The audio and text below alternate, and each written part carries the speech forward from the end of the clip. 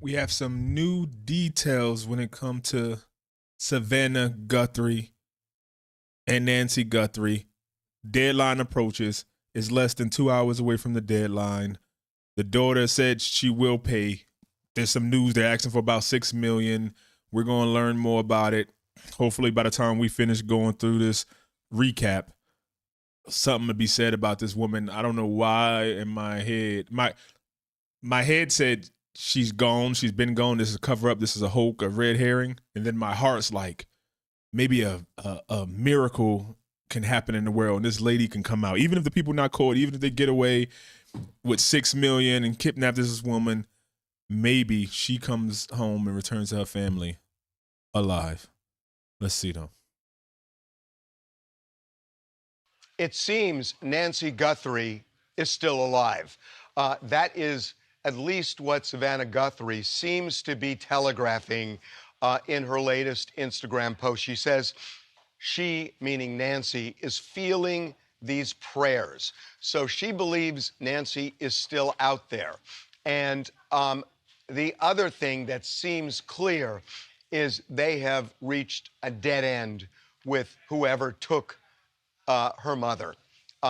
She says that we believe our mom is out there. We need your help. This is Monday, and the deadline is today at 5 o'clock Tucson time. And the kidnappers made it very clear in the first ransom note, which we received, the situation is dire if they are true to their words, if they don't get that ransom money at 5 o'clock today, Tucson time. We have checked the Bitcoin address, and you can see what's deposited. As of this moment, the $6 million ransom has not been deposited. Something has happened where they are at a stalemate, because if you remember over the weekend, Savannah said, we are ready to pay, and the money isn't there. There is some reason, obviously, as to why they haven't. And it just seems like Savannah is throwing her hands up, saying law enforcement is doing everything they possibly can, but she is begging for the help of anybody, no matter how far away, for anything that could be a clue. The kidnappers, as far as we know, have not shown proof of life. Now, we have only seen the first ransom note, not the second. The second was sent to a local Phoenix television station, but it seems that the kidnappers have not done anything concrete, although there is something really interesting in the message Savannah left over the weekend when she said, we understand, referring to that first note. So there is something that the kidnappers said or demanded that Savannah is acknowledging. And then to me, the key word in that Instagram post over the weekend is the word celebrate. What did Savannah mean to say, we want to celebrate with our mother? It's an odd phrase to use in the middle of all of this. Yeah. A lot of people took that as like, we want to have a repast. Like, we want to be able to put her in the ground and like have a celebration of life. Like, that's what a lot of people call funerals, or like a celebration of life, like who they was. And the only thing I can think of is that word may well have been used in that second ransom note. I don't know, because we have... I think Savannah stuck between, like, because she has years of broadcasting experiences and like doing cases and court cases. She's probably stuck between just sending the money and being done with it, $6 million, and the FBI telling her like, no, wait, just a little bit longer. Let's do this and let's do this. They got all these tactics and this and that and these years. And when it's your mother, you're like, nah, like, do I trust this FBI, this current FBI administration, or do I go with my gut and just pay it? Like, at least we can get her body back, maybe. Haven't received the second, but the word is so out of context that I think it's reasonable. It seems purposeful. It seemed like she purposely used that word celebration. Like, I'm sure the FBI read, like, why pick that word? That word was used in that second note. Now, she says, our mom has been taken and we don't know where. So she is kind of acknowledging that. And as we told you last Friday, that the way the ransom note, and we'll be a little bit descriptive now, the way the ransom note is worded, that they say we will bring your mother back to Tucson, meaning they're not in Tucson right now, if you believe them and take them at their word. We will bring her back to Tucson within 12 hours of the time that we receive the money.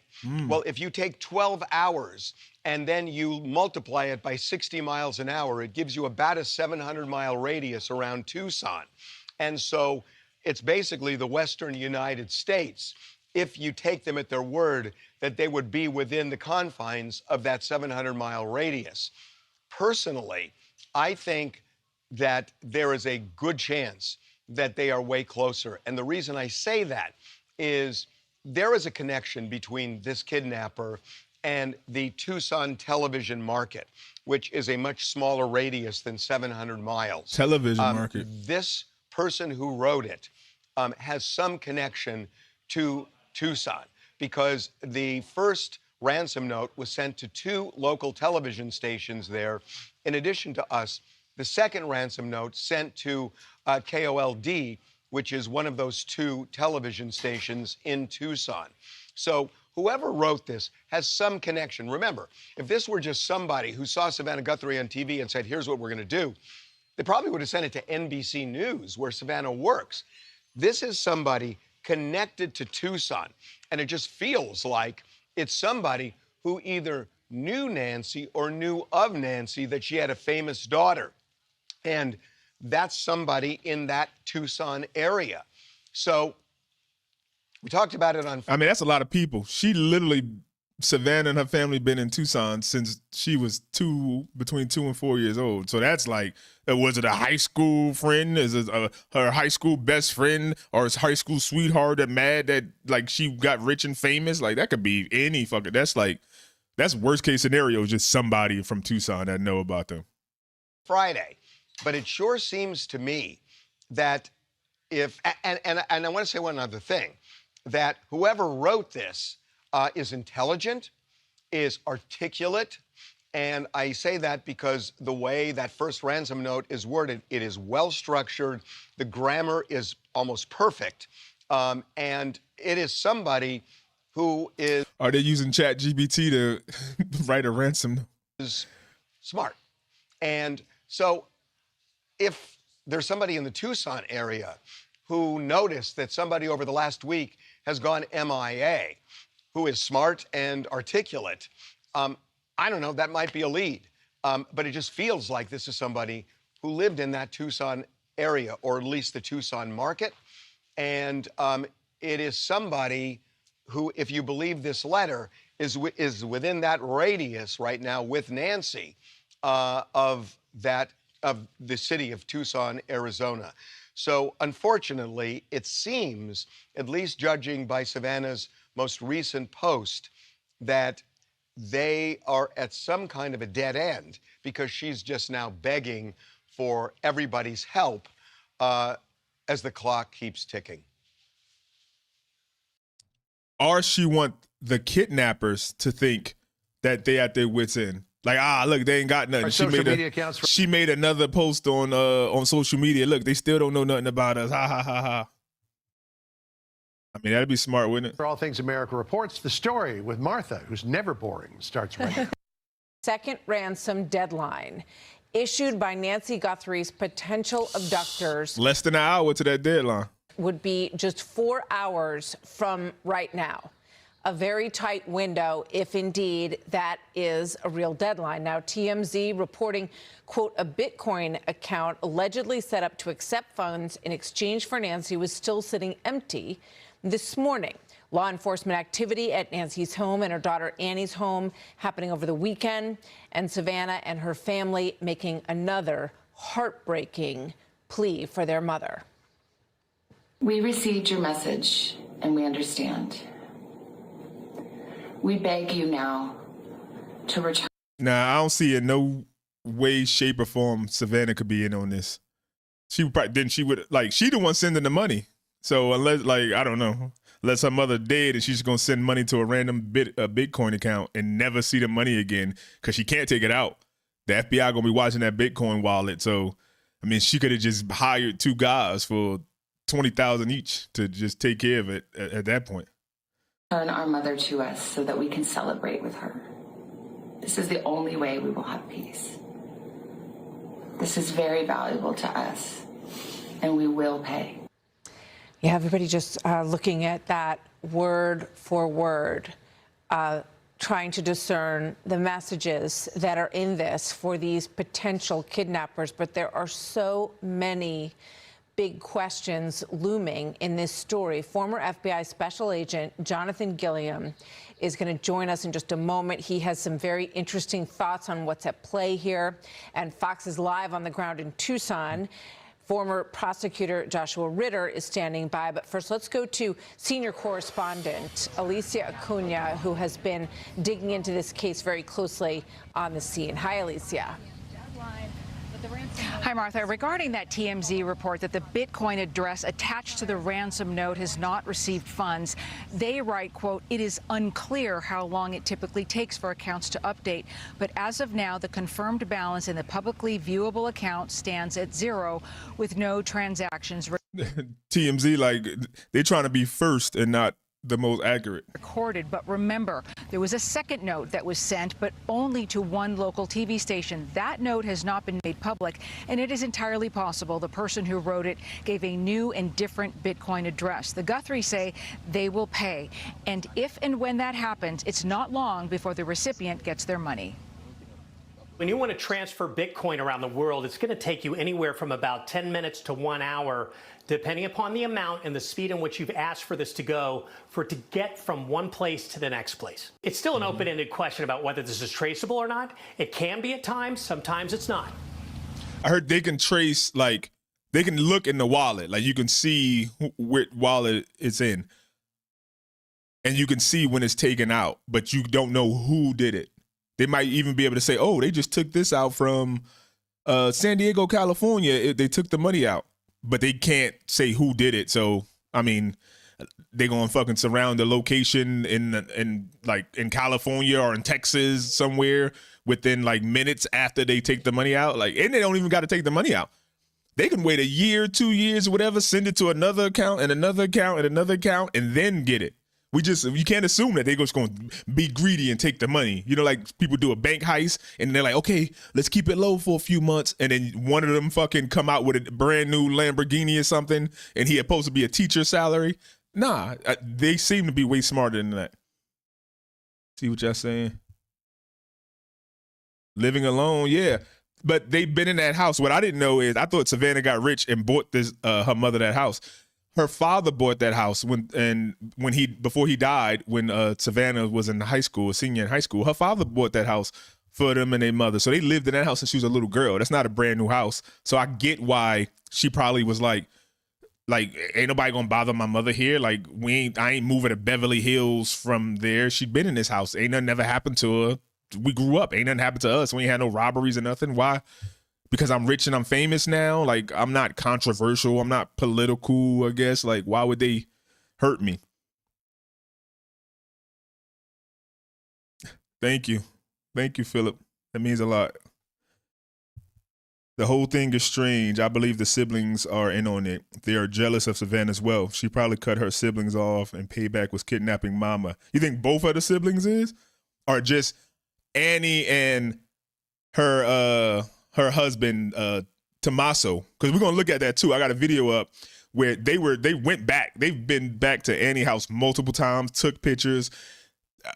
It's just a whole weird situation. I don't know if they were looking in on this crime and they found him doing like a different crime or something. There's like been the internet, like the police, the section of police that like track internet crimes against children. They've been to their house. So I don't know. Or if Tommaso did something to the mom and then like it's too late and the sister like, oh my God, she don't know what to do. And like this her husband and she's in on it. I've heard that maybe the mom has gave them the money for their new house that they got, which was like over $600,000. Maybe she was supporting them. right? Maybe the mama got a will, got some money and insurance, and they tired of Savannah helping them, or she not helping them, and they can get a lump sum of money for themselves.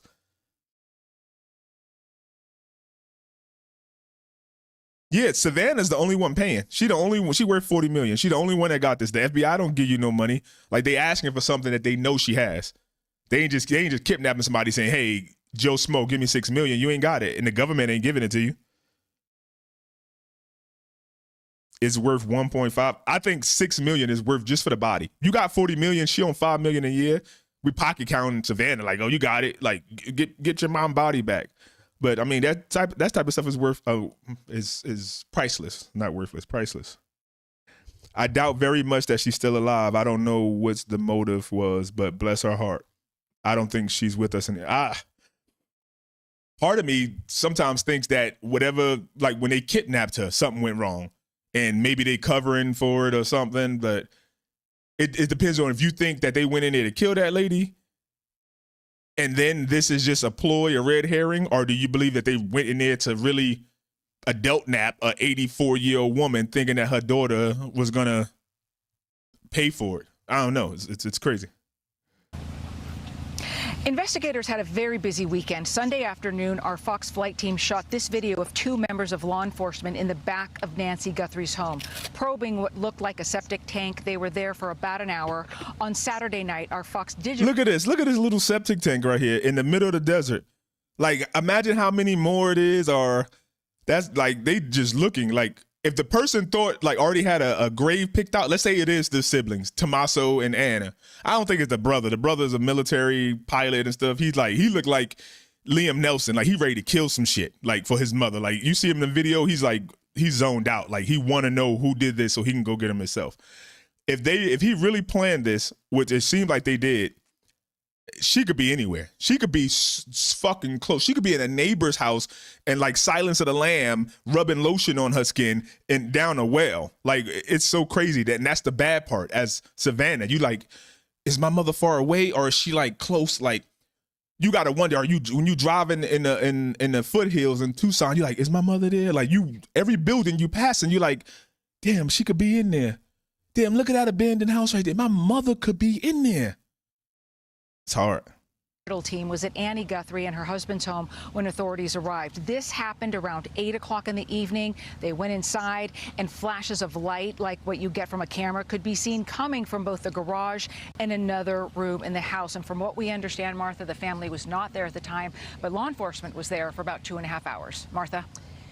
A lot of questions. All of that raises, Alicia, thank you very much. With that, we bring in Jonathan Gilliam, former FBI special agent, worked on criminal and counterterrorism squads, and also... Yeah, I'm in Phoenix, man. It's crazy. Like, I feel like this is the stuff that they're going to be talking, like, the FBI will be teaching to new cadets in the coming future. Like, they're going to go back to, okay, what could have went right? What could have went wrong? Like, this the type of thing that, like, I don't know, the sheriff going to have the answer for opening the scene. He kind of, with his nanos, the Pima County sheriff, he already said, like, damn, we really fucked up. Like, we had the scene closed for a little bit and then we just let it in. Like, it wasn't a kidnapping. Like, why? What reason would you reopen that scene to the family? Oh, it's blood here.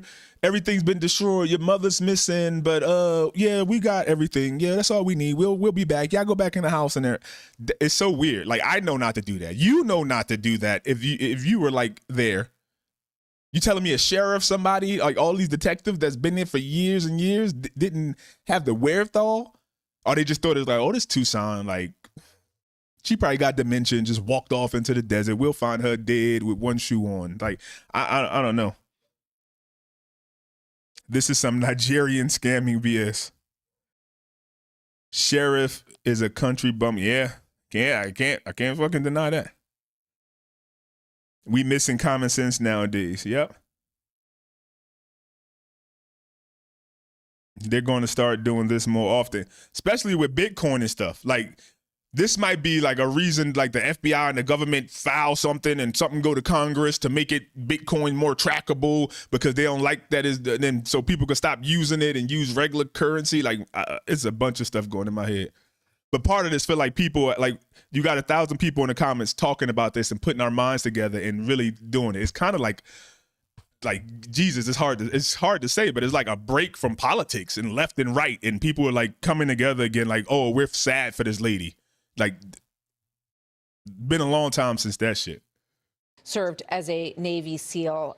Jonathan, it's good to have you with us. Thank you very much for. Oh, sorry. Somebody asked me my theory. I think it's the brother-in-law. He was the last one to see her, right? She caught an Uber to their house for game night. And then around 9:40, 9:58, Tommaso drove her back home. The garage lifts up. The garage takes 2 minutes to come back down, right? That's weird. Now people are saying, did he do something? Did she never enter the house and he just pretended like she entered the house and maybe she was already dead? Maybe something happened at the sister house, but she's like, hey, now you know, cell phone data and everything. You have to actually go to the house and open up the garage, so then everything shows that she got home. But after that, then you get between 1 and 2 where the security cameras go down. They didn't pay the footage, the subscription for the camera, so that's not valid. She had motion detection. It detected somebody, but there's no images of somebody. They destroyed the camera in the front and the back, and the floodlight she had on the back door. So, and it was blood, like nosebleed blood on the front steps leading to the rocks. But then some reports say they think they came in the front door, but took her out the back. That's why they destroyed the floodlight, because it's so dark there in Tucson that little light went off at 2 o'clock. The neighbors might have seen that or something. So I don't know. And like the brother is like I think they say he a teacher, but he's like in a heavy metal rock band, and he has no other social media but the like YouTube channel he makes music on. And what's interesting is the fake ransom note that they got, like the fake demand that the guy that got arrested, like the quickest in history, this dude got arrested. He's been in court already and everything. But he also has no social media. Only thing he has is a page for his rock music also. And get this, they didn't just text this. He didn't just text this fake ransom, Bitcoin ransom to the police. He texted to the sister, Annie. How the hell did he get her number? Is this like, you know what I think sometimes? I think maybe he got his bandmates or somebody he know to do it, like gave him the information. Hey, this would happen. I'm gonna drop off at this time. You could do this. And then he left. So he has plausible deniability. But then maybe they got tired of waiting. This whole thing blew up. President Trump directed the FBI. They thinking they're just going to deal with the sheriff's department in Savannah for a little bit. But now it gets bigger and bigger and boom. Now you got the FBI in this case and that. And they're like, oh my God, we scared. Maybe the brother like, yo, all right, it's going to take a little longer. Just hold on. We going. And they're like, yo, we ain't supposed to have this lady for more than a week. Why they ain't pay yet? You said it was going to be a quick thing. And then maybe they got somebody else that they knew or something who's also in like that rock community to send a ransom thing, but he ended up getting caught and he like, oh man, it was fake. I didn't do that. Like I got no connection. Oh man. I don't know. I bet one of her employees has something to do with her disappearance. Who employees? So you think the son killed or kidnapped no, the brother-in-law. Tomas is the brother-in-law. They all have husbands and wives, but you don't see them. It's just the 3 kids, Savannah and her brother and sister. Savannah, Cameron, Annie. That's who you've been seeing read the letters. They're Savannah's husband and Cameron's wife and Annie's husband what you expect? Like only thing that matters is her kids there. They don't want their wives and spouses there, so. Let me see. The leads, they're pissed about her interview with the survivor. They're trying to make a statement, an example out of her to make people stop talking about it. Cartel City and Cartel. I don't think this cartel. No way. No, but that would be good for Trump. If it turns out the FBI solved this and get this lady back or not, and it turns out some way to be connected to the cartel, That's like the greatest PR thing for ICE and that. She was a journalist. She is a journalist. Brother-in-law, 100%. Annie seems fake to me. I think if Annie's involved, I don't think she is involved from her own free will. I think it's something that she would have got pulled into. No, it's the elites. Maybe. It's one of the neighbors. It could be. Did you see the ICE and cartel showdown? I don't think so. And then Trump to come out and be like, "Oh yeah, I think it's gonna be a big update, a big case." Maybe he was just getting told like, "Yeah, we're close to it. We're about to get it." Blah blah blah. Maybe he got some wrong in the Epstein files. Sister got upset and hurt the mom and covering all up. So you think the sister would have to do it? I mean, either way, they're about to get $6 million. So if they killed this woman for some money or something, or they're mad at Savannah, then it's just like a side note, a great thing for them that now they're about to kill her and get $6 million for it. That's crazy. To be with you, joining Martha. us today. So what stands out to you, at this point? We're just a few hours away. You hear this word that there's no money in this one account. One reference to U.S. dollars, making some people think this is a foreign actor, if indeed there is somebody, who is an abductor here. What do you make of all of it right now, Jonathan? Well, I've been saying all week that we definitely have one crime that occurred. We know that Nancy Guthrie was kidnapped or was removed from that house and that there was some violence that occurred there. We still don't know if, in this day and age, with AI and with the ability of people to scam people online, we still don't know if this ransom is real. Now, the FBI potentially or most likely knows more than we do in the local law enforcement. But I've said all along, AI, we look online and we see AI videos of things that just aren't real but look absolutely real. So it's hard to tell. We're in uncharted territory here when it comes to these types of crimes. These Bitcoin kidnappings happen all the time in other countries like Mexico or someplace like that, but they are really overt with what they want, and they have open. Look at this. Saturday, January, Nancy travels to local family home. Garage door closes. Software detects a person on a camera at 2. So remember, Tommaso dropped her off at 9:48. The garage closes at 9:50. Took her 2 minutes. Maybe she walked. Maybe he helped her and opened the garage for her while she got out the car and walked so she wouldn't have to wait for the garage to lift open. That's at 2:12. Let me see. 2:28, Nancy pacemaker app disconnects from the phone.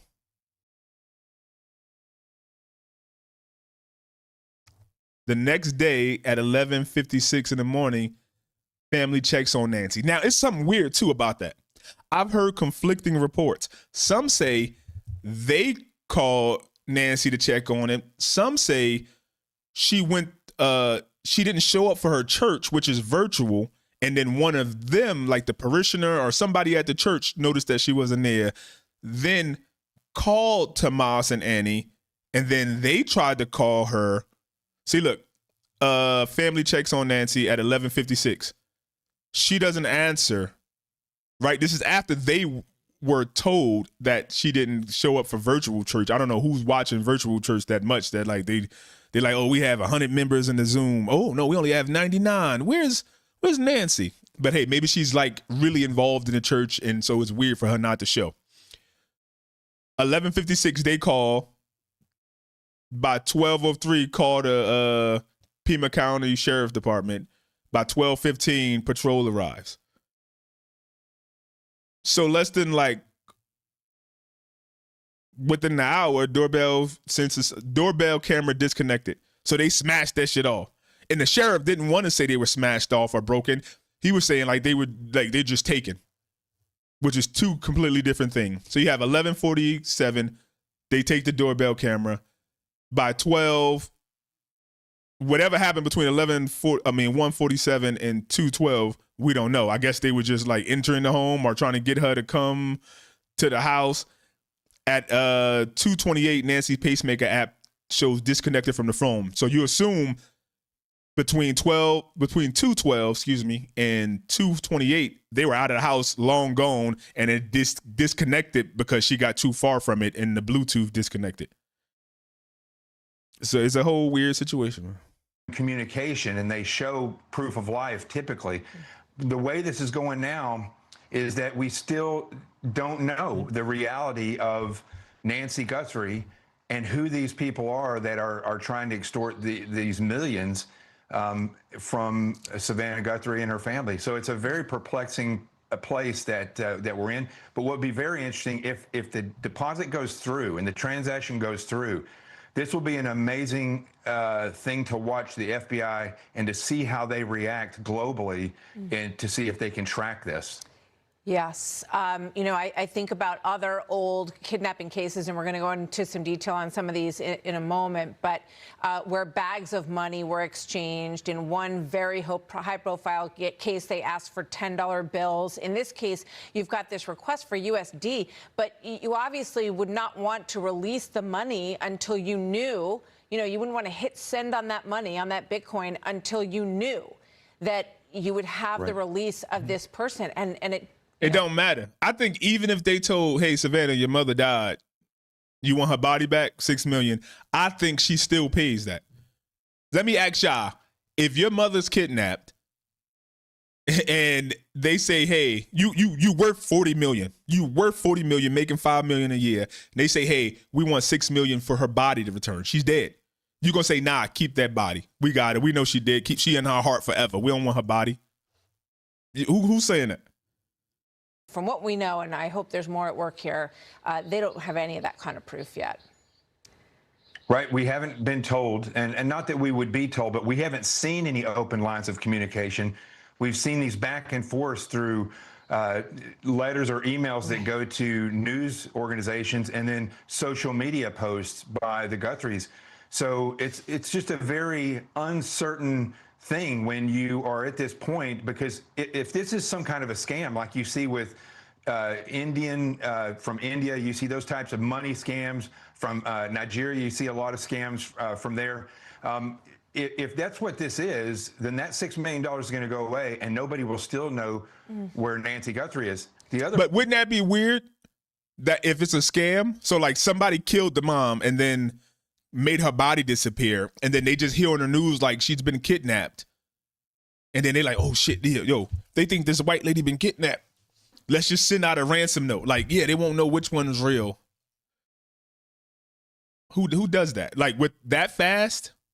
It's already weird that it's already one fake ransom request. Like, who does that? Like, I guess we're in the world where people swat people and put their phone numbers and emails and call the police on them and tell them all kinds of things, and the police come busting in their house and stuff. Like, you got streamers.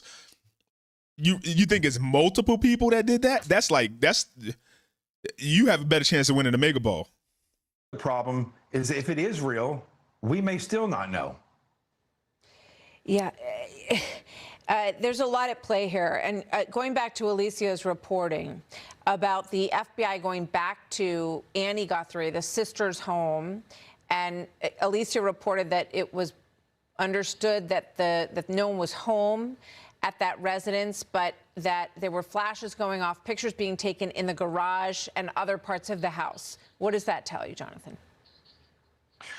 Well, it tells me that they're looking at particular things. I mean, they are now focusing. They went back to Nancy's house several times, and so they're either buttoning up things that they didn't actually look at earlier in the investigation, or they are acting on evidence or tips that they may have gotten. And so the fact that they're at those two places, I mean, her daughter and her husband were the last two people to see her and to drop her off.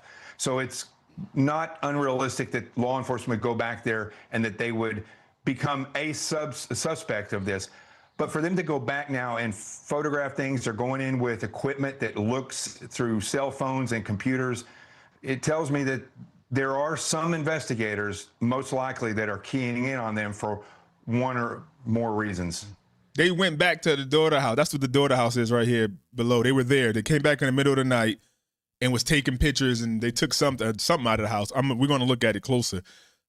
Why? Why would you need to go back to the daughter's house multiple times unless something was up?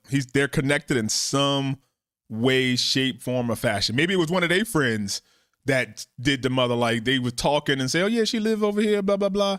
Because they live within like 10 minutes. They live within 10 minutes of the mother.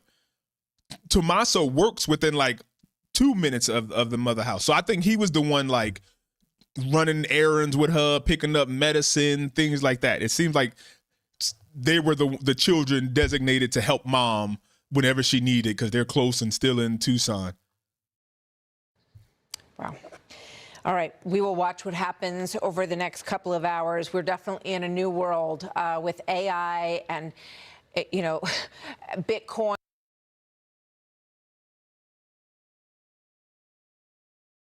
Let me see. This is her latest video. Hi there, everybody. I wanted to come on and just share a few thoughts as we enter into another week of this nightmare. I just want to say, first of all, thank you so much for all of the prayers and the love that we have felt, my sister and brother and I, and that our mom has felt. Because we believe that somehow, some way, she is feeling these prayers, and that God is lifting her even in this moment and in this darkest place. We believe our mom is still out there. We need your help. Law enforcement is working tirelessly around the clock, trying to bring her home, trying to find her. She was taken and we don't know where. And we need your help.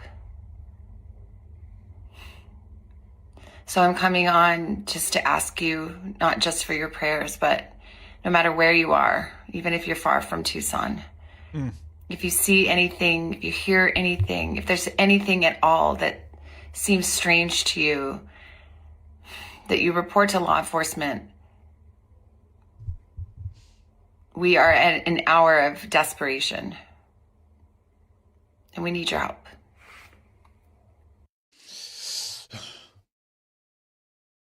That's so sad. She looks so older. Like, she ain't even smiling. I seen some people say, like, they're not used to seeing Savannah not smile. See what the comments thinking. What y'all thinking?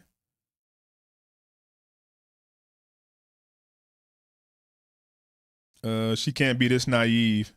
Have they checked the cameras? They checked the cameras. The camera, they didn't have a monthly subscription, so it just re-recorded over itself. So they send it back to like the Nest team. Is a Nest camera. They sent it back and they weren't able to do anything. They had their people check it and the IT team try to get in it. Nah, it re-recorded over itself, permanently deleted whatever was on it.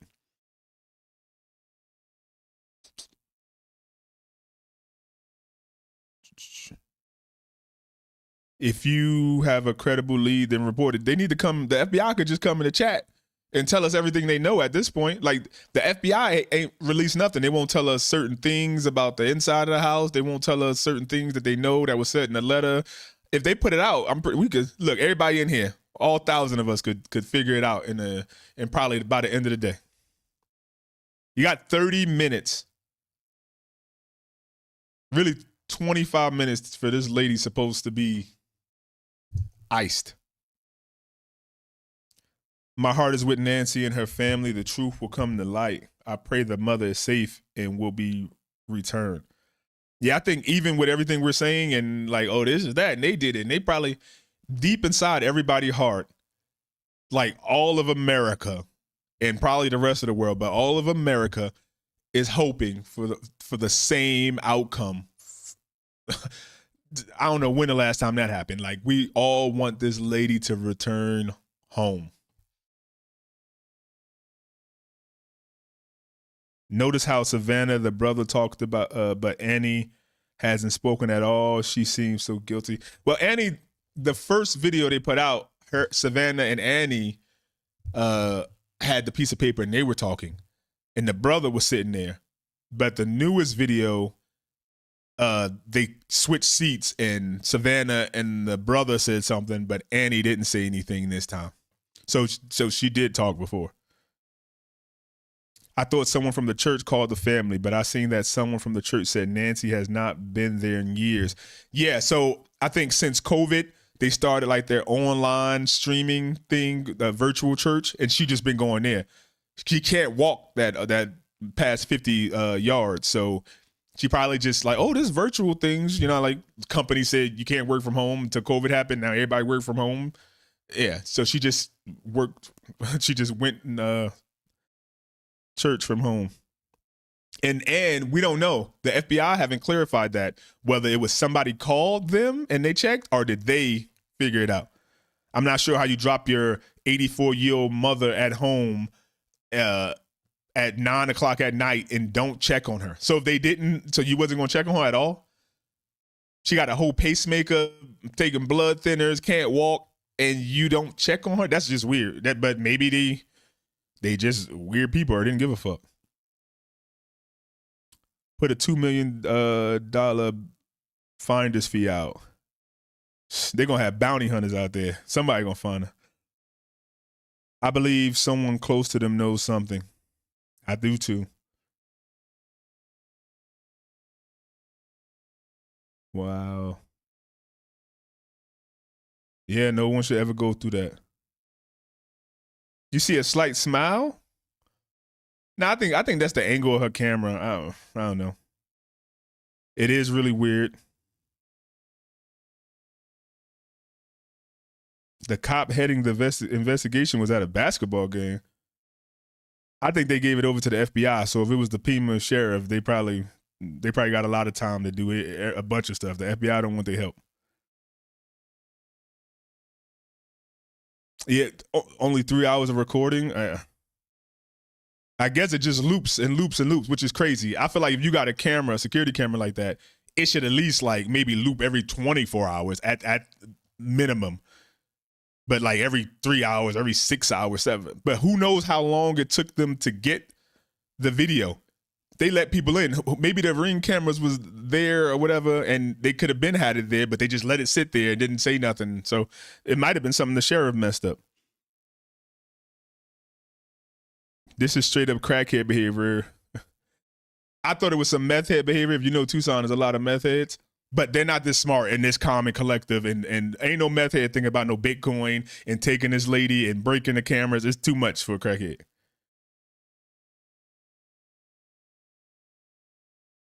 If she's willing to pay $6 million without proof of life, then why doesn't she pay a $2 million finder's fee? I guess they don't. At a certain level, you don't want the would-be kidnappers to believe like, oh, they trying to get us. We asked for $6 million and she ready to give a $5 million finder's fee or $2 million. Like, oh no, we about to up it. Like they trying to catch us and just wasting time. The FBI started off with $2,500. Now they up to $50,000.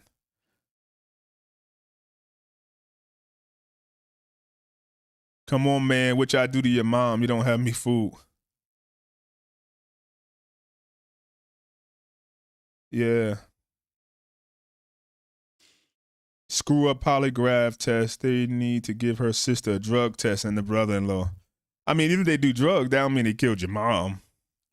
Not a tear, though. I'd be crying. She probably did cry before, but then, I mean, we so used to seeing people cry and get on social media and start crying. Maybe she want to be somewhat presentable, like they're tough in the face, like they're sticking together, like not we're breaking apart and we're shambles of people. We don't know what to do.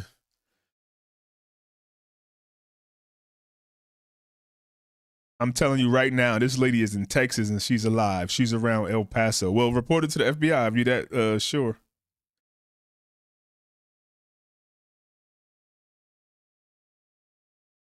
I'm spending a fortune getting there.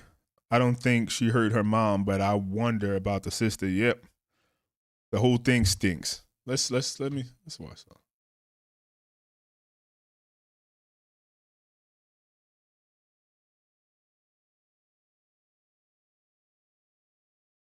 The second deadline from an apparent ransom note quickly approaching.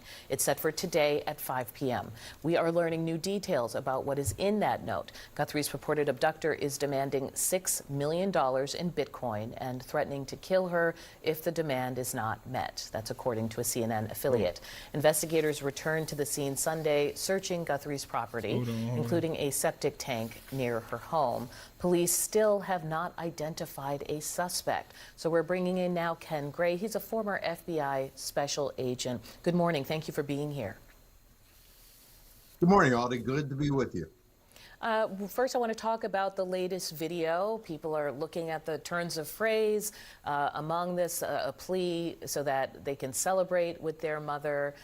Can you talk about how these videos are supposed to help in these situations? Sure. So the two videos were quite different. The first one seemed to be trying to convince the kidnapper that their mother was a person, that they encouraged them to talk to her, trying to ensure that her safety was taken care of by the kidnapper. The second video, on the other hand, was quite different in that it was much shorter, much more to the point. We'll pay. Our mother's return is important to us, and we want to celebrate with her. Very, very different in its tone and nature. The interesting thing here about this is also that the communication from the kidnapper was not an email.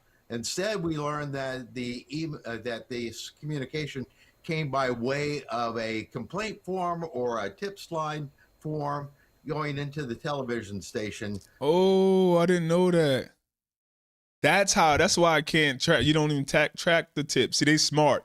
They're not directly going to the FBI because they know anything that they give the FBI, any little breadcrumb they could end up following it right back to them. So they're going through TMZ, the local news channels, who they got to act. It's getting messy, kind of like the crime scene. Like it's been through so many people's hands and this and that, and they send it to this person and that person, and then it gets to the FBI. They can't even begin to trace it back, and they sending it to a tip system, which is meant to probably not keep you anonymous in the first place. Yo, they smart. This seemed like it is highly coordinated. Over its website. I didn't know that. So that's interesting in that that's why we're not seeing investigative steps that will be able to locate the kidnapper through tracking emails. I'm glad you're bringing that up because we had one of our voices on air, Josh Campbell, who had some criticism about how this is being handled. Here he is. I've worked kidnapping cases where if there is an actual line of communication that is set up, that is treated sensitively, that is protected, that is not something that either the family nor the FBI crisis negotiators, for that matter, would actually be publicizing. And so the fact that we see this appeal, again, via social media tells us that they're essentially responding to the alleged abductor here via the medium that they have chosen. Can you talk about why you think that matters, or if it does? So there is not two-way communication going on here. The kidnapper is broadcasting his demands. The family is going through social media responding to this, but you don't see an exchange of actual details between the two as you would if they were in direct communication. That causes communication problems, a lack of details. We don't get a sign of life. There was no answer to the request for a sign of life. The family has decided to go ahead, despite the fact that there is no sign of life here, the knowledge that Nancy is still alive. The family has decided to go ahead and pay the kidnapper for her return. That's somewhat unusual, but it's up to the family to make the decision whether or not they're going to pay a ransom and whether or not they're going to pay it despite the fact that they don't have proof that their mother is still being held alive. They're going to pay that. So the latest reporting from the purported ransom note is that the abductors are asking for $6 million in Bitcoin for Nancy Guthrie's return. Now, I know Bitcoin, the whole point of it is that it's not traceable, but I was reading you said that it is possible to recover Bitcoin in these situations. Help me understand. So Bitcoin is something that is sometimes traceable in that it would be traceable if the person reused a Bitcoin address that had been used in a previous case. I don't think that's the case in this particular situation. And then you would have to actually be able to put your hands on the bad guy in this case, the kidnapper, to be able to recover these funds. So I don't think that this money, if it's paid, will be recoverable unless they actually identify the kidnapper and are able to go and actually physically arrest them.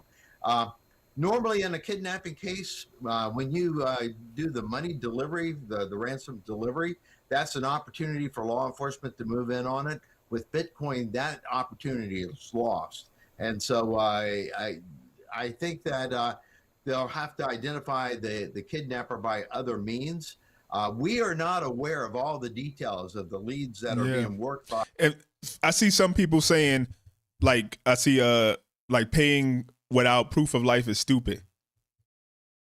You telling me somebody take your son or your brother or your mother or your father and say, hey, like, you're worth 40 million. Hey, send us 6 million or they die. You know that they're not here. You know that somebody has her. Even if she's dead, you know somebody took her off this property. And now they just told you, hey, we got her. You don't pay for that? Like, they already, like, they don't want no proof of life. The proof of life is we took her. You got proof that she was taken. Now, if you only got 6 million and they asking for 6 million, you're like, damn, if we send this, my whole life is over. I'm gonna have to downsize, go back to work. I don't know what we're gonna do. And then there's a possibility that we don't even get her back. Like, then you're gonna be triple sad. Your life savings is gone and your mother ain't returned. But if you got 40, 50 million and they asking for something they ain't asking for half. They asking for something that you could recover in a year. With your $5 million salary, she gonna have that 6 million. If her mother come back and she go around the world and they on TV and doing interviews, and this is what happened. They on Nancy Grace doing a breakdown of everything. She gonna make 20, 30 million.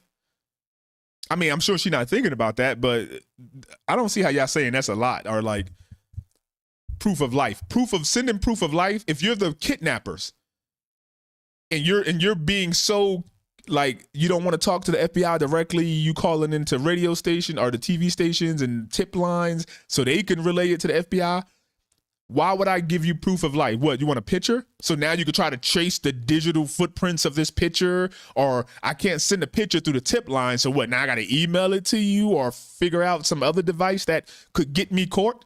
Any communication, every time they communicate with the FBI, they risk getting caught because of the technology they have. So they send out a letter, said this is your deadline, do it by then. I mean, it's crazy. It's a bad situation for the FBI, but for the kidnappers, that's smart as hell.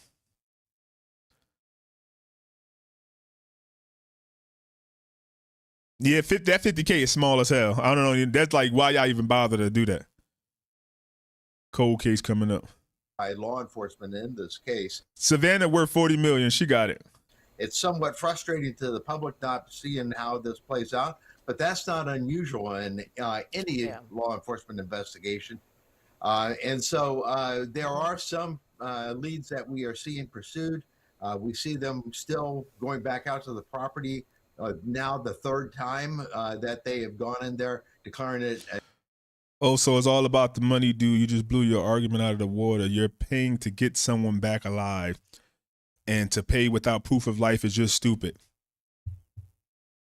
Okay, so if they take your son and somebody say, pay us, they take them on Sunday and say, you'll pay us by Wednesday, 5 million. You worth 40. You ain't paying that back? No, send me proof of life. Now I want to know he alive. No, I want to, nobody sitting there. Okay, you can argue with us. The deadline's passing. The deadline's passing. So are you comfortable when they send the body back?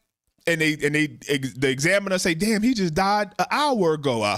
And the deadline passed an hour ago. Are you comfortable with saying, oh, well, damn, we could have saved my son's life or my mother's life, but I just wanted proof of life. They ain't give it to me, so oh well, better luck next time. It don't work like that in that situation. You're not in charge. You're not leading us nothing. No. You have proof that we're serious because we did this. We took your mother from her house, from Tucson, without a trace. We ain't leave not a fucking shred of evidence. Do we seem like we playing? This is not a debate. This is not a negotiation. Send the money or your mother's died. She's dead. She's done. So you keep asking for proof of life if you want to. And we're going to give you proof of death. That's the only thing. Proof of death is free. Wait till 5 o'clock. Nah. How did they get out the front door and stop to lock the door back? Why did they think? They say they went in the front door and they went out the back door. That's what's been reported by Nancy Grace and them. Like they said they got insider information. They went out the back door, broke the floodlight in the back and went out that because it's near the garage. So they barely even used the front door. She just went through the garage door. A crime scene. I'm surprised that it was not declared a crime scene and held as a crime scene from the very beginning. Exactly. Pay it and give and get your shit back. Get your mother back. Like I said, you got 40 million. Even if they said, hey, we got your son. He's dead. But we're gonna burn his body and put him in the desert. Or you want his body back? He dead already. 6 million, we'll send him back. You gonna say, nah. No, you know they did. You know they did. They told you they did. They send you proof of death. You don't want your son back or your mother. They send you a photo of their dead body. You don't want them back for comfort? To bury them and give them a proper burial for 6 million? So forget the proof of life. It don't matter. If they knew she was dead, they would still want their mother's body back. And we're also seeing other things such as the pursuit of that suspicious vehicle that was in the neighborhood. We've yet to see the result of that. And also the actions over there at Annie's house. We don't know why that Sorry, I keep reading. I like the freedom. Your argument is all about whether you're comfortable or not. What the hell does that have to do with anything? If you have the money, then pay it. Yeah, pay it. We agree. With no proof of life is needed. Pay the money. That's crazy. In this day and age, there's no answer. There's no camera anywhere. There was blood on the porch. Yeah, they say she had a nosebleed somehow. They don't know how, but they said there's blood inside and out. And it was all Nancy's. But the blood was on the porch by the front door. See, nobody know that. Maybe they just wanted to make it seem like they know, like maybe they just caused chaos and just like break this, break that, make it look like a burglary. Like, or maybe they busted both doors of multiple people at the same time. Maybe they had somebody waiting at the back door and somebody at the front door in case she did something crazy or tried to run for it. I don't know. But that's what the police said. Maybe they came through the back door and she was in the kitchen or something, and then she tried to run with her cane to the door, and then they're like, no, pow, get back. I don't know. But that's questions that I guess we're gonna get answered afterward. 5 minutes. I'm gonna go to the live thing after this, but turned to her house and what was removed from her house. There are a number of investigative leads that we are seeing play out, but there are far more than what we are seeing play out, and we're just not aware of those details. Okay, so on the day with this deadline, we have many more questions than answers. Ken Gray, thank you for your time. We're going to look at it live. You made an argument that if you only had $6 million in the bank, well, maybe you shouldn't pay because then you have to go back to work. What a bunch of bull. Yeah, I'm just saying some people, I would still pay. Like, if it's your child or like, you have to pay. You won't want to, but yeah. But if people, you saying, hey, Savannah got 40 million and they still saying, no, I wouldn't pay the 6 million, then they damn sure not paying if they only have 6 million. Like, I'm paying either way. They're going to ask for 10 million, 20 million. I'm still paying. But there's come on. We all know there's a difference between how you feel giving your last and it's something that you got. Right? You can go buy $100,000 car if you got 10 million in the bank, But if you only got 50,000 in the bank and you got to take out a loan and they charging 21%, you should probably rethink what you're doing. So it's a privilege. It's a privilege of having things, right? I think everybody can understand that.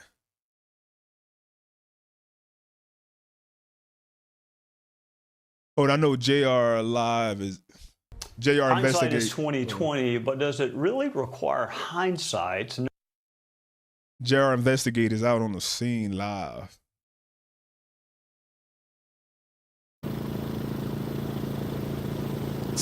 4 minutes.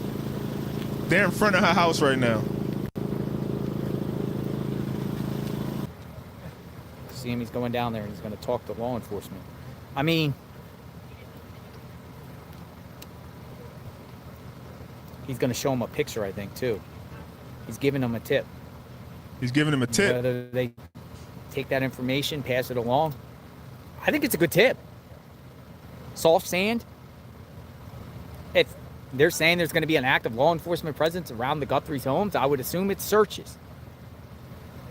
It'd be searches.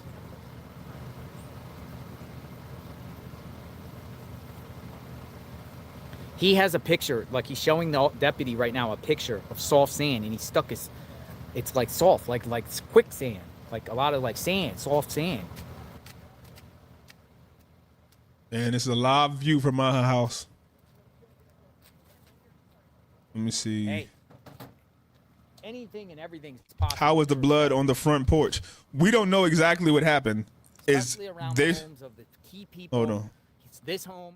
They're saying that they obviously went to the front door and the back door, right? Because they took both Ring cameras, or both cameras off the front and the back. So somehow, some way, they were in both spots. Now, we don't know which side they came through, which one they went out of. But if you look at their home, this is her front door. But the garage is on the side of the house, near the back door. So, I mean, it ain't that far if you're young enough, I guess, to be around. Let me see if it's a good image of the house. They got this long driveway. It's not a little house. Like, it's multiple ways. It's one story, too. The sheriff and the FBI have not really told us exactly what's happening. Like, they're like, hey, sheriff, we have reports that they broke the Ring cameras and in the front and the back. And they like, really? Wow, we heard that too. And it's weird. They're like, hey, we heard that they forced their way in.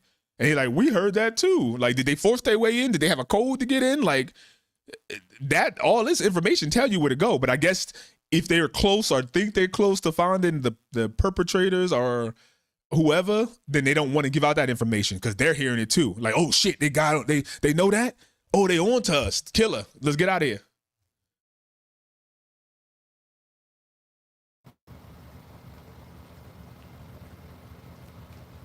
Yeah, it could be a lie. If I'm the brother-in-law and I kill her by mistake on purpose and you the last one to see her, then you know that they're going to come after you. So in that situation, you might be like, oh shit, I need a way to like say, look, it's not me. I'm here. You got a whole FBI talking to kidnappers. It's not me. Which would also explain why they're not like talkative like we think kidnappers want. Like, hurry up and get the money. It's counting down. 1 minute. Looks like he's taking that information. He's taking that tip. Hold on. Let me fix this. This is bad. So they probably got bad Wi-Fi out there or internet. The home of Annie and Tommaso, soft sand. 1 minute. It's one boom. 5:00 p.m. Tucson. So he was over there today, and he's just sleuthing around, and he noticed the terrain. We shared the terrain too on a live a couple of the mornings ago, just showing you just around the area. But there is like these like ditches and gullies and places where like water runs, and he's saying there's a bunch of soft sand.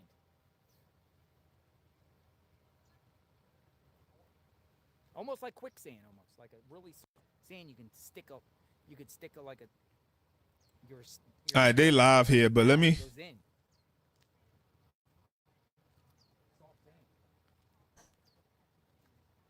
Dude, I personally think 100% possible, especially around key players' homes here. 100% possible. One, if this crime occurred, we'll just say the window of this crime was probably from dark Saturday to light Sunday morning. So what can you do in the middle of the night? No light, pitch black. There's your opportunity. There's your opportunity. It's deadline. If there's no kidnapping. Well, yeah, you could be kidnapped out of your home, but I'm talking a longevity kidnapping. A longevity. You could be kidnapped out. She could have got kidnapped and taken, but instantly something happened to her. So we don't know. Yeah, she had a bad heart. She could have had a heart attack just from seeing it. He's sharing that information. He's writing it down. He's writing it down on his paper. Let's go see. Let's go. Oh, no, he's leaving. He's walking away. All right, so let's get some scoop and find out what he said. Oh, we're going to get some info about this tip that he gave. All right, Alex, come on in. I'm going to, here, spin it around. No, come here. All right, so you went over to law enforcement. What exactly did you do? Just let them know that I was over at Annie's house, but maybe he doesn't know their names, but he's like, who's that? He didn't know who that was? I don't know. If Wow. he's just fucking with me. Do they do that on purpose? I don't know. So he was like acting like he didn't know. Yeah, he's first he asked me if I was on parole or probation. He did? Yeah. He asked you if you were parole probation. Why? That's crazy. They always do. They do? Normal. You go give law enforcement a tip, and the first thing they ask is if you're on parole or probation? Yeah. Then took a call. He stereotyped you. The sheriff's department struck again. Maybe. But anyway, That's crazy. Hey, law enforcement, I have some information I want to give you. First, regular in are you on California. probation or parole? Oh, that's in California. That's regular. That's crazy. In the nice neighborhoods and the shitty neighborhoods. Nice neighborhood. All right, let us Are you know. parole Come or on. probation. All right, so what happened? So I told him that I was over at that gully across the way, and there was like a big old. I don't know if did you post a picture? Oh, I didn't post a picture. Show your picture and put it to the screen. So he was over there at Annie and Tomaso's home. He didn't go on the property, on a public street. And make sure you tell it. Show it up Might be a if you nothing could burger. go there. Might be a Oh, nothing. so- Let me see. Hold on. Do it again. Hold on. We're gonna show. It's like sand, right? It's like almost like. Yeah, and it's like a big spot, like a body, not to say that, but a body size. And I put a I don't know if you can see that, folks. Oh, Probably I see. not. Right there. But it's just like sand. So anyway, he's gonna send me a link. He's gonna send you a He said link to send the detectives tip. are gonna Give me a call. So maybe I can get some info. So he said detectives are gonna give you a call.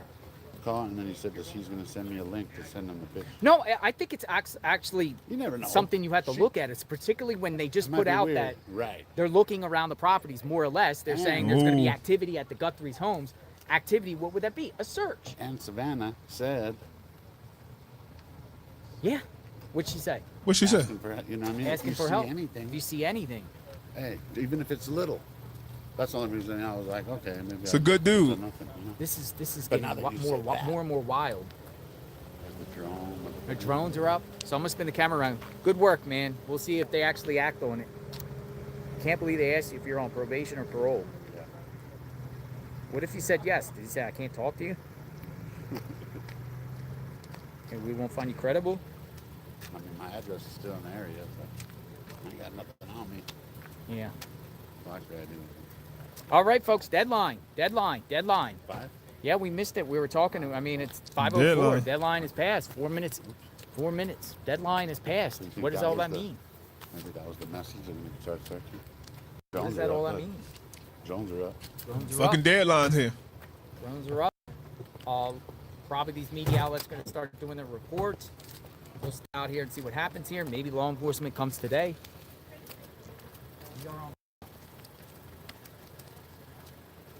We are on standby outside the home of Nancy. Some people We'll see. going down there. You think they would do a That's crazy. press conference or something already? You gonna be back tomorrow? Yeah. If there's a tomorrow? I'm gonna be here at first light. Nah, I'll probably give an extra character. Pop over. First light. Let me see. I'm gonna keep an eye on this. But I like jumpsuit Pablo. Let me see what he got to say. Lots of new updates in the Nancy Guthrie case just from the video. This them leaving Annie's house and her husband, Tommaso, and they brought like a cardboard and something else. You can't really tell what it is, but the FBI put it in there.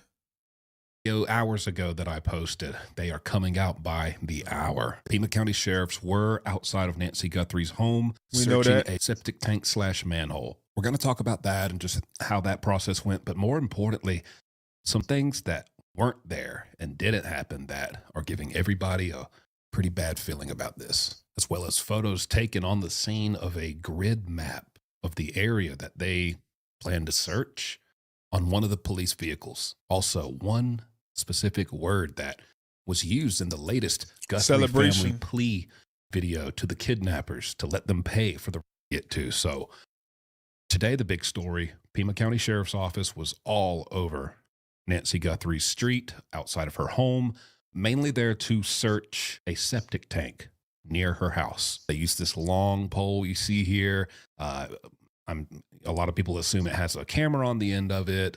Some people theorize it makes sense. Metal detector. I don't know. Maybe, I guess. But the thing is, it didn't seem like they found what they're looking for. I don't know that for sure. It's just that there was no visible reaction after that search was concluded, and there was a minute or two of that'd be crazy if we just watched a guy help solve this chatter between most of the officers there, and then the majority of them got in their cars and left. There was one or two, maybe two, still there, but that's not all that wasn't there. Okay, there were no dogs. I think most people would expect to see some dogs, cadaver dogs, there if you're there for the purpose of searching that septic tank with that device and hoping to find a body. Now, it's not because, well, if it's, dealing with a septic tank, a dog's not going to be able to smell. Yeah, they are. It is very possible for a cadaver dog to still pick up on that. The toxins that are produced by a decomposing body, cadaverine and another one, they can still cut through whatever smells and toxins are in a septic tank otherwise. So it's at least worth a shot, right? But they weren't out there. One more interesting thing that was not out there, any sign of buzzards. Not to say, oh, buzzards would smell someone if they were in the septic tank, but just in the general area. And why am I talking about the general area and not just the septic tank, since law enforcement is so interested in searching that septic tank? Because there's a map of that area suggesting there's going to be some type of grid-wide search happening there. Not to mention, there's word that Kash Patel from the FBI is arriving in Tucson tomorrow. So all things seem to be leading up to a big, massive search. But for what? I think we would most all assume Nancy Guthrie. But if we got our fingers crossed, we're not looking for a body. And maybe it's just more clues and evidence to help unlock the next part of this, or at least get warrants and access for it. If we're going to be searching that area, there's no buzzards there anywhere. They don't need to be huddled around the septic tank. If they're not anywhere in this grid of the immediate area of the house, that's not definitive, of course, but it is interesting that they're not out there. I mean, this is Arizona. Nothing major, but just a small thing I thought was worth noting. And so it begs the question, whether it was a camera on that pole or a metal detector of some sort, were they looking for a body or are they looking for more evidence? A weapon, a gun, a knife, anything. Tons of questions floating around right now at the moment that obviously we don't have the answer to, and we're just going to have to wait and see. But although the big buzz is happening outside of Nancy Guthrie's home today, police did confirm they're checking multiple locations after some new information. And we know they just swarmed Annie Guthrie's house last night and spent about 3 hours there taking photos all over the house. A lot of these were in the dark. Is that using luminol to find blood traces? I don't see what else it could be, but I can't confirm that it was. Also newly released, the ransom amount that was in the letters, at least one of them, has been confirmed to be for $6 million. A huge contrast to the $50,000 reward offered for the return of Nancy. Everybody thinks or any that. tips leading to the arrest of the man or finding her. Now, finally, and probably the most curious, mysterious, thought-provoking part of this update video, experts are coming forward, even on the news, and saying this latest Savannah Guthrie alongside Annie Guthrie and Cameron Guthrie pleading out to the kidnappers who tell them, we will pay. That's the main message of this video. We will pay. Now, again, we don't know exactly what was in either of these notes or if there was even another note after the one that we know about. But one word she said is a little off. We received your message and we understand. We beg you now to return our mother to us so that we can celebrate with her.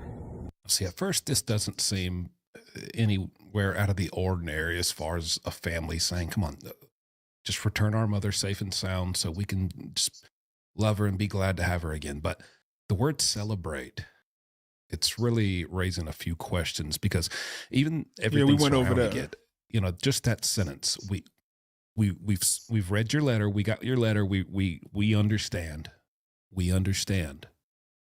Think about that. We understand, but we beg you now to return our mother to us so that we can celebrate. Now, on one hand, some experts think this is a woman who makes her living off of how she words things and being able to speak, very well and really think about her words, even on the fly, with her job on the Today Show. The fact that she said those sentences in that way and used the word celebrate, has something been told to them? This is my theory. Has something been told to them that, as we suspected, things went wrong with the kidnapping as far as the plan to do that and get a ransom for the safe return of her? We know there's health concerns. We know plenty of things may have gone wrong and seem like they've gone wrong now that it's been this long and not even getting started on collecting a ransom payment. Something went wrong and Nancy is no longer with us, and they revealed that to them and said there's no ransom to get anymore because she's no longer with us. Damn. What if they say, hey, we wanted y'all to hurry up. We told y'all to get it to us by Thursday. Y'all knew she needed this medication for her heart. She's dead. And Savannah said, okay. And she's like, okay, we just gonna bury her and let the buzzards eat her somewhere in the desert between Tucson and where we at. And hey, we tried, but y'all didn't send the money. And Savannah like, wait, hold on. We get it. We know, but we want the body. Please give me my mother's body. Like, the thought of her mother being dead and just somewhere in the dirt, in the dumpster somewhere, might say, okay, we get it. We understand she's dead, but can we still get her? And it's a chance for the FBI to still try possibly get them with the money transferring and them having to somehow coordinate a body. Like, otherwise, they just stop communication. The mother's somewhere, we don't know, Lindbergh baby, and it's over. We all go back to normal life, wondering what happened to Nancy Guthrie. And so she comes and says, we read your note, we understand, but we're begging you to return her back to us so that we can celebrate with her. We will pay.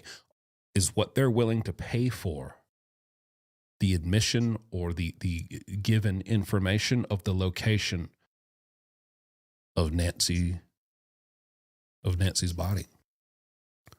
Because you think about the word celebrate, I don't think they're saying if you send Nancy back to us, we're all going to go out to the Olive Garden and just have a great dinner and just, it's just going to be a one big party. We're so glad we got you back. Obviously, they would be glad and thankful, but something like this, I mean, I don't know what type of celebration you're talking about. I don't think that's in the typical, using that word in the typical meaning.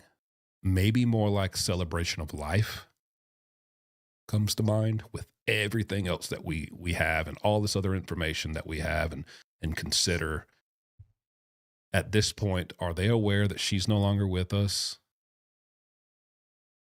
And their message to the very cryptic message, because maybe law enforcement does not want the information put out there yet, that they have been told or confirmed that Nancy is no longer with us for reasons of whatever that may likely just be as a benefit to their investigation and to find who did this and who it is. I mean, we still got to do that.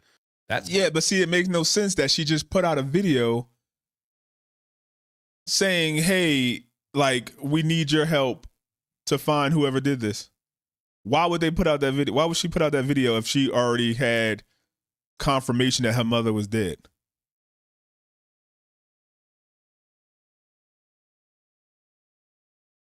The septic should have been searched day one. I feel like these oh, he put out another. I feel like he put out, like, I don't know. It's just like, it's so fucking chaotic. Like the police did not do things that I think any of us would have thought about doing. As the second and final deadline in the original ransom note sent about Nancy Guthrie's kidnapping approaches, Savannah. Enter Savannah into again. another week of this nightmare. I just want to say, first of all, thank you so much for all of the prayers and the love that we have felt, my sister and brother and I, and that our mom has felt. Because we believe that somehow, some way, she is feeling these prayers and that God is lifting her even in this moment and in this darkest place. We believe our mom is still out there. We need your help. Law enforcement is working tirelessly around the clock, trying to bring her home, trying to find her. She was taken and we don't know where. A huge change from the last video that she put out with her family members. And to get these points out of the way, I think it's obvious to tell here. It seems that she's saying law enforcement's working hard, they're trying everything, and good for them. But you're basically telling us they ain't got shit. Nothing substantial, which is heartbreaking. And I can't imagine the hopelessness she feels. And as a result of that, it's coming onto her Instagram and putting out this video at this point, just asking for prayers. And if there's anybody out there anywhere who knows anything at all, please just say something. Just the desperation, and it really doesn't give a lot of confidence, in my opinion, in how close are we from, with law enforcement? How close are they to finding something, finding Nancy, finding who did this, anything? And it just doesn't seem really good. Now, before I get into why this ransom money is not being paid and hasn't been paid yet and probably won't get paid, one point that never really made sense to me, and I don't know if anyone else has touched on this or given an explanation, in the first ransom note, which law enforcement initially was confirming, oh, we believe this, we're taking it seriously. Then the second one came and they said, oh, this is fake. And they arrested the guy who sent the fake one, right? Yeah. If they're taking the first one seriously, if it is real, why are they giving 2 deadlines?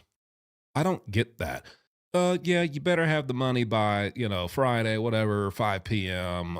Or else. But if that doesn't work out, then I guess we can always try to let's take a rain check and we'll get back to you on Monday at 5. That'll be the second deadline. Yeah. I mean, what is the point of that? I guess it could be considered weird. I just thought they were I don't know, have this money by Monday and then Thursday, this is the deadline to get back to us, or we're going to send you a finger. It's always like that FBI, you watch in movies, the first, it might be a bluff, don't do it. So we're going to send you her finger or something. Maybe they got something else, something that shows she's hurt or something, but they ain't going to put that out. Savannah Guthrie and FBI received photo confirming Nancy's alive but hurt. I don't think they ain't telling us nothing. I don't think they would even tell us that. And it makes me wonder, because we don't know what was exactly said in that note. I don't know what else that could be other than If you pay the money by this first deadline, you'll get your mother back safe and sound, not a hair on her head harmed. If you miss that deadline, we're going to give you a Monday, 5 p.m. deadline. But unfortunately, she might have a couple injuries, couple bruises. I don't know. Exactly. And I hate to think about it, but that's the only thing that makes sense. Now, let's talk about why is this ransom money not paid? Because all the experts are coming out on the news and saying, oh, well, you know, there was no visual or audio proof of life provided. It was just another note, another written message or typed message, and it's just words, you know. But they're swearing up and down, well, the proof that seemed to be satisfactory at the time of the previous video made by the Guthries, her brother, her sister Annie, they seemed okay. You've said enough. We know that you do have her, and you know, whether she's alive or not, we know you have her, because experts say the only thing it could be is that they likely, the kidnapper gave information that only Nancy would know and only her children would know. Something so personal and just something like, oh, well, they have to have her in their possession, or at least these are the people who did do this and had her in their possession at one time, because no one else could know that outside of the family. No one else could know this. They probably provided 3 to 4 details. Favorite color, I've heard. Quote, favorite color, your name of your childhood pet, you know, the this. And, you know, that all sounds really weird to me because these suggestions on what key information the kidnapper gave to the family as proof that they're the ones who had her because only they would know this, and Nancy and this kidnapper would only have this information if Nancy told him, they sound like backup security questions when you're setting up an email account. I thought TMZ said basically they confirmed that they knew about the floodlight and the back was broken. Like, who else would know that besides the family, the police maybe? And they knew where her Apple Watch was, right? They like, hey, we took her last night and we put her Apple Watch in the refrigerator. That's weird. So they just confirmed that, like, oh, we noticed them. Like, who the fuck else would know that they put the Apple Watch in the refrigerator? So I thought it was that. But favorite color, what was the name of your childhood pet? And you know, I know they weren't saying those are definitely what the information was, or you know, that was given, but it got me thinking. It's really not that hard. I've spent a decade in prison. I've been around countless people who are extremely skilled scammers. And I mean scammers through technology. I don't mean like, you know, forging a signature. I mean these guys, and I don't mean they're locked up for scamming. They're not in prison because, oh, they were doing a lot of scams. They are actively, hundreds of them, you can look this up, actively scamming on contraband cell phone devices in prison as we speak. But even if the ransom is fake, it's still the only lead they got, the only connection they got to whoever killed her. Even if it's a fake ransom, whoever sent the fake ransom most likely killed her then. If she's been dead since day one, that night she died, she ain't make it out of the house alive, whoever did that is still asking for a ransom. So it still behooves the FBI to play along with it. Okay, we know she did, but let's play the game. They only need to mess up one time. They got to get it right every time they say something, every day for the rest of their life. They got to get that shit right. We just need one mistake. They're doing it, and it's not just one scam. It's multitudes of scams, and these guys have all day long to sit there and perfect their craft and come up in this age of technology and digital world all kinds of ways to come up with just the most insane scams. Okay. And this reeks of just, it is nothing for someone who's going to take the time. And I'm not saying it's somebody in prison if this is a scammer behind these ransom letters. I'm just saying it's somebody who's got enough time. And to believe that, you would have to believe that, let's say like somebody killed her, like the son-in-law, somebody random killed her. And now they're taking advantage of the fact that she's dead. Like, and just like, oh, well, she's dead. They're looking for her. Let me take advantage of that. They don't know when or if ever they're going to find her body. Like, that person send the note, risking jail time if they're found. Like, oh yeah, I sent this note and I have the FBI doing this, and she was about to send me $6 million in Bitcoin, but I wasn't involved in her mother. I don't even know them. I ain't never been to Tucson in my life. That would be even weirder. For something like this, of this magnitude, you're going to ask for $6 million in Bitcoin. I'd say it they're going to put the time in. It's nothing to comb through Nancy's Facebook, whatever social media is, dig up, spend hours upon hours digging up. As soon as you saw the magnitude of this case that maybe you have nothing to do with, but you're just a regular old scammer, always looking for your next scam. And that screams of scam, when just including cryptocurrency and Bitcoin. I'll be honest with you. I mean, it makes no sense. It makes no sense. If they were gonna go this hard, they could have just scammed the old lady, called her with a Microsoft scam and say, "Oh yeah, you know how the Indian scammers do. Oh, you got a virus," and they go, "Oh yeah, we send you too much money in your bank account. Oh man, can you go to the bank and get it and send it back to us?" And they tricked them into thinking that they got $40,000 in their bank account and that they're going to get fired. If like, oh my God, I'm going to get fired. Please send the money back, ma'am. It was my mistake. And then the old people go, that don't make no sense. Thank you, Shane. Appreciate you too. Only thing more obvious would be if they wanted gift cards, to go through and pick out pieces of it. It might have been a post made on some obscure social media that maybe she doesn't even have the password to anymore from 11 years ago, where she posted about her dog or a car, or just anything. And these scammers will pluck that information, write it down, make a note, and then they're going to come and they're going to be very good at, hey, well, trust me, we have her. How else would I know? Your mother, blah, blah, blah, blah. And then blah. And when you were 12, this happened and blah, blah, blah. But the whole time they plucked this information from various corners of the internet and they're using it to scam you. And that is so common in scams. And so what I believe happened, they got this note, they read it, the Guthries. I don't think they're experts in scams and just all the things people do.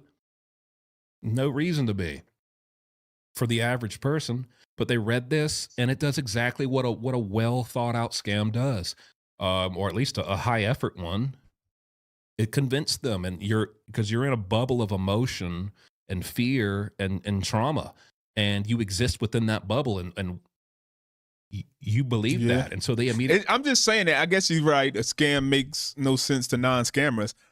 I guess it depends on how fast they got it right. If this lady went missing, and within 5 hours, before it was even really spread through the news and the president said anything about it, did they get that, or did it take 2 days before they got the note and the letter? Then it could be possible. Like, oh, this lady been missing for 2 days. Fuck it, I'm a scammer. Hey, she might really be kidnapped. Let me fish, right? The scammers do. Let me fish and see what bites.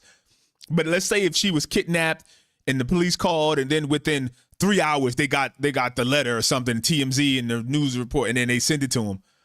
Then I'm like, nah, no way a scammer, not no way, right? But it's highly unlikely that a scammer within 3 hours knew intimate details. Like, how do you know details if it's true that they were able to point out details about this woman, about in her house, how her house looked?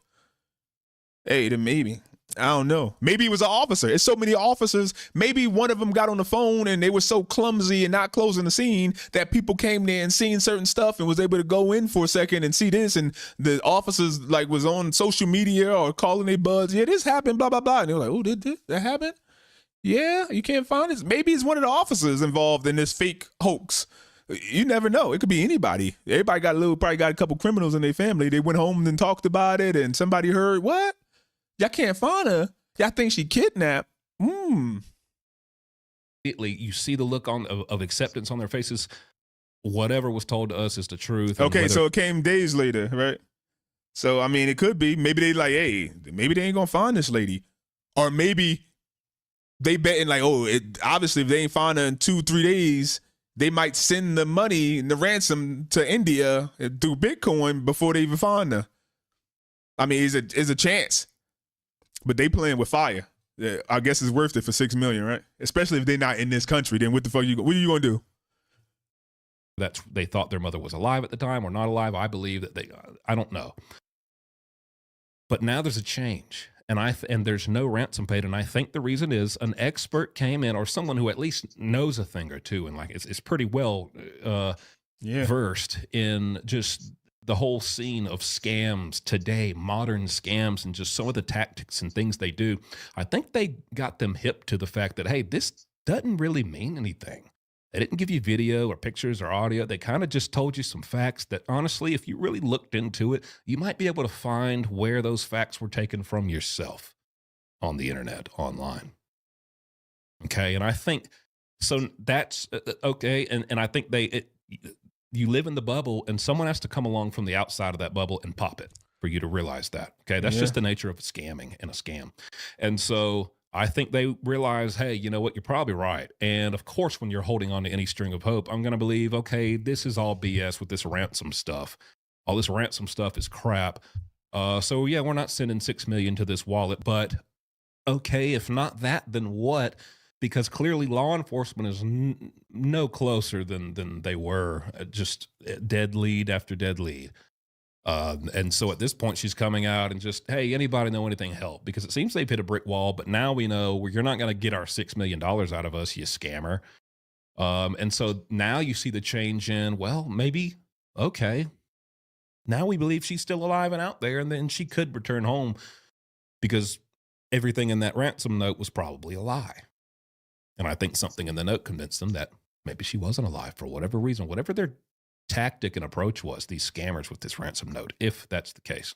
I hope that makes sense. Let me know what you think in the comments. But until then, let's check out the live again, see anything happen.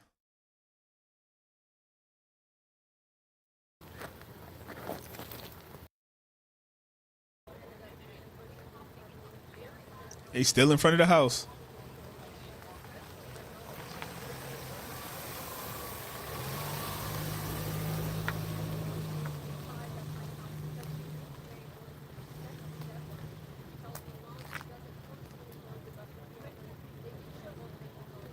How many people in the comments think it's a hoax?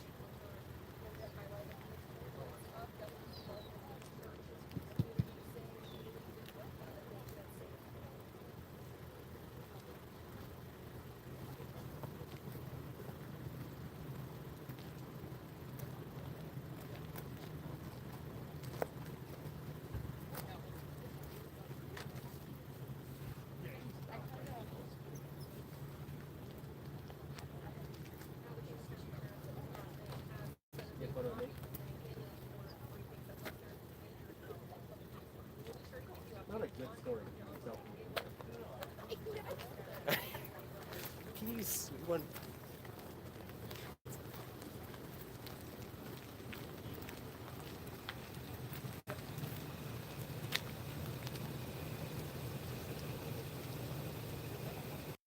Oh, I'm sorry. Hold on, I gotta get through.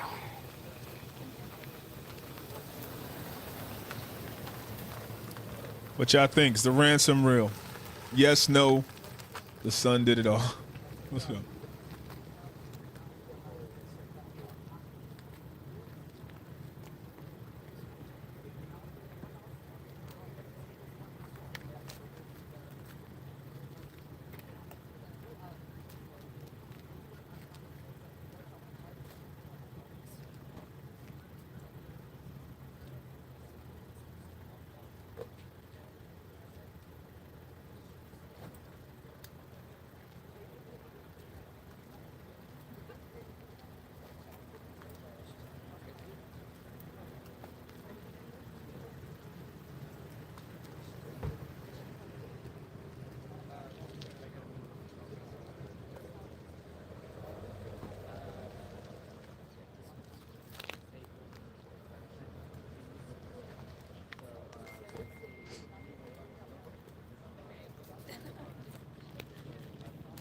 What y'all think? What y'all think?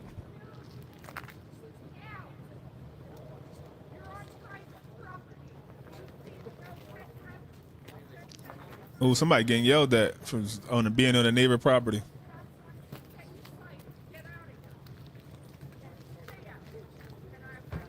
You think they would be more understanding? What do you think?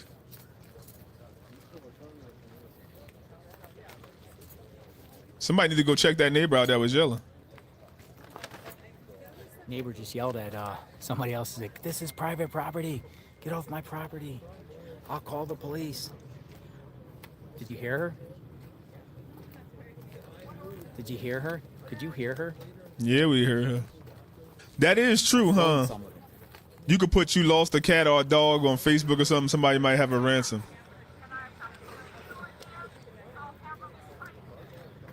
But if that person say, "Hey, you lost your dog," and they're able to describe what happened, "Oh yeah, I went in your backyard and you had those 2 purple chairs back there, right? In the kiddie pool, we took your dog out," then that's different. Telling her, get off the property, don't come back. Stay off my property. She started going through her property on the woods. She's telling her, get off my property. If you come back on the property, I will call police. Oh, that lady gonna get kidnapped next. Let me see something.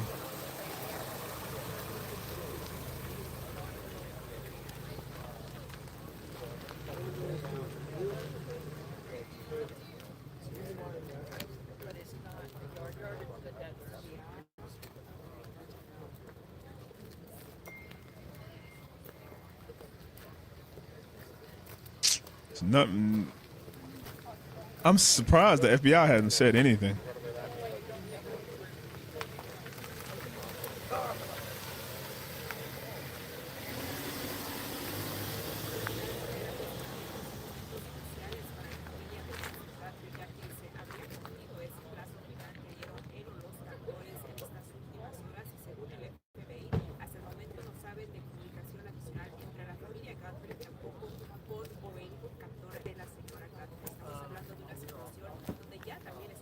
See what the polls say. It's kind of evenly divided. Keep it up for another minute.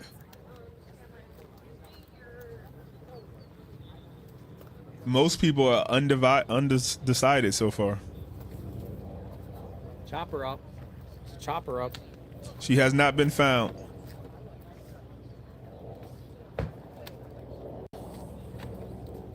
The streets are not private property. They belong to the city.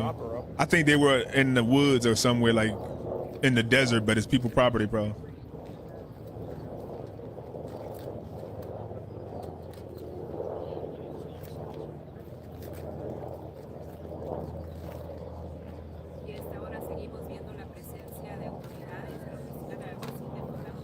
That's crazy. You think all these houses they'd have, I mean, if I was this well off to have these hundreds of thousands, probably $1 million homes, hundreds of thousands, I think. I would have fucking cameras everywhere. It'd be a spotlight filter. You come in my yard at night, it's gonna be like an inmate escaping from prison. And shit, like, you crazy? All these woods and stuff, you come home at night, you just feel like somebody watching you from some of this scrubbage. Look at this. This is mad places for people to hide.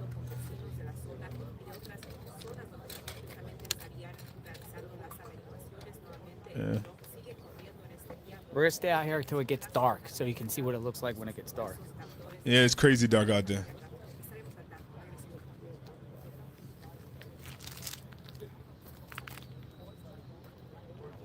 Let me look over here. I'm looking for any new information. Somebody said the FBI put out a statement. I'm looking. No, I'm JLR. So what was going on with the property? What was she saying to you? Oh, I was standing right there, and she just got upset because I guess it's part of her yard. And I said, "Yes, ma'am, I'll move right away." But she mad. So she came over and like said what? Like, oh, she started yelling at me, "Get out of my yard!" I'm like, "Okay."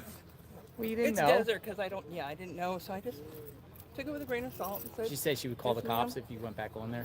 Yeah, and then she grabbed my shoulder. I was like, "Ma'am, you can't touch me." She grabbed your shoulder. The neighbors are aggressive, huh? Yeah, she got signs, but I mean, And I understand future, it. just stay on the street because a lot of neighbors here are getting very. And you It's a know, lot of yeah, people.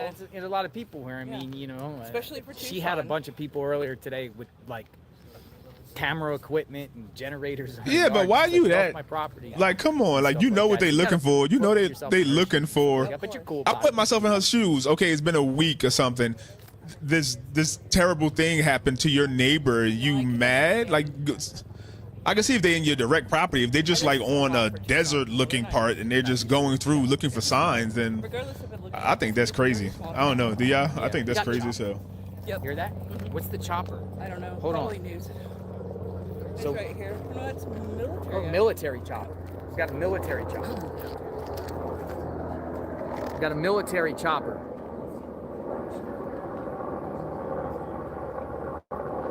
It's the first time I've seen a chopper around here. Let me look on Flight Radar 20. What is it? They've been around. I've seen it. They have? What are they here for? Like, what do you think? You look on flight radars, there's about 3 You of do them the same thing? all over the place. Yeah. of I saw a course. bunch up that way, Yeah. like circling a couple days ago. But there was also a missing person up there. Were you Yeah, recording there's all me, sorts of different ma'am, things. Yeah. during that? That Flight Radar I'm not sure 24 that's is like... anything I significant. really don't want to be on the Follow what's news. going on. Might be, you never know. No, you're okay. Flight Radar 24 has a chopper. It is, it says Medtrans. Unless that's not the same one. Exactly. Who get upset? The military planes and copters. Maybe she buried in a neighbor's yard. So you Yeah. never know. And they could have just done a flyby check-in.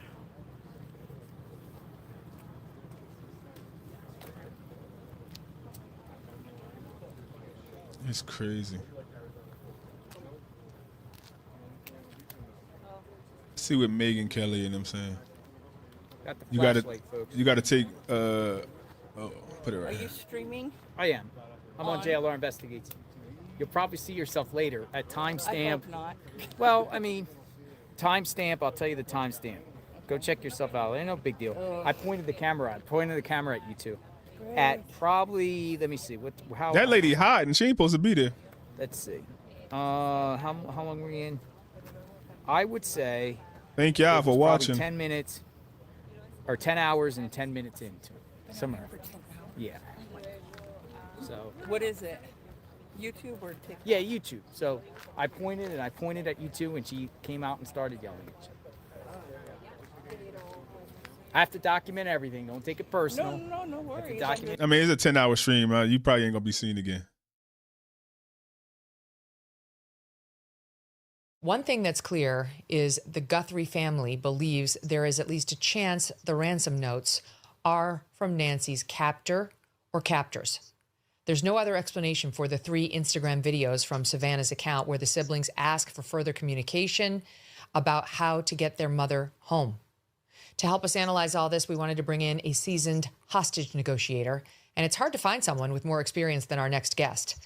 Commander Daniel O'Shea is a retired Navy SEAL who served as the coordinator of the hostage working group for the U.S. Embassy in Iraq from 2004 to 2006. O'Shea managed more than 400 hostage incidents in his time in Iraq, and by the time he left, kidnappings had dropped to the single digits. Dan, welcome to the show. My pleasure and honor to be here, Megan. Okay, so we're going to play it one more time, the latest video, and get your take on what, if anything, you think has changed here. Here it is. This was released on Saturday night. We received your message and we understand. We beg you now. Yo, somebody always say bye. I can't stand Megan Kelly. Just hold on. We just see with the people. It's more about the person she got on. I get it. Megan Kelly just gave a crazy thing about the Super Bowl and everything. But hold on with us. Hold on with us. Become a cave dweller. To return our mother to us so that we can celebrate with her. This is the only way we will have peace. This is very valuable to us, and we will pay. What do you make of it, Dan? It's heartbreaking.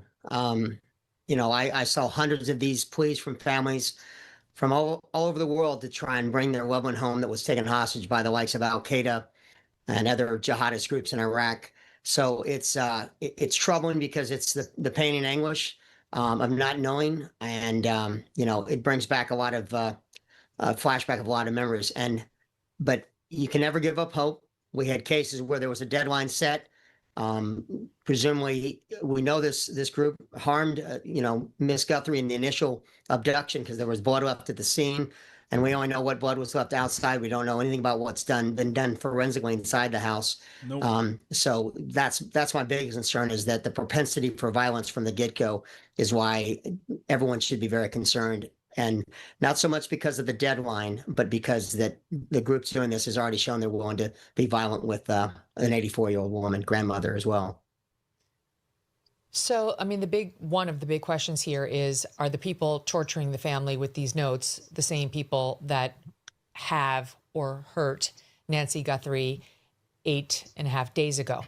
I was saying to Brian Enton in the first segment, Dan, I just have a really hard time believing the people writing these notes were involved in Nancy's kidnapping or whatever happened to her. Because I was saying that if I had Nancy Guthrie, if I went to the trouble to kidnap somebody and then wanted to prove to somebody that I had her, I would not be referencing some damaged floodlight or where her Apple Watch was in her home. That's bullshit. That's the kind of stuff you manage to see through a window. And to me, it sounds like you're trying to sound like you know more than you do. If you've got Nancy, you can ask her anything that would prove to her 3 children who know her better than anybody that you actually have her. You don't have to do a picture. You don't need a video. Right. You just need her to tell you things only the children and the mother would remember from their childhoods. 100%. And that's, you're not a Y'all realize that if it is a hoax and we're dealing with 2 separate crimes or 2 separate groups that have nothing to do with each other, you know how hard that would be for the FBI to follow?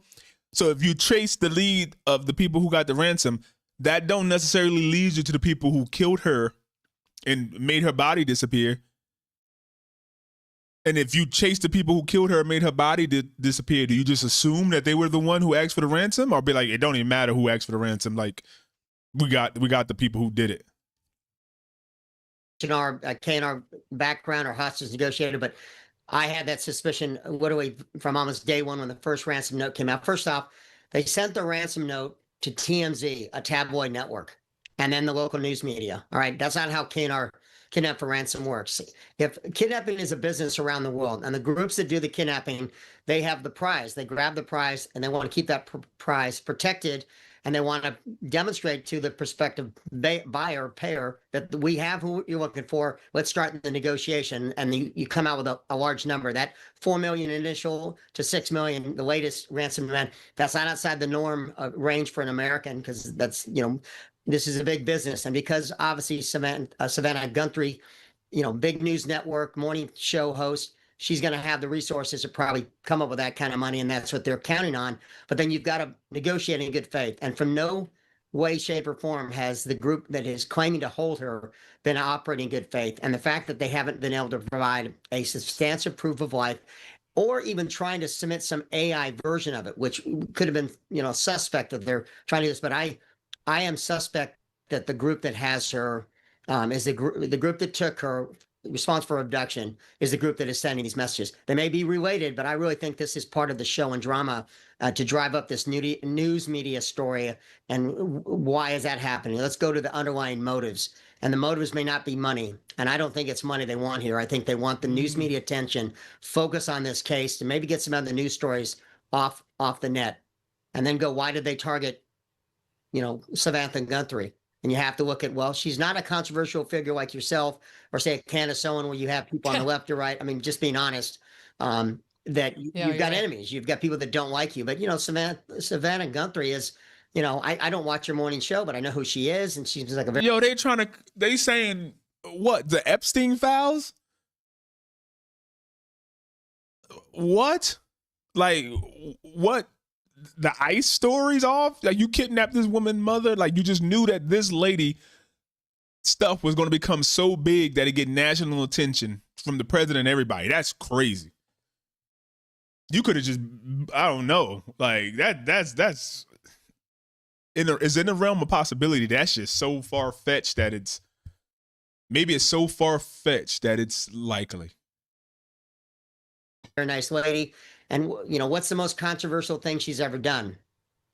Maybe some of her interviews in the past. Well, I mean, she's not controversial, but that doesn't rule out some freak stalker who just interpreted some report she did as an attack or as some sort of, that element is still alive and well around her. And we can't rule that out, that it's some stranger who's obsessed with her. Oh, of course. But then why are you going after the mother unless you're trying to hurt her? So who has a reason to want to hurt Savannah Guthrie? Wouldn't it be the list would not be long. But go to some of her interviews, and I'm not the one coming up with this, because this conversation I've had, with virtually everyone I've talked to, especially offline, when you don't have a 2-minute segment on a news channel. She interviewed a lot of the Epstein victims, in-depth interviews with Virginia Giuffre and some of the other women. And what came out a week before this abduction, days before, the Epstein files. All over the news, and now what is taken over the news media? And maybe that was done intentionally. I'm not saying that's the case, but there's more to this group. I do not think it's a traditional kidnap for ransom. They're not demonstrating any of the things that are normally associated with people that are in the kidnapping business to make money. And I think it's the media attention.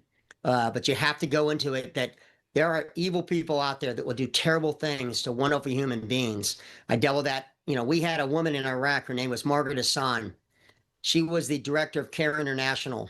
She was a 5'1", 180-pound Irish woman who'd lived in Iraq for 20 plus years and married a local.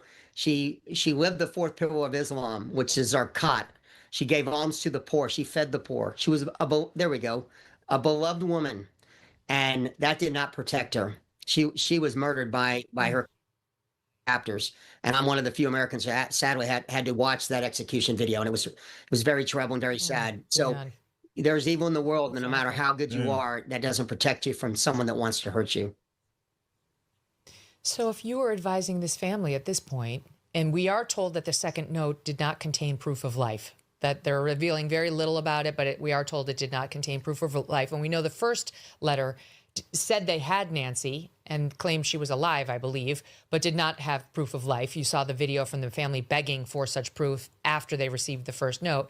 Would you advise them to pay? Because right now, it's the day of the deadline, 5 p.m. tonight, and TMZ That's a hard decision. is just reporting that the Bitcoin account allegedly set up to accept these funds is empty as of this time this morning. It's unclear how long it typically takes accounts to update, they write, but as of now, the confirmed balance in the publicly viewable account stands at 0 with no transactions recorded. So at least as of almost 1 p.m. Eastern time, the family has not made any deposits into the Bitcoin account. How would you advise them? Well, this is just very harsh, and it's only comes from experience, because I think someone evil enough to hurt an 84-year-old woman makes me lean, okay. My initial thoughts again a week ago was a cartel involved in this, because the close proximity to the Arizona Mexican border, the fact that I know the cartels have no problem with kidnapping. They're beyond Al Qaeda. They're probably the biggest kidnapping ring out there. Formerly the FARC had that. I don't think they want that heat. They don't want that heat. The cartel got enough heat. They don't want that title. So was that a connection to the FARC? To the cartels, because they have a propensity to violence. They have kidnapped young social media influencers in Mexico and murdered them. So they're not above the thought. But I always started with the notion, especially when I would talk to the ambassadors from these countries where they had hostages, I would always be upfront with them and say, sir, you have to begin with the presumption that your citizens that have been kidnapped by this group claiming to be affiliated with Al Qaeda or whoever, that they're not coming home. You have to start with that presumption.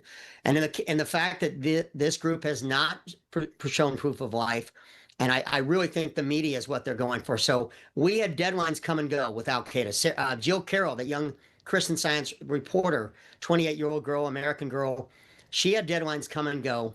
And she ended up brought home after 83 days of captivity because of pressure put on by special forces, the unit that went out every night to hunt for her. And she was brought home safely because the unit, the kidnapping ring finally threw their hands up and said, maybe if we give her up, these bad dudes will stop coming after us. And that's ultimately what happened. So the family, I would strongly recommend to not pay the ransom, not pay any of it, because I don't think I think that'd be money going into the wind for nothing, because I don't trust. There's no trust and good faith between this group and the family, and they've shown none of it, and they're just torturing Savannah and her family. And I would be blunt enough to speak to the family that let's start with the presumption that your mother did not survive the initial abduction, and this may have been a home invasion that went wrong, may have been a stalker, as you said, to do the same. But I would recommend strongly against paying the ransom today by that deadline. International. That is crazy. Let me see. On day one, we were told the mother needed a certain medication to survive and she would be dead in 24 hours without it. If she hasn't had that medication in a full week, how could she still be alive? The kidnappers could have the medication she needed and be taking good care of her. However, I do fear her well-being. The Keystone cop screwed up the investigation from the beginning. The question, though, is why? Nobody says she would be dead in 24 hours. They just said she needed. She take the medication daily doesn't mean you're dead if you miss a few. You think everyone who can't get their meds during a storm or hurricane just kills over? Actually, the police did say that exact thing, that she would be dead in 24 hours without her daily medication. Did they? They did not say what the medication was. The medication is blood thinner that she takes daily. She also has a pacemaker. Not having the med doesn't necessarily mean she will pass, but increases the chance of blood clot. And then she's under stress. I mean, can't they get blood thinners from anywhere? I can't imagine Nancy is still alive. I think she died almost immediately. Damn. An abduction from Ransom would never be sent to TMZ. I don't know. I think it's a couple of young guys that took her and now don't know what to do. TMZ is a young people channel. TMZ is a young people channel. Let's go back live. Let's make sure nothing changed.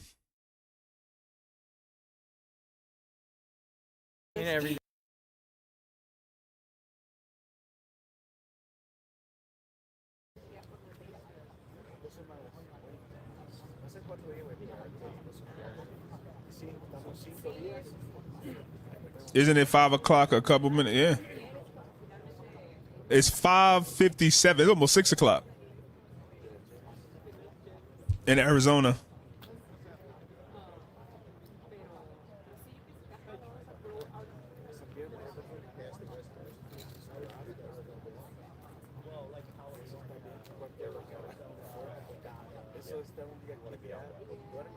The last people close to the victim are always going to be a suspect, although they search Annie's house. It also could be to clear their name. Yeah. Funny, strange. A mom of media, and they send note to media. Yeah. Did she have a camera in her house? Not inside, just on the outside. If that was my mom, you thinking I'm having cameras everywhere, inside, outside. I'm gonna have something where I could like intercom system where I could just say, "Hey, mom, you good?" If they should have had it set so that anybody that comes to a house and an approach, they see it. Like the daughter should have been like, "Let me check on my mom. If she called Uber Eats, I want to be able to look and see and through the camera without it." Like you could give multiple people permissions to these cameras to see.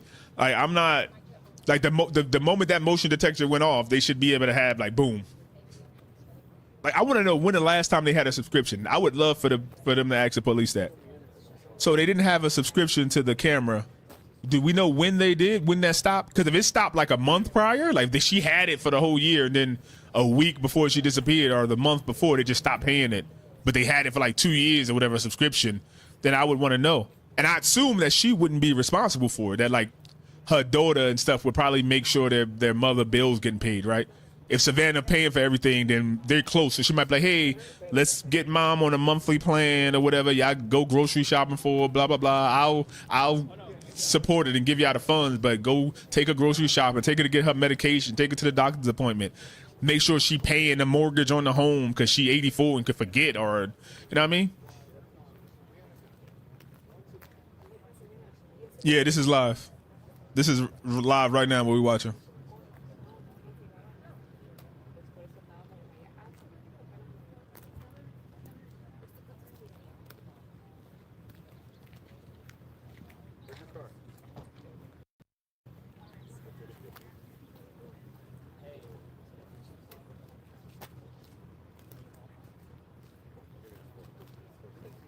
So, folks, I was just speaking to somebody. Look what somebody gave me. Look what somebody gave me. So I got some information about some school right here called the Basis of Oro Valley. I got some information about somebody that knows somebody. Tomas? Who goes? What's going on at Basis Oro Valley? That's not what Tommaso Somebody works. came out specifically to give me some info. I won't reveal my source, obviously, but what I was told was like there's a lot of buildings around that school, like abandoned buildings and a lot of like places around the school. And they're like, I wonder if law enforcement checked these buildings around the school. So I'll just leave it at that. And then they're like, here, I brought something for you. So you know this, Basis. Pro Valley. I get tips. Yeah, the I mean, brother-in-law is a teacher. Anything's possible. Anything's possible out there, right?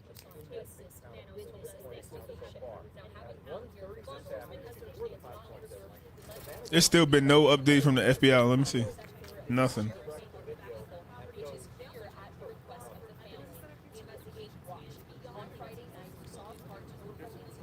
What do you think? I mean, when they're checking a manhole or a well or septic tank 7 days later, makes me wonder a little bit, like, did they really do searches?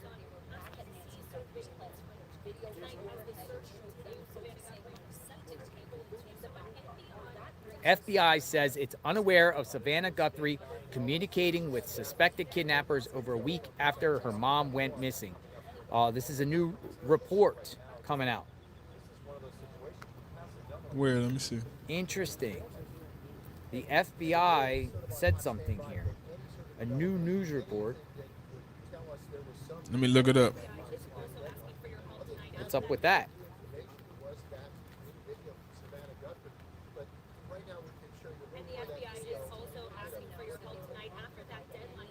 FBI said there are no suspects or any communication between Guthrie family and kidnappers. They're unaware. They're unaware of any communication between the Guthrie. They unaware. Let me see.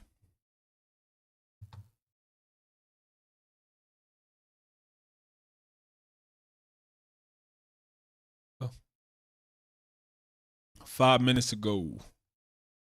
Authorities working around the clock to reunite Nancy Guthrie with family, the FBI says. Tucson KVOA, the Federal Bureau of Investigation, has released a statement on Monday regarding the ongoing case of the disappearance of Nancy Guthrie. This comes after the second deadline of the alleged ransom note has passed hours ago. Yep, hours ago, 6:03. February 9th, FBI released a statement saying agents, analysts, and professional staff have been working around the clock for more than a week to reunite Nancy Guthrie, the 84-year-old mother Today Show co-anchor Savannah Guthrie, with her family. The FBI is not aware of any continued communication between the Guthrie family and suspected kidnappers, nor have we identified a suspect or person of interest in this case at the time, the FBI said. That's crazy with all the technology. Officials stated the additional personnel from FBI field offices across the United States will continue to deploy to Tucson to help with the investigation. We are currently operating a 24-hour command post that includes crisis management experts, analysis support, and investigative teams, the FBI said, but we still need the public's help. I think if this is solved, it'll be by the public. Somebody's seen something, they just don't know it yet or remember. Shortly before the 2 p.m. Deadline, alleged ransom note, Savannah uploaded 2 p.m. Asking Tucson community and those across the country to send any tips that help law enforcement in investigation. I think they mean before the 5 o'clock deadline. She released that at 2. It was a 2 o'clock deadline. She was taken and we don't know where, and we need your help, Savannah said. It's the number, tip headline. Nancy Guthrie is described as a 5 foot 5 inch tall, 150 pound, has brown hair and has blue eyes. Yeah. So that's the newest.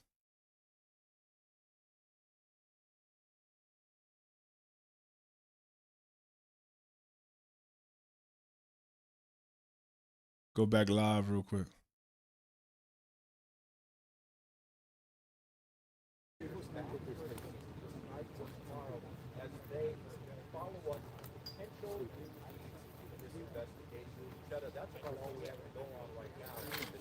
My grandma's 92 and lives in her house. Mom calls constantly. Yeah. She had one of those life alert bracelets too. I suppose it's just one of those things that maybe. They checked an area old school was closed and found Kata Scott body in the back of it. I think I know that.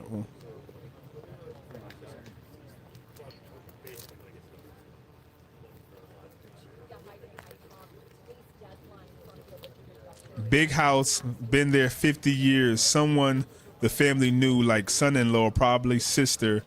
Maybe she kept staying alive too long and maybe not happy with the recent conversation action regarding the will. Yeah. The sister-in-law and the sister and the brother-in-law just bought a house near her. Elderly abuse is crazy.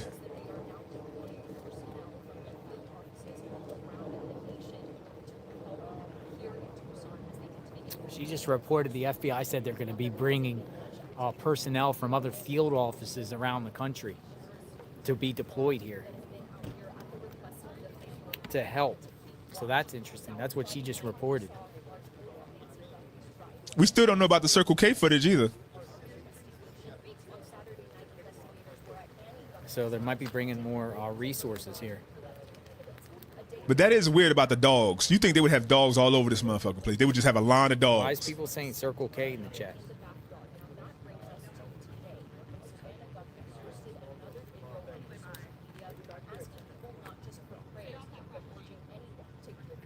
Oh, get off their property. I'm not listening to the police scanner only because it's just so much stuff. I mean, we'll get wind. We'll get wind when something's up.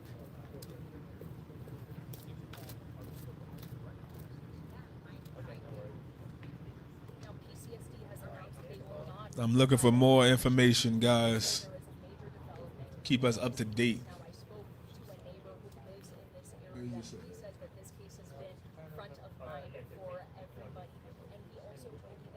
There's nothing going on at the Circle K.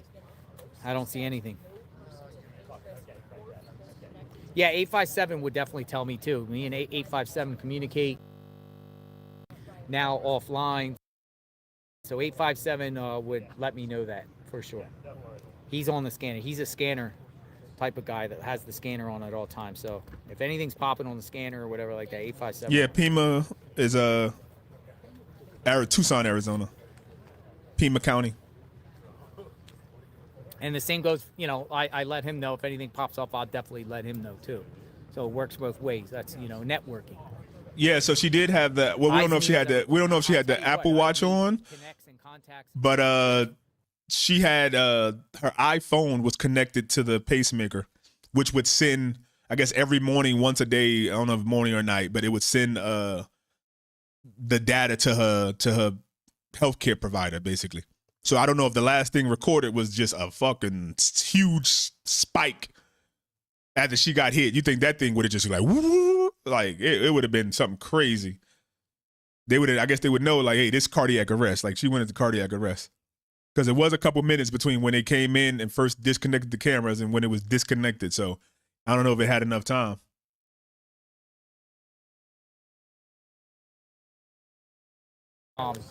I'm hearing that they're going to check homes. They specifically said the Guthrie homes, whether they come tonight or tomorrow, we shall see. I'm going to stick around for a bit, see what's going on. Yeah, the watch also monitors. But I guess whoever knew that, I mean, you're going to take that off either way. Even if you don't have a pacemaker, right? They know that's trackable. All your products, they're going to leave everything behind. So that's not weird that, I mean, they took it off and put it there. Like, hey, we don't even want nothing to do with it. Just leave the shit here. We ain't taking it with us on the drive and throwing it out the car. We just leaving it right here. Like,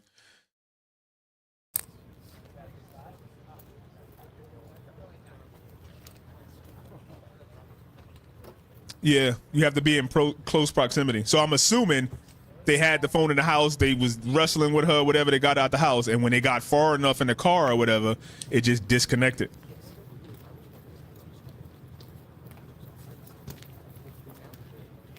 Yep, 2:30. You right. Sun is going down. Yeah, gonna see how dark this shit get.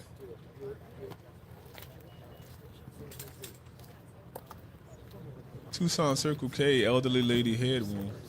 Where you seeing that at?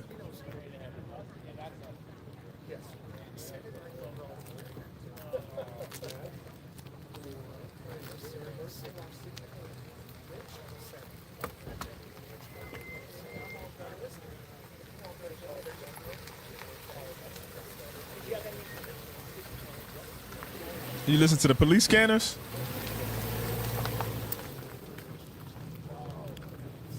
I had to move the camera and let the guy come through. Sunstar, thank you, Sunstar. We're gonna stick around for a bit. I'm gonna stick on for about 12 hours, right before the stream, and then maybe I'll take a break. But I think somebody could pop up at any time, and if someone does come up, we're not going anywhere. So we're talking about some sort of search or something. We'll see. Said they had a vehicle of If there's interest. no searches tonight, spotted near First Light Circle will K. be back.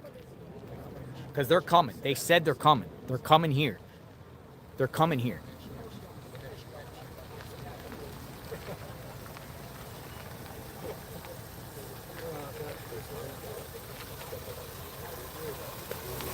I thought about that too, why they ain't driving around, but like somebody said, that'd be like searching for a needle in a haystack. Like, you would have to go in the area and just like put this up. I don't know how close you got to be. What if you got to be within 20 feet of it or something for the keep monitoring or something? Who knows?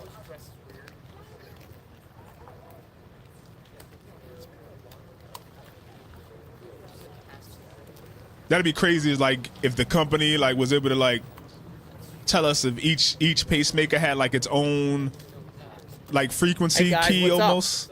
What's going on? Neighbors, what? I live in the neighborhood. You live in the neighborhood? You guys want to talk? Share what's up? We got a lot of people watching. Come on in. All right. What's you guys' names? Come on, no, come on in. Come on in. It's right here. Come on right here. You guys live in the neighborhood. It's right here. Oh, it's over here. Yeah, it's over here. So, what's your guys' names? You're on JLR Investigates. Oh, I'm Noah Marks. I'm William Shoemaker. Noah and William. Yeah. All right, come on in. Come a little closer. Come a little closer, guys. All right, so you guys live in the neighborhood. How old are you guys? I'm 16. I'm 15. 16 and 15. What's going on? Like, how you feel about this whole situation? It's kind of crazy. Yeah, I mean, it's crazy. I would have never expected this like a week and a half ago, you know? Yeah. Like, what do you think? Like, I are mean- you guys scared to be here? You think somebody's gonna connect you guys, or? It's just been, it's hard to believe. Just Yeah. because, it's hard to believe, but I mean, just all of the cars, it's weird to just see like the neighborhood so packed, especially on the street, you know? A normally quiet neighborhood? It's normally really quiet, yeah. I mean, there's usually some animals at night, like coyotes and stuff. You but hear the coyotes? every now and then, but it's not like an every night type of thing. What else is out here at night? Like, what other type of animals are around? Coyotes? Javelinas. Every now and then you see some Gila monsters too. Really? What are they? You don't know Gila monsters? No, I'm from Florida, man. Oh I really? don't know. It's these like orange and black little like lizard. type of Lizards, things. yeah. Yeah, they're Oh, poisonous. okay. Yeah, it's, All right. Like, how about coyotes or anything like yeah, that? there's a lot of coyotes. Cause I live a couple streets down, and there's a lot of coyotes on my street. So.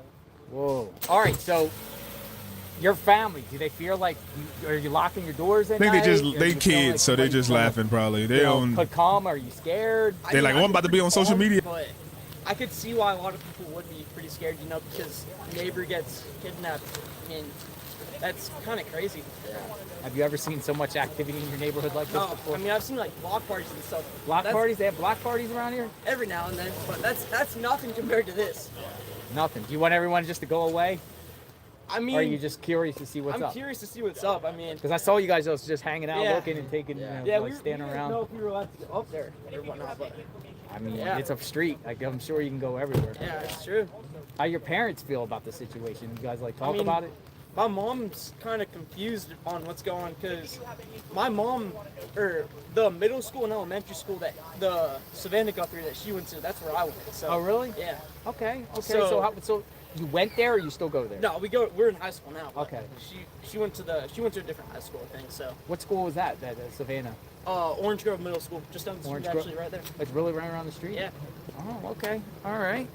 So, anything you guys want to add? Say anything? Share something nobody knows, something about the neighborhood. Is there crime in this neighborhood?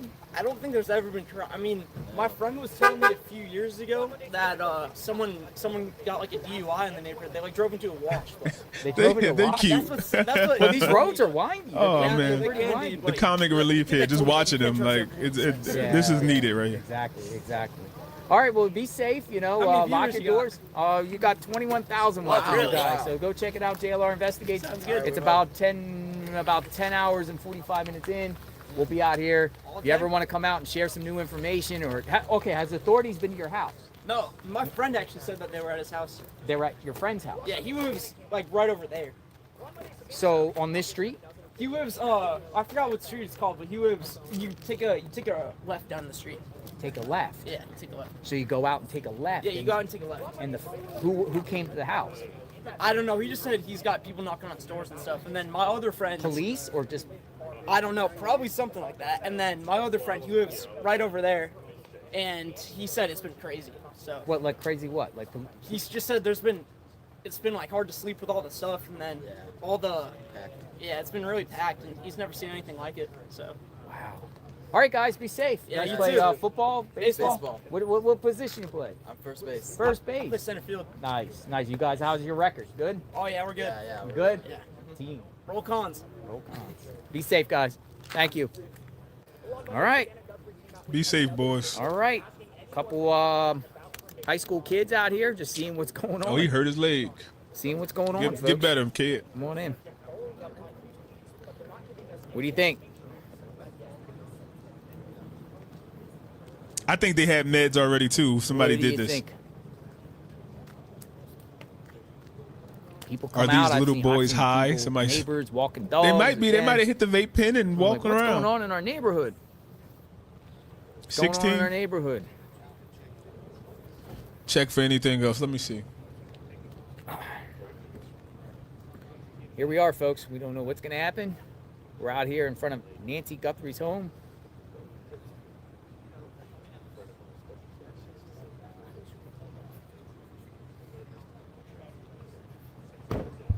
What y'all think? Something gonna come out tonight or tomorrow? Always want to hear from neighbors. I've spoken to numerous neighbors directly in back of me. One said they had a gun. Other one, no. Both said they're not in fear whatsoever. One has a gun. Both of them more or less feel like it's a targeted attack. They're not in fear. Oh yeah, it's definitely targeted.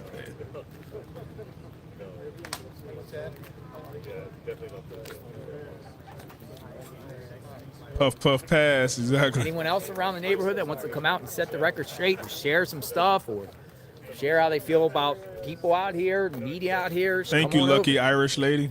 Anyone else in the Tucson area that knows anything that wants to share? Nancy needs some of your luck. Need the luck of the Irish. Come on over and talk, and we will. Damn. That reminded me of that old Disney movie for some reason. Luck of the Irish, when the kid get the coin and he gives shorter and shorter, but like he making every, I don't know why. Hear But what you have to damn. say. Or you just want to share anything on this topic, of course.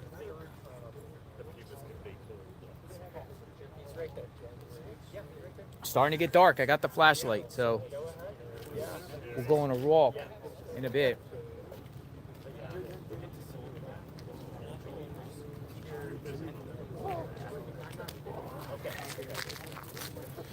Former Tucson police officer says cartel involvement unlikely. Oh, that's Brandon Tatum. I can't stand that man.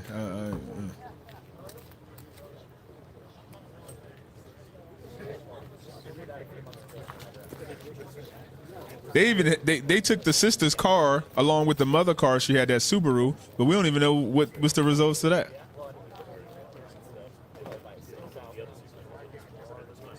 You think they would have said something besides we don't know any communication?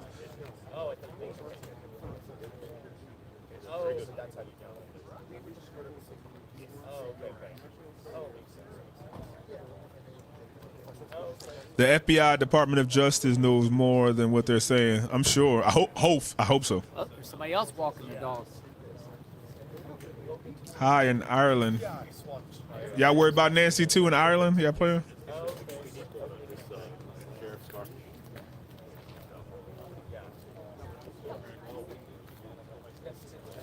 Truth is tough. If it wasn't for the ransom, there's no reason for her to be alive. Alive would be a liability.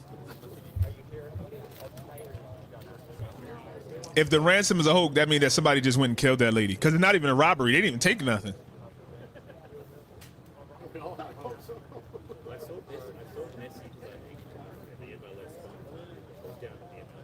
Got to factor in the pacemaker. If something happened to her before, then the app would have alerted. Yeah. In the UK, which I think happened, man. Oh, y'all just like this some American bullshit. Nancy had a dog? Did she have a dog? Was it a little dog? Oh, yeah, I think she did in the UK.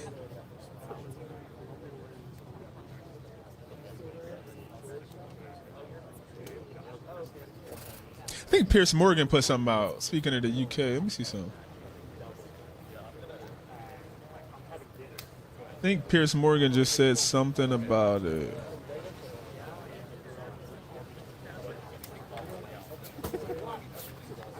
The second deadline from an apparent.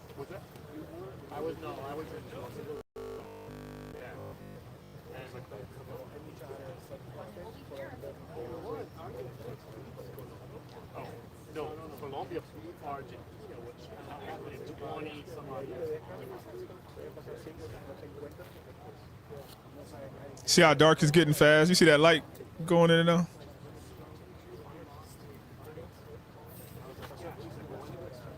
Let me see, Piers Morgan.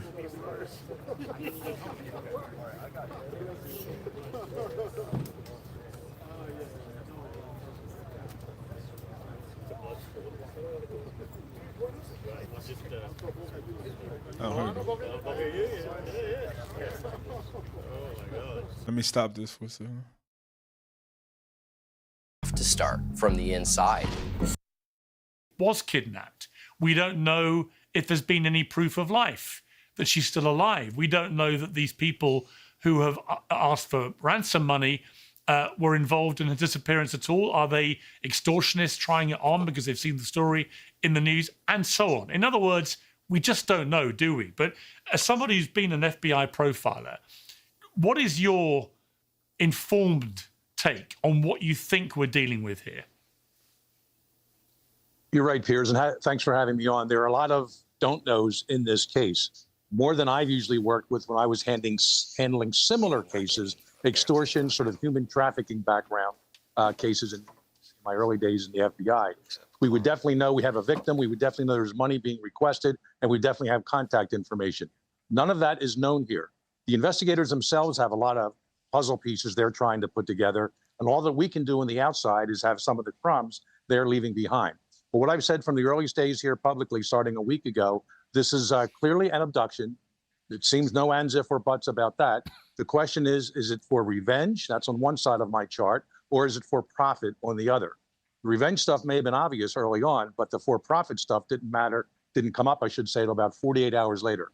Bottom line here, for this part, this is being run very differently than other kidnappings in my historical past, and certainly in the U.S. historical past. They just don't happen in the U.S. for a reason, because they're very unsuccessful. So far, successful abduction here, unsuccessful kidnapping for profit. We'll see where that goes in the next day or so. I just want to play you, before I go to the other panel members, I want to play the clip of the latest family video they put out, much shorter than the first one, and seemed to be very precisely worded. Let's take a look. We received your message, and we understand. We beg you now to return our mother to us so that we can celebrate with her. Yo, the brother looked like he want to take somebody out himself. I'm telling you. This is the only way we will have peace. This is very valuable to us, and we will pay. Now, Jim Fitzgerald, watching that, full disclosure, I know Savannah pretty well. I used to appear on my Today Show quite regularly. I actually co-hosted one of the hours of the Today Show a number of years ago for a few weeks. And she is genuinely one of the nicest people I've met in show business. I mean, without any doubt at all. And that's been said by many people who know her. And my heart absolutely breaks for her and her family. I can't think of my mother is around the same age. I can't think of anything more horrific than your elderly mother being snatched from her bed. So this whole thing to me is horrifying on a level I can't remember anything like this. But when you look at that video, Jim Fitzgerald, again, with your former FBI hat on, the wording of it seemed very precise. What's your reading of the wording? One key word is humanize, and that is make the mother seem like a real person, a loving person, a caring person. As a profiler, working with our crisis negotiators and other type of situations, hostage situations, similar to this or even dissimilar, but someone's being held against their will. We try to humanize the person being held, or persons plural, and that's what they're trying to do here. They're also saying they're willing to sort of play ball. We're willing to pay. But in so many words, and I hope whether directly or intimating it here, they want proof of life, and they should really be asking for proof of life and not something AI argument. This case is so different in that the letter wasn't left at the doorway or on one of the tables in the house. There's no definitive proof that the woman is still alive. Even if they know something that was in the house the day of the kidnapping, we don't know a week, 8 days later, 9 days later now, if she is still alive. They should ask for a proof of life, very current to, within an hour or two of any demand being paid. So they're trying to make her humanize, trying to keep her alive, and let's hope it works. And if this is a kidnapping, which I'm not locking into here, let's hope the kidnappers are looking at this with some level of humanity and get her out of there and home in one piece. Jamie Floyd, welcome to Uncensored. You're a broadcaster and legal analyst. You're running for Congress. Look, it said, hold on. Just somebody said something about the pacemaker data doesn't make sense, so it made me go look it up. It says a clue saying a lot more than it seems may have been sitting right in front of Nancy Guthrie's bedroom. Investigators have said Guthrie's Guthrie's. I don't know why I keep saying Guthrie's. I don't know why I keep putting the R in this woman's name. Excuse me, guys. Guthrie's pacemaker app showed a key moment in the hours surrounding her disappearance. The pacemaker connection to her phone disconnected around 2:30 a.m. A timeline detail law enforcement has pointed out. But a retired FBI agent tells investigators the Apple Watch was known to where could offer. She was known to where could offer investigators even more, including signs of distress, movement, or fight along before she was captured. I believe the ransom notes are bogus. Most people are now believing that. It's like the only way we're gonna know if the ransom notes are bogus if like they just kill her and her body show up and they're like, it's like it's a in hindsight thing. Crazy. In New York, this is such a sort of macabre and fascinating and heartbreaking story on so many levels. It just seems, and they're not. People asking where the family at. The husband, they all have spouses. They're just not there. There's probably 3 is enough to get out a letter and respond to something.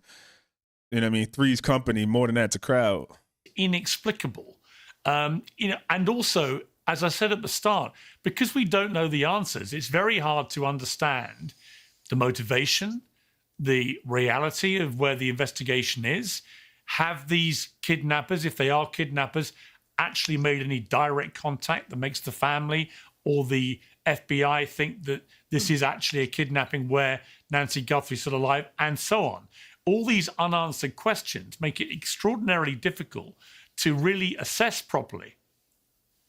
Yes, and Piers, I want to say also in full disclosure, like you, I know Savannah quite well. We started out together at Court TV, where we covered these kinds of cases. That's what's crazy. And I will say that she is, as you've pointed out, a kind and well-loved person in an industry full of people who are not kind and not well-loved. But she's also tough and smart. Schrodinger's ransom, yeah. That's why I said people like, oh, I wouldn't pay if there's there's no proof of life. I mean, that don't mean she's dead. Like, she ain't dead till you see she's dead. Like, other than that, it's your mama. You just assume that the family gonna assume that she's alive. The FBI, who are law enforcement and investigators that have no emotional connection to this. Oh, we're gonna proceed like she's dead, and and act. No, her family, her kids are gonna proceed like she's alive. Like, it's just the emotion. And spunky, and she knows to work with law enforcement in this moment. So you're right to parse the words of those videos and her with her siblings, her choices about what to say in this moment. But to your question, it is an incredible case.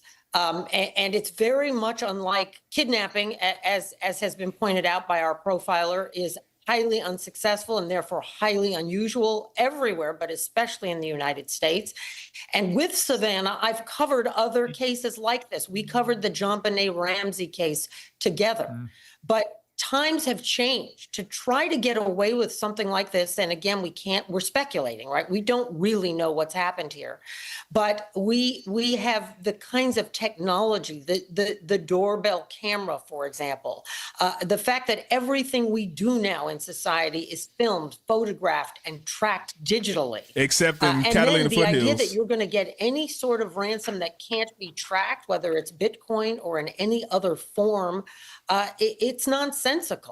So this is a tremendously unique case, but I think law enforcement and the Guthrie family have a unique opportunity here to solve it and bring Nancy home. Yeah, I mean, you make some good points there. Kidnapping, hijacking as well used to be much more prevalent, but because the perpetrators were invariably caught or killed, it certainly seems to have gone out of criminal fashion in more recent years. And yet here we have an apparent kidnapping with utter impunity. I want to bring in Casey Jordan here, criminologist, host of the Criminal Appeal podcast. I want to play the first clip now that the family put out, and then come to you after this. Our mom is our heart and our home. She's 84 years old. Her health, her heart is fragile. She lives in constant pain. She is without any medicine. She needs it to survive. She needs it not to suffer. Pain meds. We too have heard the reports about a ransom letter in the media. As a family, we are doing everything that we can. We are ready to talk. However, we live in a world where voices and images are easily manipulated. We need to know, without a doubt, that she is alive and that you have her. Yep. We want to hear from you, yep, and Heather. we are ready to listen. Please reach out to us. You see how that sister's just looking? But it's hard to judge people because we don't know how they act under stress. This might be their normal thing. The brother looks zoned out. Savannah's the one that's like more public facing. And the sister's just like, what? And then maybe it's just that like she knows she had to go through. The other siblings know like, hey, we need this from you and your husband, Tommaso. Like, she might have been going through so much and they might already know it ain't them. And they've been cleared and it couldn't possibly be them. Maybe they got cameras at their own house and they're like, hey, look, he came back and he never left for the rest of the night. What do you mean? It's not us. But the fact that they had to go through so much, she might be drained.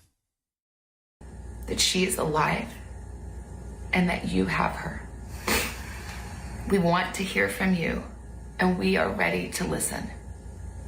Please reach out to us. You know, one of the things, Casey, that has been raised by people at NBC, actually, from people who apparently are feeling quite bad about this, is that Savannah was, encouraged to do a lot of stuff with her mother on air, not just in the studio, but also at the home. and that whether this has prompted somebody to look at the age of her mother, look at the $1 million home she was in. It may or may not be significant. It's only about 60 miles from the border, for example. Again, this is pure speculation at this stage, obviously, but it's not a sort of wild fantasy, I guess, to think that somebody may have been watching that and thought, actually, there's an opportunity there to commit this heinous crime and potentially extort money from Savannah Guthrie. Correct. And there are people who even think that televised content with Savannah and her mother could have given the clues about the interior of the house that the extortionists are putting in these communications, where they're talking about, a dangling floodlight and other details, trying to validate that they've been in the house. Many people also speculate they've never been in the house and that everything that they're saying has been derived from Google Maps or from either maybe police report leakage or service providers who have been in the house. But the most important thing about the video that you just played, that was the first released video by the three siblings. And that is exactly what Jim Fitzgerald said that they should be doing, is humanizing their mother. They talk directly to their mother. They tell her how much they miss her and want her home. And they use very key concepts like pain and suffering and how her health and her heart are fragile. That is dynamically different than the sibling video that was just released on Saturday, where they are not asking for proof of life. And any hopefulness is gone from their faces. So we have to wonder what was in that second communication that came in to those Tucson news agencies that seems to have turned the tables. We know that there was a lot of specifics, but I get the feeling that whoever has control of Nancy Guthrie is not offering proof of life, but they are holding a deadline. And there was no effort to humanize her in the latest video. That concerns me. Let me bring in Callahan Walsh, co-host of America's Most Wanted. Callahan, welcome to Uncensored. They wouldn't be searching their house if they were cleared, though. No. Well, they said nobody is not a suspect. They said everybody is a possible suspect. So I don't think they would come out and say it. They could have been a staging area for them, because it's not far from it. I don't know. It's just weird. I think maybe they came across something else with the brother, like you're investigating something, but you come across another crime, because they had the police that's like against child pornography and things like that at their house too. So maybe something else fishy when they check their computer and messages and something, maybe something completely different happened. And maybe the sister Annie, like, oh my God, I'm dealing with my mother. She probably dead, and we don't know if we're gonna get her back. And they still gonna file charges against my husband for something, and that's gonna come out afterwards. But they just like keeping it hush right now because this is more important. Like, there's an interesting thing about that video is in the wider, longer clip. There's one part of it which is almost word for word identical to what we saw in the movie Silence of the Lambs, when you have a senator making a direct appeal. Let's take a look at this. You rub the lotion on his skin. She's full of kindness and knowledge. Talk to her and you'll see. Catherine is very gentle and kind. Talk to her and you'll see. Oh, that's crazy. Oh. Catherine is very gentle and kind. Talk to her and you'll see. And I guess that is just further evidence that there is a kind of playbook here by the FBI where certain wording is deliberately designed to try and appeal to whatever semblance of humanity that's the creepy. It is. You're right. You're absolutely right. And it's because this is where we have our last sort of big moment of hope. Right? I'm going to show you a connection between the brother-in-law Right after this, hold on. Right, with getting her back alive. If this was a case that she wandered from the house and wasn't able to make it back, the temperatures have been way too cold to survive out there. If it was an abductor who took her that have nothing to do with the ransom letters, there's a likelihood that she's deceased as well, unfortunately. You said that earlier, if she's been held Satchel, captive because there's a ransom, that's hope that she's still alive. And that's what this family is clinging on to. And when my parents, were looking for my brother in 1981 when he was abducted, they said that not knowing was the hardest part. And they would do anything that they could to see him again. And with this hope being dangled in front of the family, of course, they're going to do everything that they can to seize upon that moment and hope that they get their mother back. We've seen a lot of speculation, like I said. The broadcaster Ashley Banfield, who I used to work with at CNN, made a claim earlier in the week that Savannah Guthrie's brother-in-law might be somehow a suspect. This is in relation to a vehicle which he drove. There's no outside evidence to support this, and it could just be completely wrong, obviously. But this is what I guess happens in a story like this. And there are, of course, myriad examples of these kind of crimes where friends or family members do end up being connected in some way. Do you think there's any possibility that that could be what we're looking at here? There's a 99% chance. Absolutely. Look at crime statistics. We know that it's most likely that someone that's going to harm you is somebody that you know. We know that with missing kids and adults as well, too. And so with a case like this, you have to start from the inside and then start making those circles wider and wider. Talk to everybody that knew Nancy, family, friends, neighbors, service workers that came to the house. You really got to look closely at these families and eliminate them, and then you're able to move on. So is it possible? Absolutely. I don't have the sources that Ashley has. I've known Ashley for a long time. I don't think she would put out something out there that she didn't think was correct, but time will tell. Law enforcement is grasping at straws. They're putting up billboards. They're re-looking in places they should have looked to begin with, like that septic tank that we've seen. They're going back to the sister's home, things that they should have crossed off the list very early on. Piers, I've known Ashley a long time. Yeah. I've known Ashley a long time too. Let me insert here. She's not a lawyer. I am. We have a long history in this country of convicting people in the court of public opinion before a charge has been filed in a court of law. We have a long, ugly history that goes back to the colonial period when you were the mother country of ugly public trials that happened long before anyone's ever been charged. We got to be careful.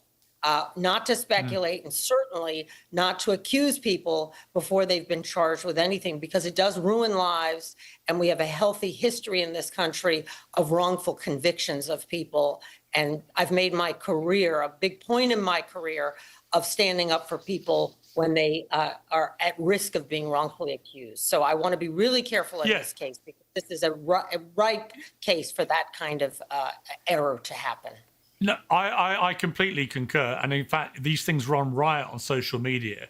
And obviously, if there's no basis to it, it's unbelievably cruel and unfair on the family members concerned who get called suspects. The local police have hit back at that claim, although Ashley has stood by it.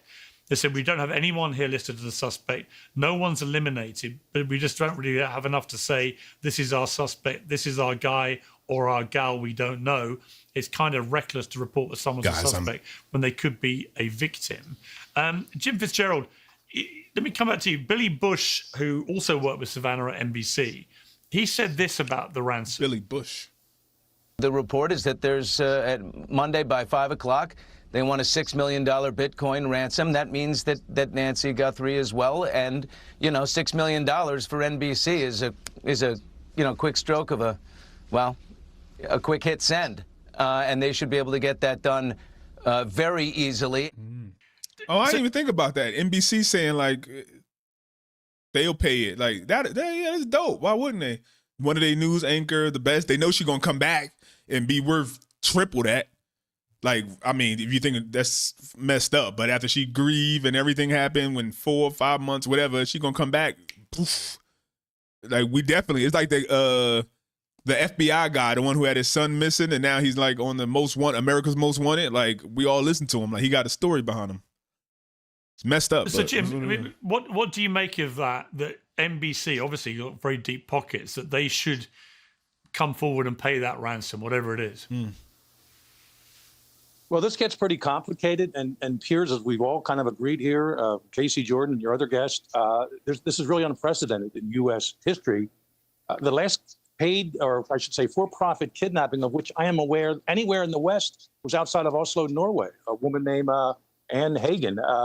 But the note was left in the house when she went missing, and she's still never been recovered. The husband was arrested, as your last guest just said, but then those charges were dropped. But back to the Billy Bush thing. I mean, we get too many people involved here. It can start mucking up the works. I'd rather keep this, and obviously we're all here talking about this too. Part of what I'm doing this is to educate the public and also to tell people to protect their mothers, keep those cameras up, get subscriptions on these things. $6 million. In 1992, I helped the Newark division. I was in New York City. There was a kidnapping of an Exxon executive named Sidney Riso.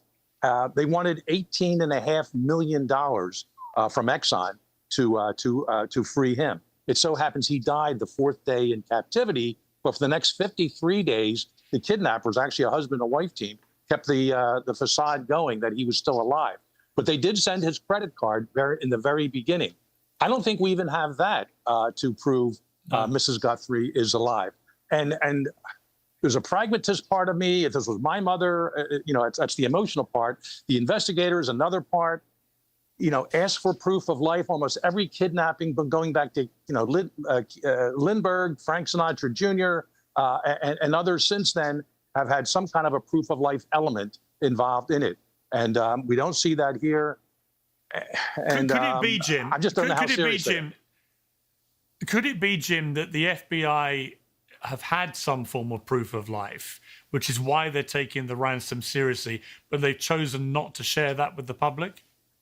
That's very possible, and I would not expect anything otherwise. And we don't have as many news conferences, probably by design, from the sheriff anymore. That we're every day, and we're getting all kinds of conflated and conflicting information. So there's no doubt they're holding back, and they're going to know the best way to go. But I will tell you this too, and nothing against critiquing my former colleagues. There's no one in law enforcement today that's ever worked a for-profit kidnapping. They just haven't. There's some retired agents and investigators have. I'm not talking about child custody or the Elizabeth Smart type of things. All bad stuff, don't get me wrong. Or like back in New York, we'd have Chinese people. He's right. It's been so long that they haven't worked a for-profit kidnapping. That's another one right there. Damn. People bring in an indentured servers. They have to work for 3 years. Then they finally get released. Well, they take off after a year and they go and kidnap a family member. We usually resolve those within 48 hours.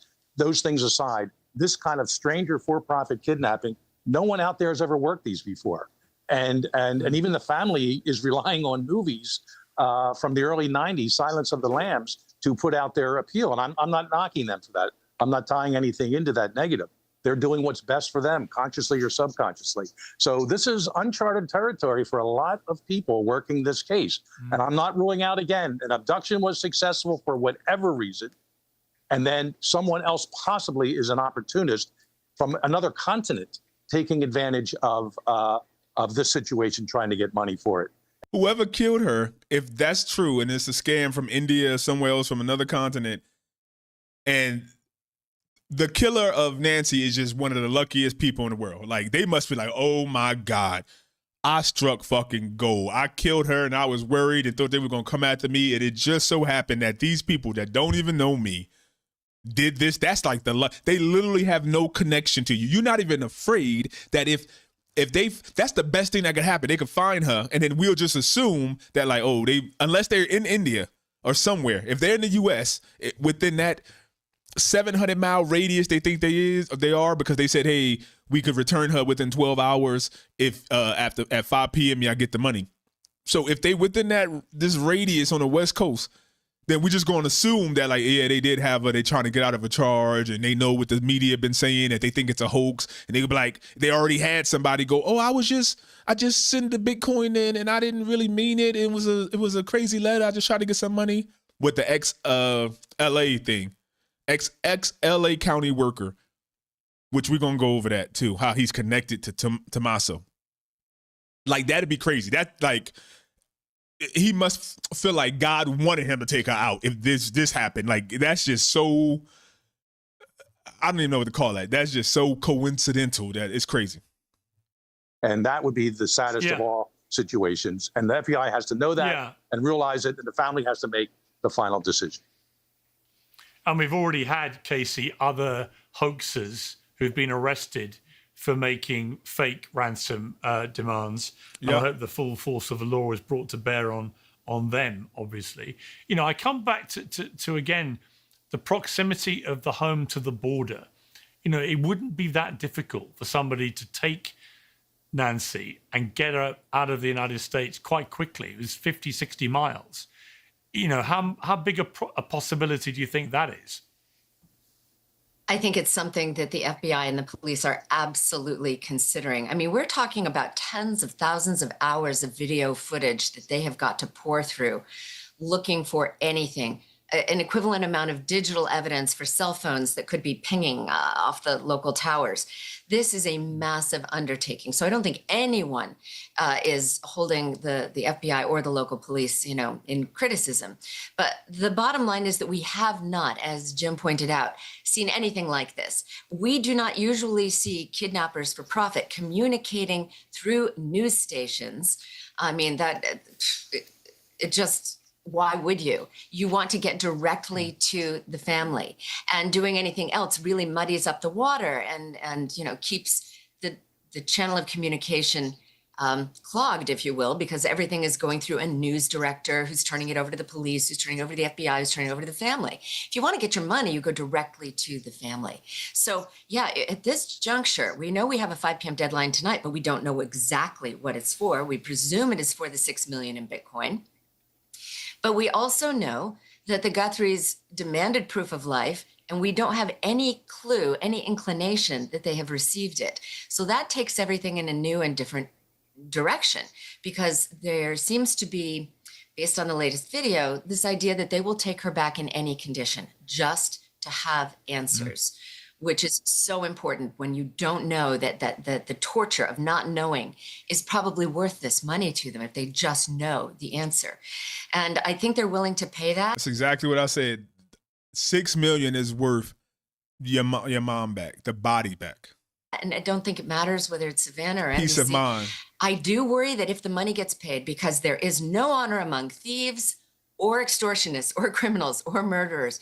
There is no honor among thieves, and there are no guarantees. You could pay the money and still have radio silence on the other end. They take the money right off into the sunset. We still don't know what happened to Nancy. So then, of course, it's open season on all vulnerable relatives of wealthy people. That kidnapping and extortion. And again, I agree with Jim. We don't know that the people who are responsible for Nancy's disappearance are the same people demanding a ransom. We have no idea.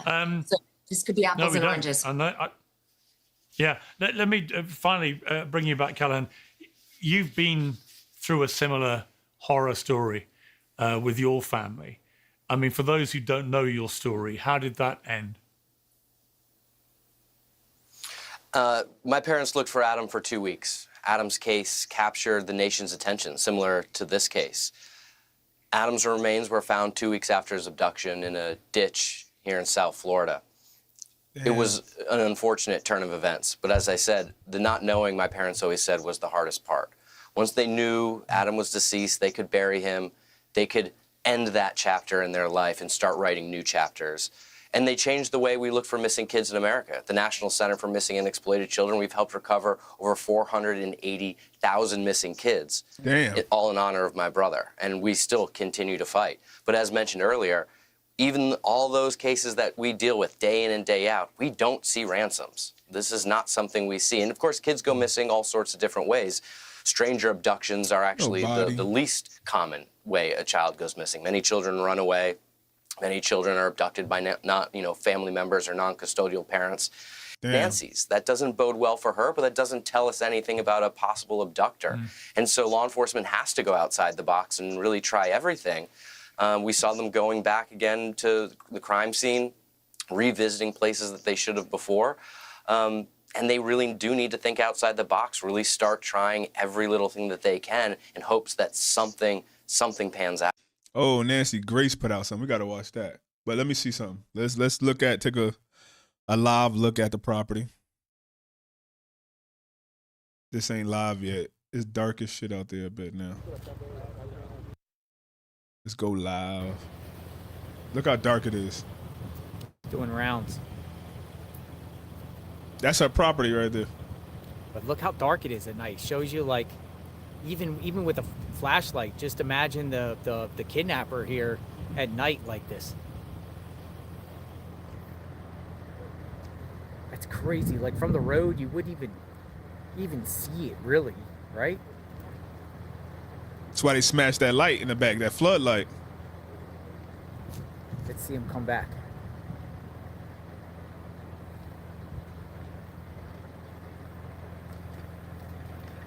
It's her home at night. Now watch the flashlight. Look. That is way too dark.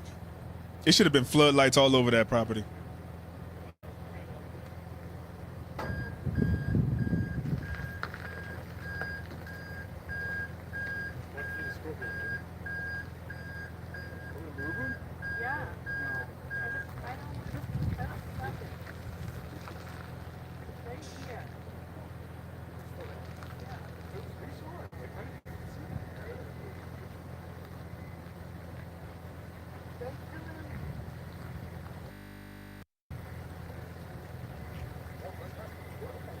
Will they get her back?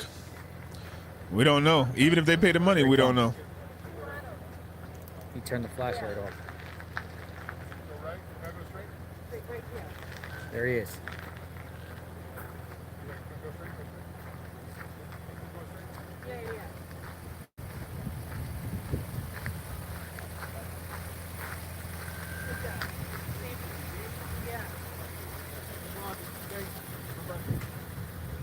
That's creepy, man.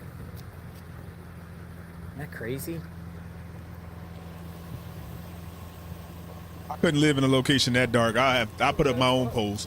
You got enough money to buy one of these houses, you got enough to put up some spotlights in your shit. Looking at a scorpion.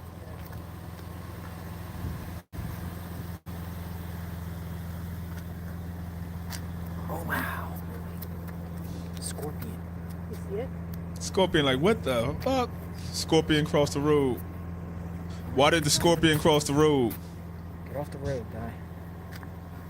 We gotta get him off the road. He's gonna get hit. Get off the road. You won't get hit.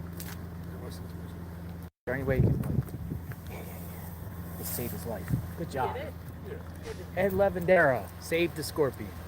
Good job, Ed. It don't seem nothing much is happening right here. Let me show you about the brother CNN, again. Ed Lavendera. He just saved the scorpion. Good job. CNN.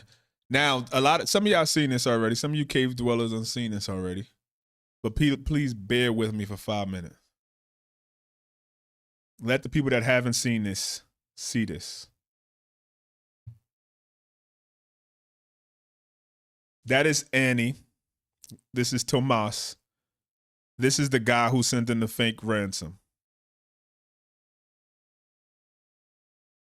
I'm back already with another crazy update. Now, we know there was an arrest made due to the ransom note that was a hoax and a fraud. Someone just trying to capitalize on this horrific moment and take advantage of this family, right? So who is this person that was arrested for this fake ransom note earlier today? His name is Derek Kalela. And there's some pretty... This stuff just gets deeper and deeper. Here's a photo of him. This is a still shot that I... Pay attention. Pay attention to Tommaso and him. I'm going to get some to drink, but pay attention. I took from one of his YouTube videos. Yes, I found his YouTube channel. He is 42 years old. This is back from 2017. He only has 2 videos posted on his YouTube channel. Both videos are him.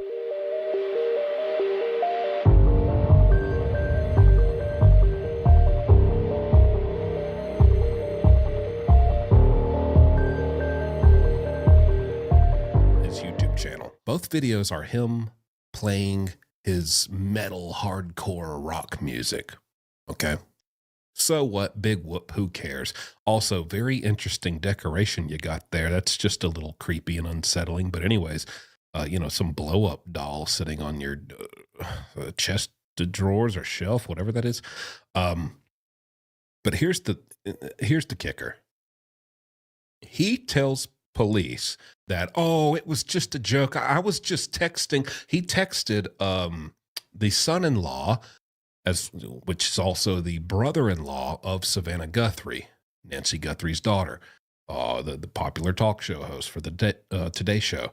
He texted him, the son-in-law, the brother-in-law, Tommaso Cioni, and his wife, who is the actual sister of Savannah, Annie. He says, this is just a big misunderstanding. I heard about this on the news, and I didn't really mean it. I didn't really take it that serious. I was just sending that text to them to see if they'd respond and what they'd say. Maybe, in my opinion, just my theory, I'm adding into the facts here, because around this time, kind of all eyes were on Tommaso Cioni as a suspect, and maybe they still are and could be. We don't know. This is where it gets crazy. He says, I just sent that text to them to see what they would say. Now let's run with that, okay? Which I don't care why you did it. It's awful, and don't do that. You don't play around. Don't do that, and you deserve some punishment. But let's run with that theory. Okay, yeah, that is why you did it. Okay. How do you even have their cell phone numbers, buddy? How do you have these 2 people's cell phone numbers? And then I just can't help but notice, as I made in my first video, this is my 3rd video I've made now. I made a video last night deep diving into Tommaso Cioni's history of a passion he pursued, which is he was very, very much into this band he was a part of called Life, Love, Love, Murder, something like that. And it's a heavy metal, rock, hardcore, electric guitar, yelling in the microphone genre of music. And a lot of the lyrics are pretty dark, which that's not surprising for that genre. I'm not trying to like get super conspiracy here, but not surprising, but it is odd. It is kind of a little strange considering what's happened.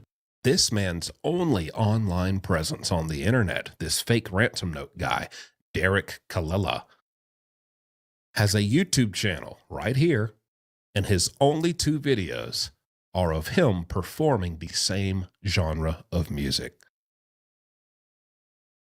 And then you factor that in with how did he have these people, how did he have Tommaso's cell phone number to text this to him? It's getting weird. It's getting weird, folks. Anyways, he has been arrested and booked. We don't know what's going to happen yet. They don't even have his mugshot up at this time, but I was able to track down this image of him. There are some other images going around. Shout out to JLR Investigates, the YouTube channel. He's probably live right now. He's always live, always investigating. He does great work. And I also saw him talking, not exactly about this, but talking a bit about this guy. So check him out as well if you want some more details on this fake ransom note guy. It's just so strange, but we're still waiting to see what's happening. Obviously, we are approaching, if we're considering the time zones, we are fast approaching the 5 p.m. deadline that was noted in the real, taken seriously ransom note received from the alleged kidnappers. Okay, so And the family has come out and said, hey, we're willing to pay. We will negotiate. We want to talk. We can do business, but we need some proof of life. We need a few things. And we don't know what's really happened after that or since that. But that initial deadline was mentioned in that ransom note, and law enforcement is taking that ransom note very, very seriously. There's even a hint of, or else in the wording of that official ransom note. Okay, so there's your update. Look into this guy, 43-year-old out of California, Derek Halala. Who is this guy, and how did he have these people's number to just, you sent some silly text, I just wanted to see if they would write back. I don't know if I buy that, but then also, how do you even have this number? And I think it's just such a coinkydink. The only online presence of Tommaso, the son-in-law and brother-in-law, his only online presence is this rock metal hardcore music. And the only thing I can dig up on you, Mr. Derek Halala, is that you also make this exact same kind of music. Weird. Could be a coincidence. It's just... something's just odd. So I introduced myself and told her why I was here. And that was it. And we chatted for a bit. Are you worried for your own safety because you don't know? It's a neighbor that lives in the neighborhood, I believe. Not really. Not too much. I mean, I think most people are a little bit at this point, a little concerned. But I'm not overly concerned, but this is a very, very safe neighborhood. Why John Samples come in like you a kidnapper? Savannah, you better pay. Nancy's mad run through Thursday. And really, it's a very beautiful neighborhood, and I think most people haven't been overly concerned. I also have dogs. So, what do you make of the fact that there are ransom notes being issued, family are making public statements? Well, I don't have experience with this. Hi, I'm Dr. Chris. The hell ad. So even if they pay the ransom, how do y'all think they get the mother back? They just release her on the street and say, all right, we're going to release you on the side of a building somewhere. Hey, across the street from McDonald's, go in there and tell them they probably going to know who you are. Just go in there. Like, how?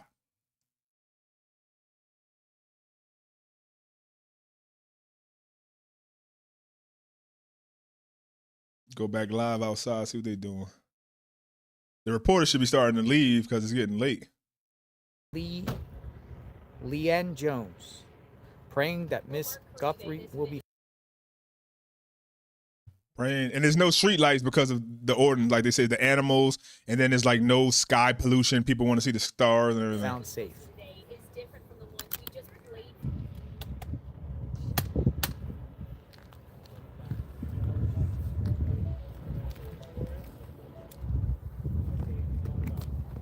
From the UK. What y'all think, man? Sadly, I don't see her coming back. Yeah. Time for Arizona laws for lighting change. Yeah, I guess so.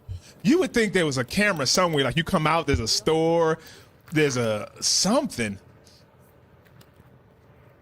Like all they gotta do is keep going. If you can go left or right, straight, all they gotta do is like go far and see, okay, like at this time, if they left the house about 2:28, just follow everything and be like, okay, whatever it is, a bank camera, an ATM, like there's nothing out there that's seen it, nothing?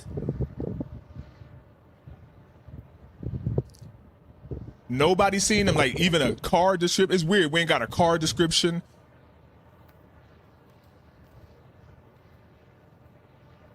Somebody's seen something, or I don't know. It's so weird.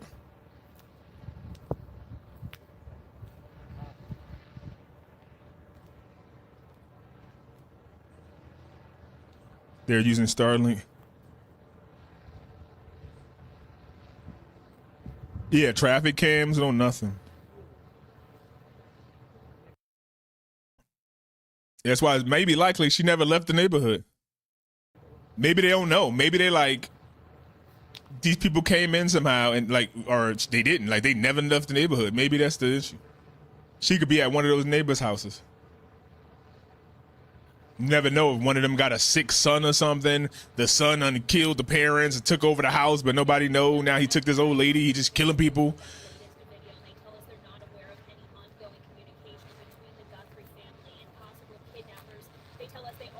Yeah, they said I heard that they seen a white van and they seen somebody else like walking around that's weird, suspicious.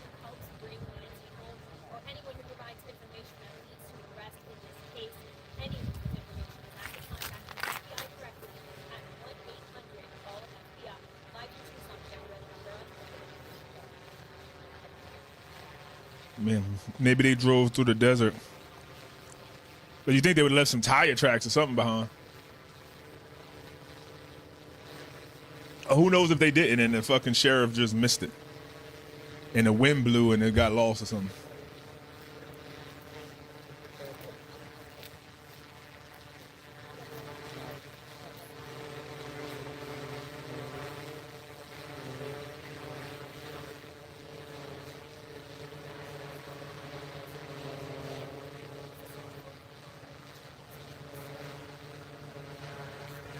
All right. So with that being said, I believe the family isn't telling the truth.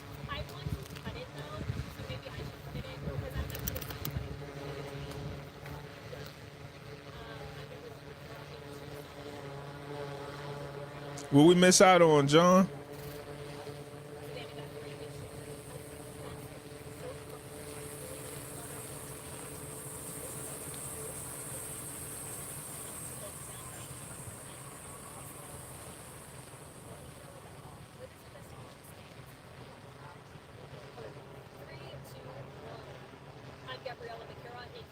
Savannah Guthrie is sharing a new message as the search for her 84-year-old mother continues into a second week.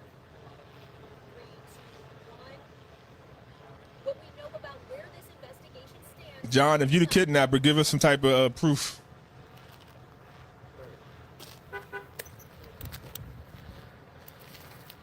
It don't seem like you're gonna get your money, so.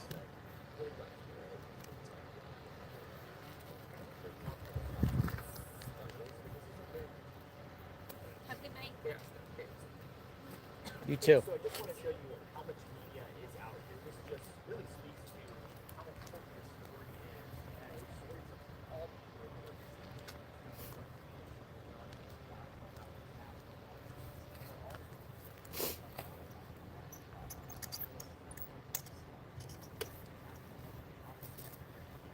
Oh, was he giving proof? Did I miss it?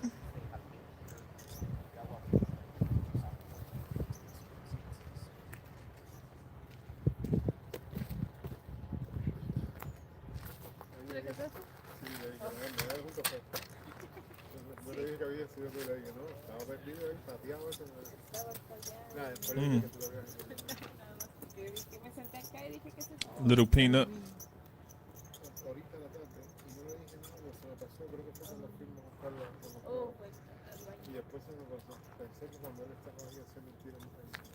All right, folks.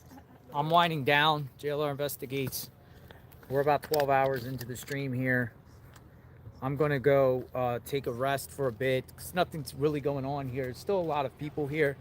But what I'm going to do is I'm going to get something to eat, rest up a little bit. But if something is popping here, I will be back for sure, or Annie's house. If not, rest up. Start bright and early. We'll be back to this location here. We'll go from there. We'll continue to stream, give you live updates, and continue to see the latest. We hope Nancy is found. Thank you for stopping by. Thank you, everyone, for the support. We're all in this together to get answers and find out the latest twists and turns and what's going on for sure. So if you're new to the channel, welcome aboard. We will not rest till Nancy is found. I am JLR Investigates. Y'all be safe out there. We'll talk soon. Thanks for watching. Thank you. Yeah, I don't think might not be nothing else tonight. Till next time. Let me just see. Let's watch TMZ update, see what they got. It seems Nancy Guthrie is still alive. Oh, we've seen this that one. is at least what Savannah Guthrie seems to be telegraphing in her latest Instagram post. She says she, meaning Nancy, is feeling these prayers. So she believes Nancy is still out there. And the other thing that seems clear is they have reached a dead end with whoever took her mother. She says that we believe our mom is out there. We need your help. This is Monday, and the deadline is today at 5 o'clock. The FBI is involved. Well, yeah, if you went missing for ransom, they might be, but they got involved because the President of the United States got involved and said something. Tucson time. And the kidnappers made it very clear in the first ransom note, which we received, the situation is dire if they are true to their words, if they don't get that ransom money at 5 o'clock today, Tucson time. We have checked the Bitcoin address, and you can see what's deposited. As of this moment, the $6 million ransom has not been deposited. Something has happened where they are at a stalemate, because if you remember over the weekend, Savannah said, we are ready to pay, and the money isn't there. There is some reason, obviously, as to why they haven't.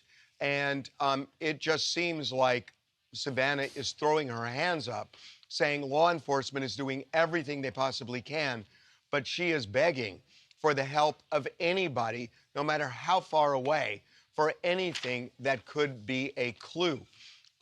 The kidnappers, as far as we know, have not shown proof of life. Now, we have only seen the first ransom note, not the second.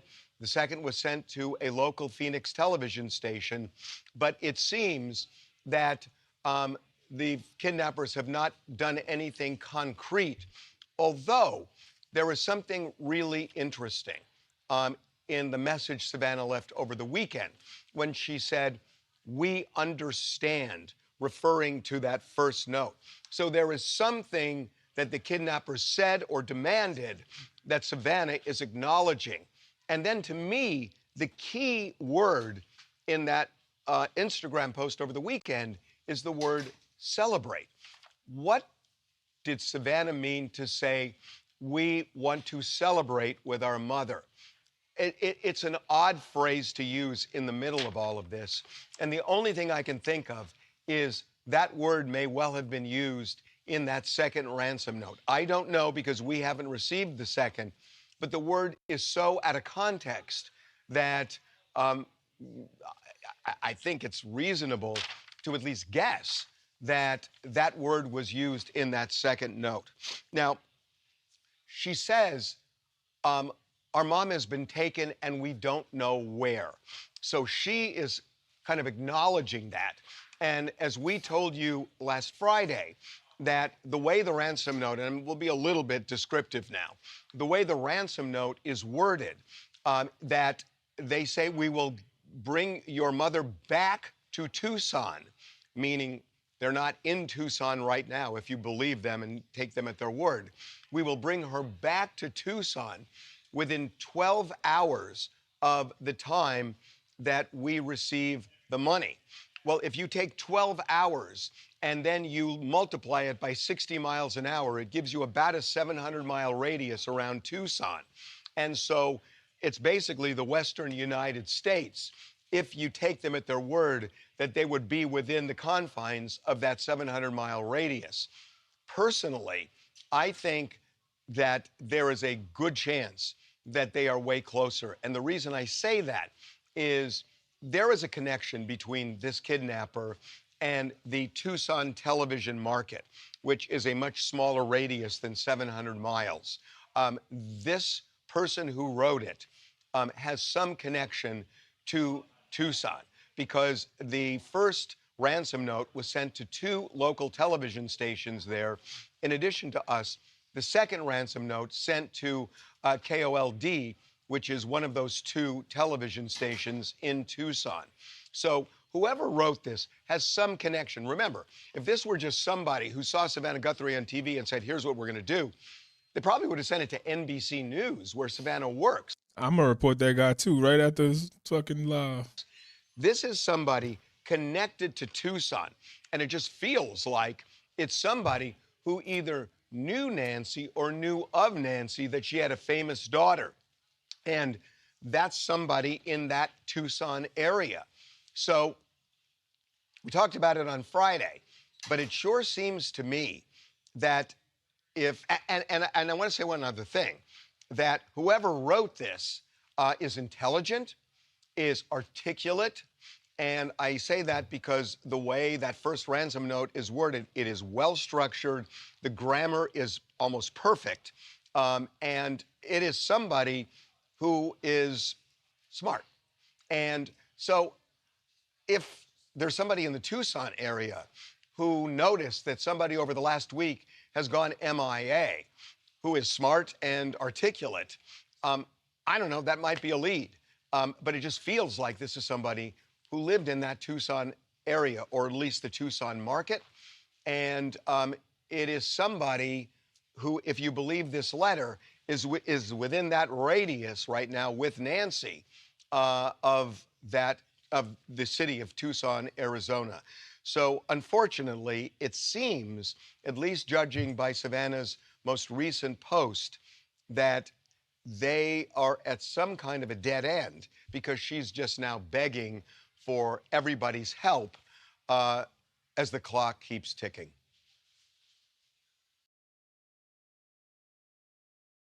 Why would the door camera be in the letter? They had they said something about the floodlights, and they took the door cameras, or they destroyed it anyway. So I mean, that could be in the letters. I don't know. This is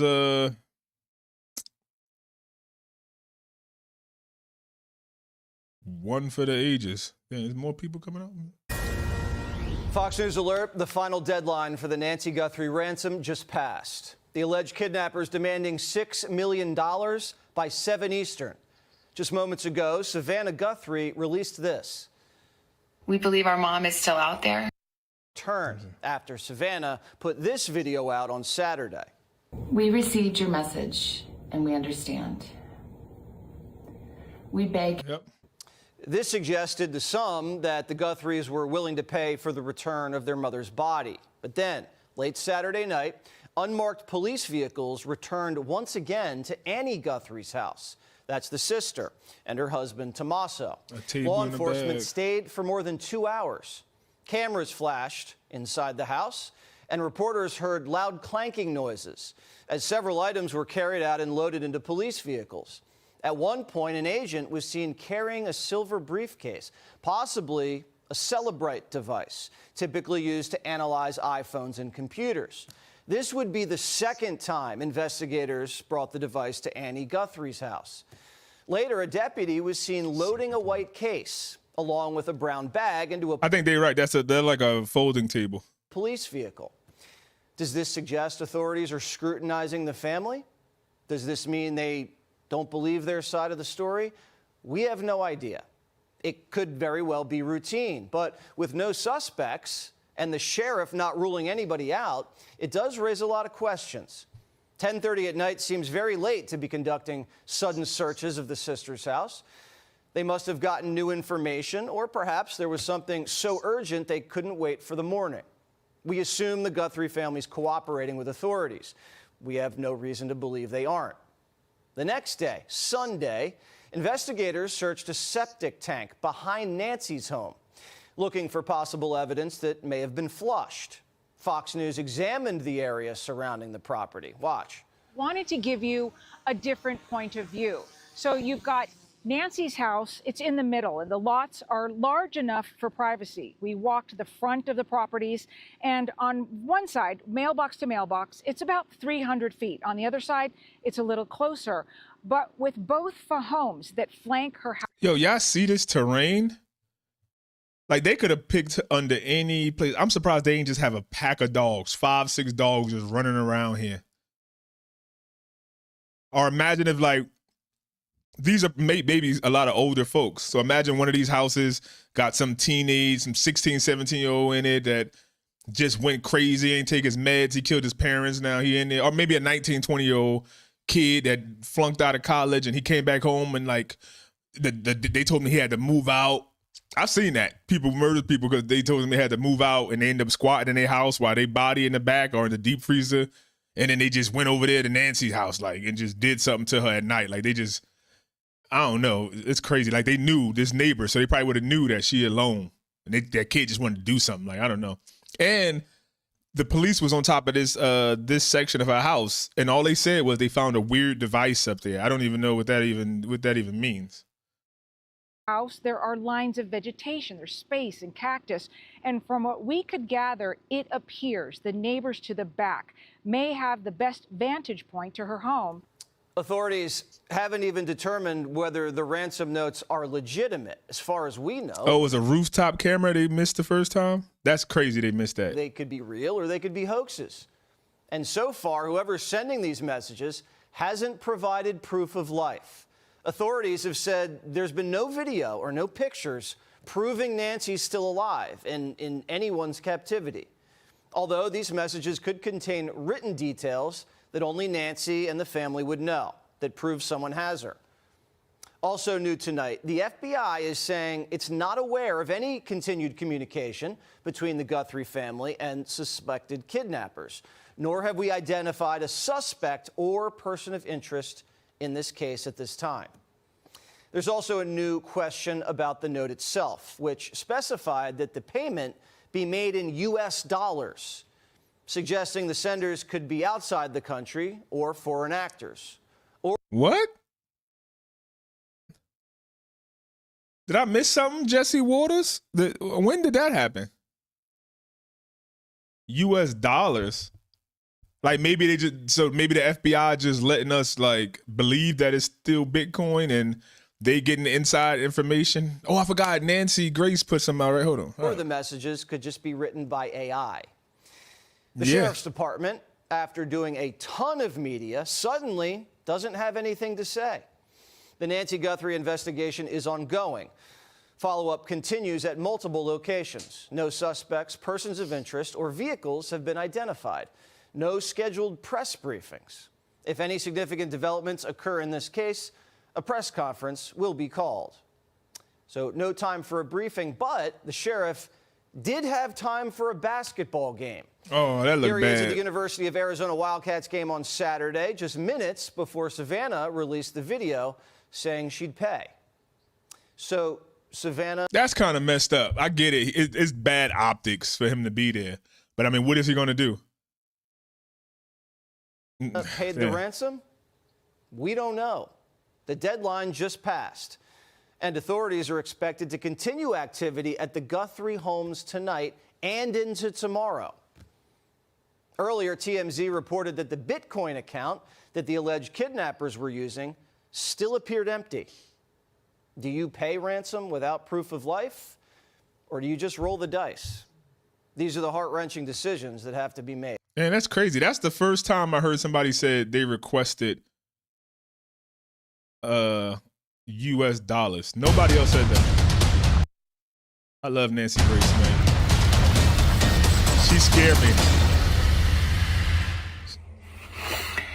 Hi there, everybody. I wanted to come on and... His mother, Nancy Guthrie, missing day 9. Good evening. I'm Nancy Grace. This is Crime Stories. I want to thank you for being with us. Let's take a listen to Savannah's recent plea one more time. We received your message, and we understand. We beg you now to return our mother to us so that we can celebrate with her. This is the only way we will have peace. Thank you. The cave loves you. This is very valuable to us, and we will pay. Joining me, an all-star panel to make sense of what we are learning right now. Dave Mack joining me, Crime Stories investigative reporter. Dave, I'm hanging on one word because at first I was thrown off horribly when I heard celebrate. I thought celebration, celebration of life? Does Savannah know her mother has passed on? No, it was celebrate with her, to suggest Savannah believes her mother can come home and they can celebrate that homecoming with her. Tell me about this most recent plea, Dave Mack. Nancy, your friend Savannah Guthrie issuing this plea earlier on Instagram saying we are at our hour of desperation is something that none of us thought we would get to, but here we are, waiting for somebody to say something. And that's all Savannah Guthrie is asking for her family. Somebody knows something. Somebody say something, please. She's saying in that video, we need your help. Another issue that has been brought up is Savannah says, I got your message. Let's play it one more time. We received your message and we understand. We beg you now to return our mother to us so that we can celebrate with her. This is the only way we will have peace. This is the message they after they said, hey, we want proof of life. Did they get a message like, who the fuck are you talking to? We about to snap this old lady neck. Send us the money. And then now they got to respond, okay, we got your message. We messed up. The FBI messed up. They thought y'all was playing and tried to play this game. We're sending it. We will pay. This is very valuable to us, and we will pay. I'm just telling you right now to Janine Driver joining us, body language expert, CEO of the Body Language Institute. She's a New York Times best-selling author of You Say More Than You Think and You Can't Lie to Me. She is the star of a hit podcast, In the Driver's Seat with Janine Driver. Janine, I know Savannah, and that is not Savannah's vernacular. That is not how she speaks. And she can ad-lib all day. She doesn't need a script. You know, a lot of talking heads, if you take away their script, they're like, the what? What now? What am I supposed to say something? That's not her. She's a lawyer by training. So if you noticed, at one point she glanced down. She paused and glanced down and looked up and continued. My point is, this is a script. It has been created between her brother and sister, and law enforcement, because for her to say, this is valuable to us. What does that even mean?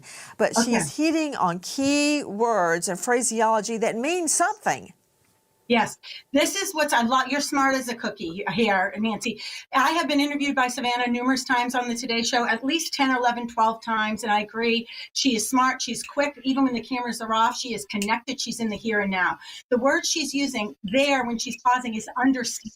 There's something in law enforcement and in sales called embedded commands. Embedded commands are words we use that get to other people's subconscious. Hey, Fred Rogers did this when he went up on the hill to try to get $25 million for PBS. He told a story, a song that gave embedded commands to Senator Pastore, and he walked out with that money. Embedded commands are messages, and we pause before and after. The words we're hearing Savannah do before and after these pauses: beg, celebrate, peace, valuable, we will pay. We understand is really maybe a potential message to the captors. Understand, we are listening. Listen, here's the deal. It's called compliance psychology.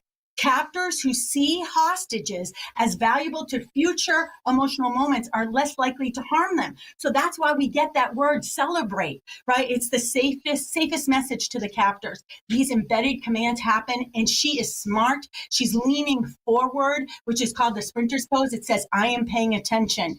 This is not how she would normally be on the Today Show. She'd be sitting up and composed. This is strategic. They are talking directly to the captors, not for them, but for Nancy, for their mom.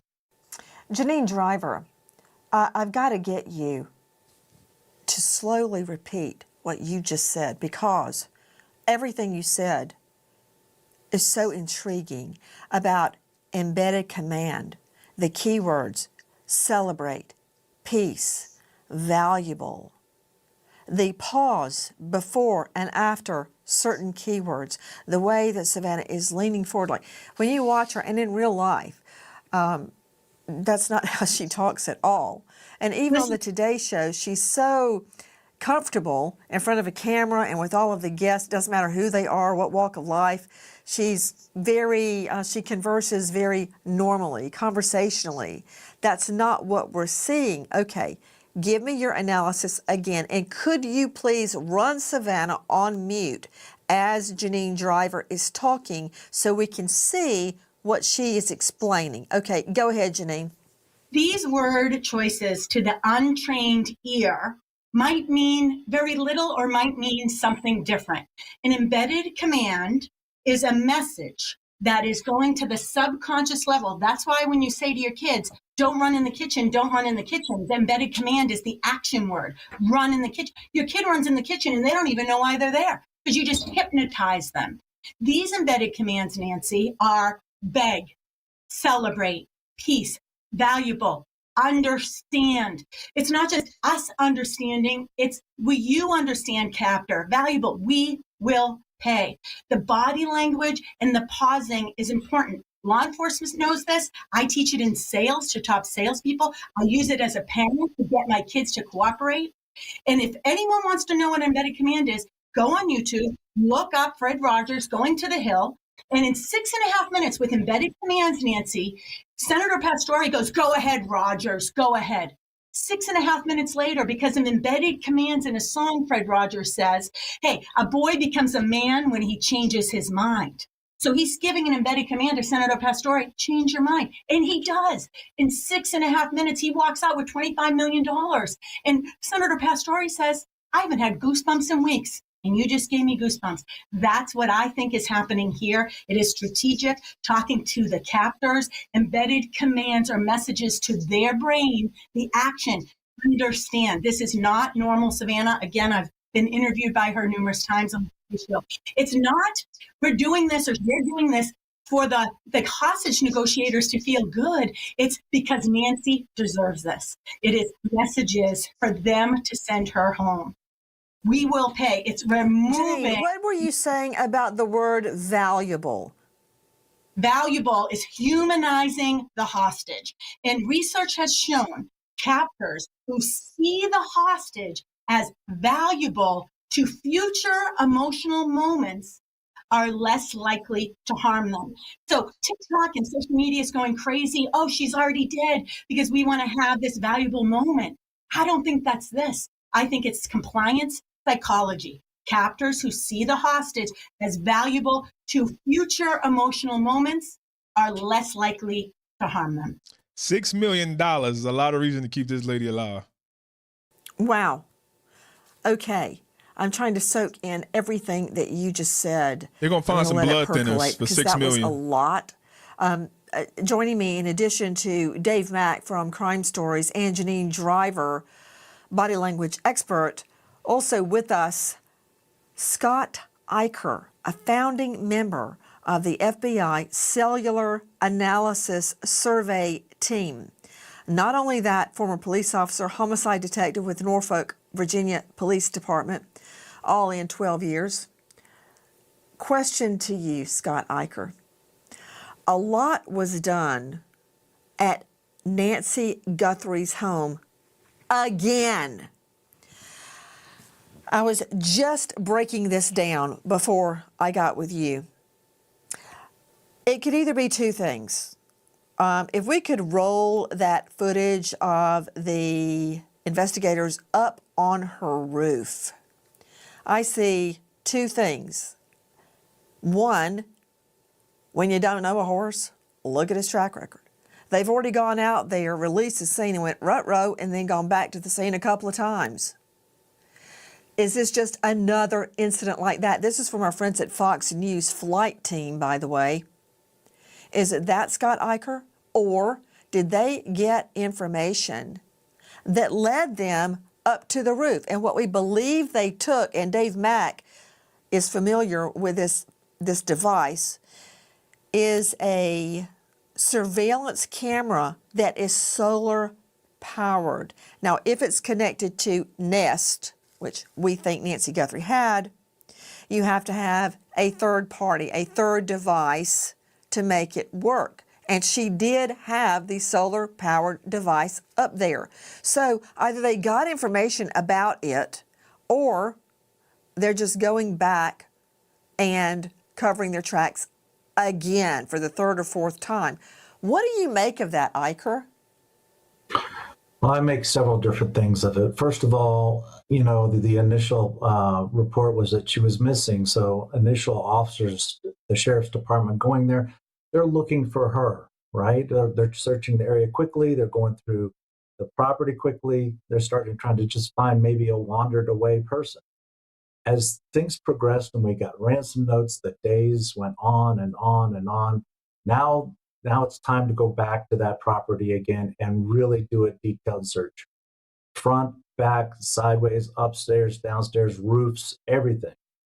So that camera that you were talking about, I don't know if that was, missed the first time the officers were there, but they did find it, and it appeared to be a solar-powered Nest camera or a camera.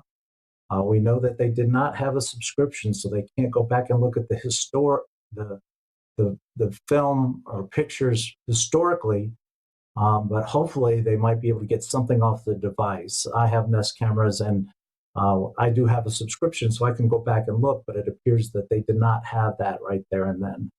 So getting more detailed at the crime scene is important. When the sheriff's department goes there, they're very limited on what they have. They have to work still answering 911 calls. They still have to service the community. Plus, this national kidnapping event has probably turned them upside down. So having the FBI come in and help. Look at that. Nancy Guthrie is harmed. Look at that. All that. Why wouldn't these people, I guess maybe they just got money and want privacy. You think no matter where they go, once they get out of this community, they'll hit a camera. Okay, they left her house. Now they got to hit a left or right. God, that's crazy. I bet you it's going to change after this. I guarantee you it's going to change. Them take over a lot of this minute, long-term, looking at every little bit is very helpful to the sheriff's department. Well, Dave Mack, investigative reporter, Crime Stories. And Dave, you believe you have ferreted out why they went back to the roof, and they've had a lot of missteps, to put it mildly. But typically, when cops go search the scene, they don't go up on the roof. So I'm not faulting them for not looking on the roof to start with. That said, Dave Mack, why do you believe they went back to the roof? They actually went there because a neighbor was viewing some of the aerial footage, watching the coverage of what was happening with Nancy Guthrie, and she noticed that these roofs are flat. It's a common thing in the Southwest to have a flat roof, and the neighborhood roofs are flat. They tend to get dirty fairly quickly as well. And this neighbor noticed that Nancy Guthrie's roof was really, really white, very, very clean. It looked like it had just been scrubbed, and it's been raining there a lot over the last couple of weeks. So for it to be so white and clean, it just seemed out of place. None of the other roofs are that color, and didn't see why Nancy's was. And that's why she saw on that roof that there was something on top and notified authorities. And that's when they said, oh, yeah, we'll go back up and check. And, Nancy, the fact that they got what they were referring to as an electronic device, which we all know is a camera, and they pulled the solar panel with it, that's indicative that it was being powered by solar. It wasn't being powered by the other electrical outlets in the house. Hi, guys. Nancy Grace here. Between the grocery store and insurance premiums. My bad. I'm talking with the mic off. Let me see what the comments saying. Probably going through the past 3 years of footage in places everywhere within the 3 years. Within a 50-mile radius will yield a picture of all individuals. Law enforcement has had a lot of missteps, to say the least. Yeah, Savannah should be ashamed of herself leaving her mother alone. She's 84. She wasn't really alone. She had her sister, her other daughter, and the son-in-law nearby, less than 10 minutes away. And Savannah didn't buy her that house. She's been in that house since Savannah was between 2 and 4 years old when they first came here. Savannah's father bought that house before he died when she was a senior in high school. So it's not like she's just like, hey, Mom, I'm rich. Let me move you into this house. Her mom been there before she was little so she probably didn't even think about it. No brainer. Even with a steady job, more families are being forced to rely on high-interest credit cards just to cover expenses. If you're a homeowner carrying balances with interest rates in the 20s, it's time to get relief. American Financing is helping homeowners pay off debt at rates in the low 5s. On average, their salary-based mortgage consultants are saving customers $800 a month. Plus, if you start today, you may even delay your next 2 mortgage payments. There are no upfront fees. America's home for home loans is American Financing. 866-888-0344. 866-888-0344. Or just go online and visit American. I grew up hearing we don't have city water. City water and city septic go together, and that means that your local municipality pipes in your water, your fluoridated water, and handles your septic. Out in the country or remote areas, you're not on city water. You have a septic tank in the backyard. So let's see that footage or photos of LE law enforcement looking in the septic tank. What are you seeing, Brian Fitzgibbons? Yeah, so this is attached to the septic system to Nancy's house. And what you see here are a couple investigators. He's got a rather long pole, which probably has some kind of device to illuminate what's down there on the end of it. And what I read into this, Nancy, is, now that the FBI has taken over this case, you have more resources. You have combined very high IQ in that room with a ton of experience, and they're crossing off every single thing that needs to be done and needs to be ruled out. So, those agents have said, this is on the list of things to do. We need to check this. And with the advanced support and more resources, they're checking every single box here. It could be Brian Fitzgibbons, who I might add is a former Marine and Iraqi war vet. This video is from our friends at Fox News Flight Team. Thank you, Flight Team. I think it's two things again. One, either they got intel that they need to go search the septic tank, which is not good. Or two, in the midst of the investigation, when they're retracing everything they've already done, they get word, hey, she's got a septic tank. Have you searched it? And they're like, ruh-roh, and go back out and search. The pole that we are seeing them use, you stated it may have a light on the end of it. What about a camera? Do you believe there could be a camera fixed on there? He actually, in the video that I saw, he actually had two separate devices that went down in there. One might have been more to probe inside of that tank, and then another smaller one to illuminate or use a camera. I couldn't tell you exactly what happened there, but what I will say looks like he's looking around down in there right now. The video we're showing, Brian, I don't know if you can see it, but it looks like they have a way to look down in there. Of course, they had to be looking just to double check that there's not a body there. But also, I've had people, interested viewers, writing in on Insta, Facebook, Twitter, stating that it should be searched in case the perp flushed something down the commode, evidence, a knife, I don't know, it could be anything.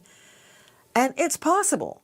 So they were doing their due diligence. That's how I see it. I did not see them take anything out of the septic tank.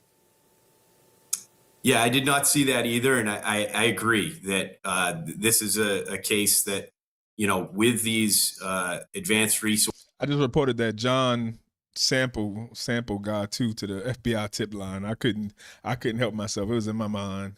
Play stupid games, win stupid prizes. Forces and a ready supply of federal agents. They are going to make sure that no stone is left unturned at that crime scene. And of course, dogs were brought out at the get-go, and I imagine they were scent dogs and cadaver dogs. If a body had been put in the septic tank, the cadaver dog would have gone straight to it. So I think at the very beginning we had an indication there was not a body in the septic tank. So I think they were looking for something else or just covering all of their bases. I'm glad you noticed that it appeared that 2 different probes were used. Would you describe that one more time, Brian Fitzgibbons? Yeah, so in the video, it looked as if, one larger device, pole was used, that he was probably, probing whatever was at the bottom of that tank to, physically inspect it by feel. And then the second may have had some kind of recording or illumination device where they could get eyes on what was at the bottom of that tank. So we've got the search of Nancy, research of Nancy. See, my mom is in her 80s. Lives alone with her dog and cat. I live 8 minutes away. Talk to her daily. Never drop her off without making sure she is in. Well, according to Tommaso, he dropped her off around 9:40 something, and at 9:50 the garage closed. He dropped off at 9:48 and 9:50, 2 minutes. The garage closed. Now, what happened in those 2 minutes? Why did it take 2 minutes? Maybe she just walked slow because she's an old lady, and it took her 2 minutes to go in there and then press the button. Maybe she was talking to him. Hey, yeah, we're gonna see you tomorrow, next week. Blah blah blah. Oh, tomorrow. I'm doing this. What are you doing tomorrow? While the garage was opening, who knows? Guthrie's home and of her roof, of her septic tank, and more. We also know that there was a late night search of daughter Annie Guthrie's home. Annie. All right. Dave Mack joining us, Crime Stories investigative reporter. Dave. Yeah, she did have dinner at Annie's house. She caught an Uber, but I guess, I think it could have been because it was late. Because she had a car, but maybe she didn't drive. She's 84. She might have always had a car, but then see how dark it get. You really want that 84-year-old with a pacemaker to be driving in pitch darkness, like you can't even see more than 10 feet in front of you. So maybe Tommaso wasn't there yet or something, and Anna couldn't get to her or had children there, and Tommaso's still at work. She said, "Mom, I'm gonna call you Uber. It's 10 minutes away. Like, we could see you on the app. Call Uber." But what's more important, right? It'd have been weird if now at damn near 10 o'clock at night, you have your elderly mother in pitch black, catch your Uber there, back to the home. So I'm assuming that it was daytime, 5, 6 o'clock, before it got dark, that she went over there for dinner and game night and stuff. You have dinner, game night, that might start at 5, 6, 7, 8. You've been in for 3, 4 hours. Now it's time to go back home. Now Tommaso drops her off. That would have been weirder to me than her getting there by Uber, is having her just like, hey, you take this random Uber and it's dark and they probably not going to help you up and open the garage and make sure you get in. Like, that'd have been weird. So at least he dropped her back off. What do we know? We know that the investigators, Nancy, went out to Annie Guthrie's house after dark. And it was not just to go and look for one thing specifically. They backed up all of the media and anybody else that was near the scene, backed them further away, and then once they were inside for over 3 hours, those people standing outside the police line were able to see photographs being taken all over the house because they would see the lights in the different rooms from the flashes. But something else too, Nancy, beyond a 3.5 hour long search, what has been called a mysterious silver briefcase. An agent in an unmarked car showed up with this silver briefcase and went inside with it. Well, what we've learned is that is a Celebrite unit that was being taken inside Annie Guthrie's home. Celebrite is the company that specializes in recovery. Didn't they do that the other day, Dave Mack? Is this the second time they've come out with a Celebrite? Yes. This is this past week, Saturday night. Okay, so this is the second time we believe agents have come out of Annie Guthrie's home with a UFED, a Celebrite. Joining us, Scott Eicher, who, as I mentioned earlier, is a founding member of the FBI CAST team, Cellular Analysis Survey Team. Founding member, his idea. Okay, explain to us, what is Celebrite, what is a UFED, and why a second time? Yeah, I want to know why too. Second Well, to the it. Celebrate is a device. It can be on a computer and the UFED program can be on a computer or in a mobile device like you're showing here on the screen. So we can take that device out to a location and use the software to download the information on the phone. Now, when you said this is the second time that they did this at the sister's house, that would indicate to me maybe there's some new information that came to that phone between the two times that they downloaded the phone.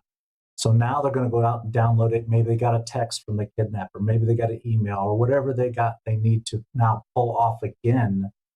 They're now. Because remember the first time, not really the first time because they turned out to be a fake ransom, but they send it to Annie. He sent it to Annie. Maybe she got another fake ransom. Using that UFED from Cellbrite to download that data off the phone. Or it could be that the first time they came, a certain device wasn't there. Like he's gone to the grocery store or whatever. And they're now looking at that. It could be a number of things, but I find your theory very, very interesting that there's been another message, phone call, text that they want to trace. So can a Celebrite trace from where a cell phone call comes? Well, it'll record the phone number that sent the text or email, depending on the situation. So you can get that data, but we're going to get the exact time that it was arrived at that phone. So now we can go to the phone company and say, okay, now give us the full records of this time frame, this specific call, this text message, and let's backtrack it. So that's what I think they're doing with that, is getting the specific information, now going to the phone company. Much has been made of the fact that detectives were in Annie Guthrie's home in the night taking photos. How do we know they were taking photos? Because media thronged outside saw photo flashes going off inside Annie's home from one end of the home to the next. Okay, Brian Fitzgibbons, I would say there's nothing good about that. But it's open to interpretation. It could mean any number of things. What do you think? Yeah, I didn't like the timing of that. It was later in the evening. Reports from the scene, and of course, this case, each of these residents has media attention around it. So everything law enforcement is doing is being closely monitored and reported on. And we're aware that they were inside for approximately 3 hours, spending a significant amount of time in the garage, taking photos at time in the darkness. So the combination of those things, I believe, indicate that they had some reason to go there related to Annie Guthrie. Got a question. And people asking why the daughter Annie and her husband's not speaking about the mom, only Savannah and the brother speaking. No, the first video, it's been, 3 different videos? The first video, the brother didn't speak, just Savannah and Annie. And then the brother did his own video later asking for his mom. And then the third video, the brother didn't speak. Annie didn't speak, but the brother did, and Savannah spoke. And neither of their spouses are around. They all got spouses. Neither of them are around. So it's probably like too much. But the first time, Savannah is always going to speak because she's the main one. The ransom notes addressed to her. She's the only one that could pay. So it's her and the sister. Then it's her and the brother. So, the sister hasn't said anything about herself like Savannah and the brother did. She hasn't put out a video by herself with her husband like, we want mom, but maybe she was told not to. Question for you. You said the timing in the nighttime hours was concerning to you. Why? Just that hadn't happened earlier, right? So what it seemed to me is that some new piece of information led them to go there then. They clearly had access to Annie Guthrie's home. They had been there multiple times in the preceding days, and this wasn't done. So, it's indicative to me that there was some new piece of information that led them to go back and take these photographs and gather whatever evidence they gathered. Dave Mack, when they came out of Annie Guthrie's residence, were they carrying anything? Yes, they were carrying out blue gloves and brown bags. That was the exact description, Nancy. Blue gloves, brown bags. You mean gloves that they had been wearing? Isn't that what that was? That they had been wearing plastic gloves? I'm assuming everybody's going to be wearing gloves, but that was the descriptor, was that they came out with blue gloves and brown bags. Everybody was placed way back. There was nobody up close to the house, Nancy. They were back far enough away that they were having to focus in on the rooms as they were being photographed, as watching those lights blinking. So getting a close-up shot of what actually was being brought out of the house was difficult. Scott Eicher, could you explain why law enforcement uses paper bags versus plastic bags to carry evidence? Oh, yeah, I definitely can. Paper bags allow, we don't want anything that we put into to a bag, say a plastic bag, to start molding or anything like that, or to stick to the item that's in the bag and maybe remove some fingerprints to that effect.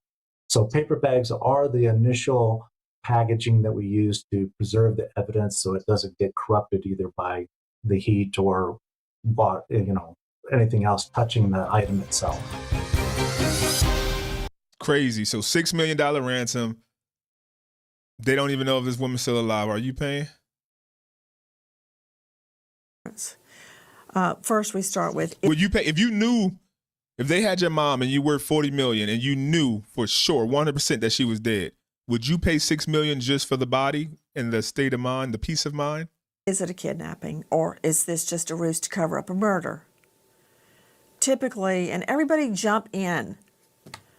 If there's going to be a murder, you'll see someone break into, and then they kill the person. They don't, person then take them away from the scene and dump their body somewhere. That's very rare. I've never even heard of that happening.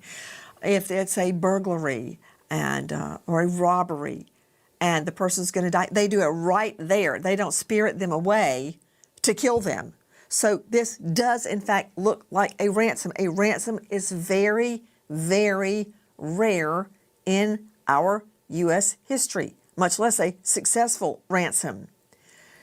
So in this particular case, a lot of theories are out there that, let's just see what's one of them. Well, a lot are focused on the family. Janine Driver, who is a renowned body language expert, CEO of the Body Language Institute and New York Times bestseller. I've looked at the three siblings, Annie, Savannah, Cameron. I've heard Savannah speak and Cameron speak. I've not heard Annie speak, begging for the return of their mother. And I find it very hard to believe that they would look in the camera and beg for information, beg for the return of their mother, if they knew who the perp is, i.e.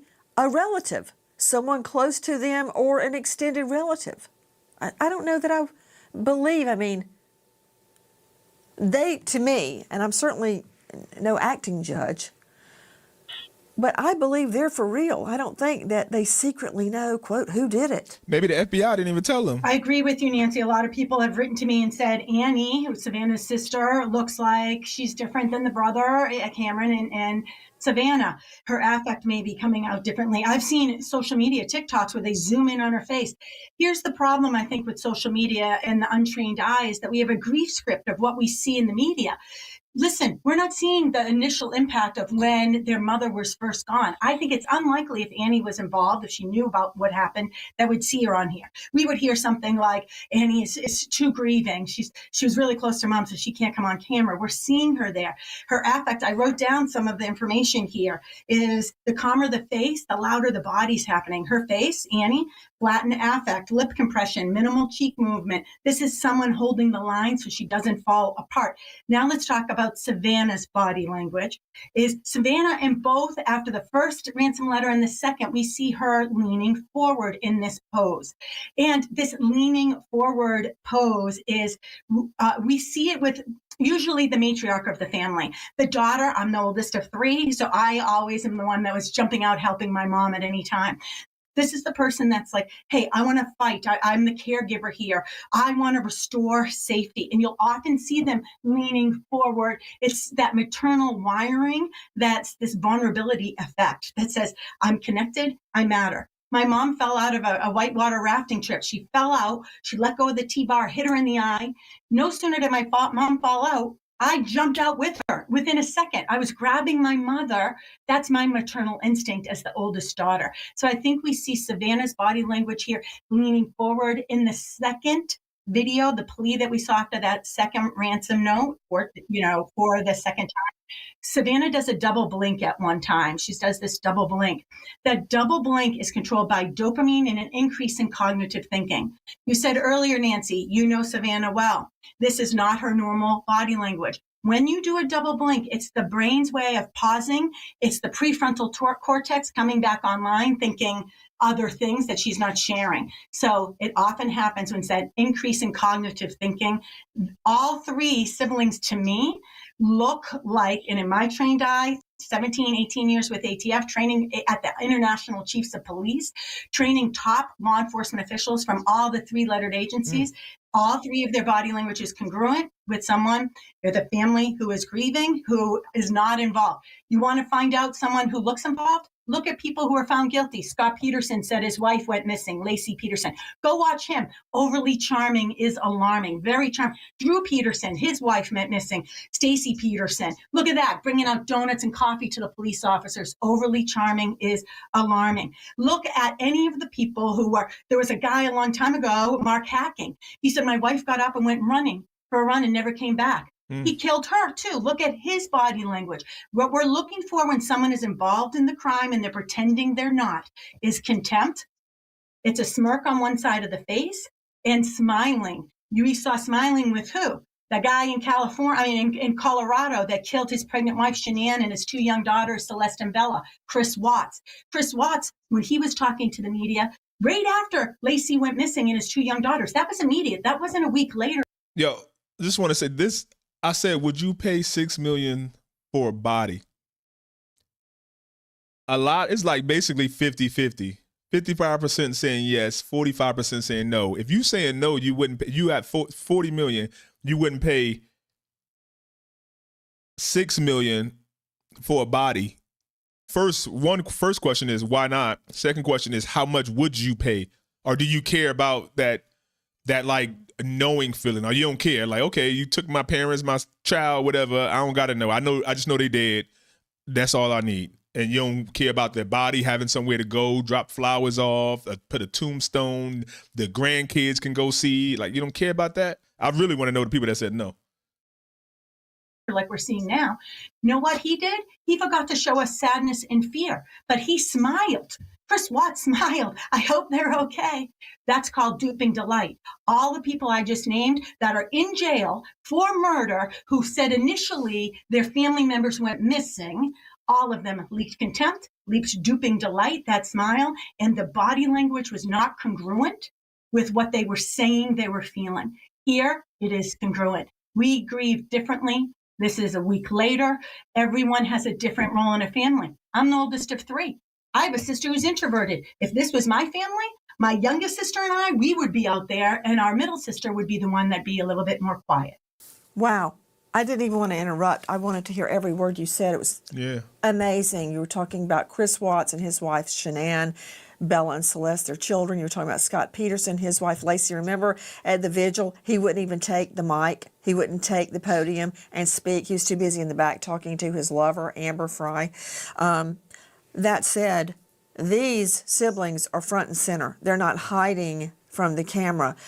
But you know what? Everybody jump in. Again, I want to call on you like a school teacher. If you have a thought, please, I want to hear it. We all want to hear it. All things can be true. there could be someone close to the family or close to Miss Guthrie that's connected. That doesn't mean it's her immediate family. I'm talking about that black sheep son of the granny nanny.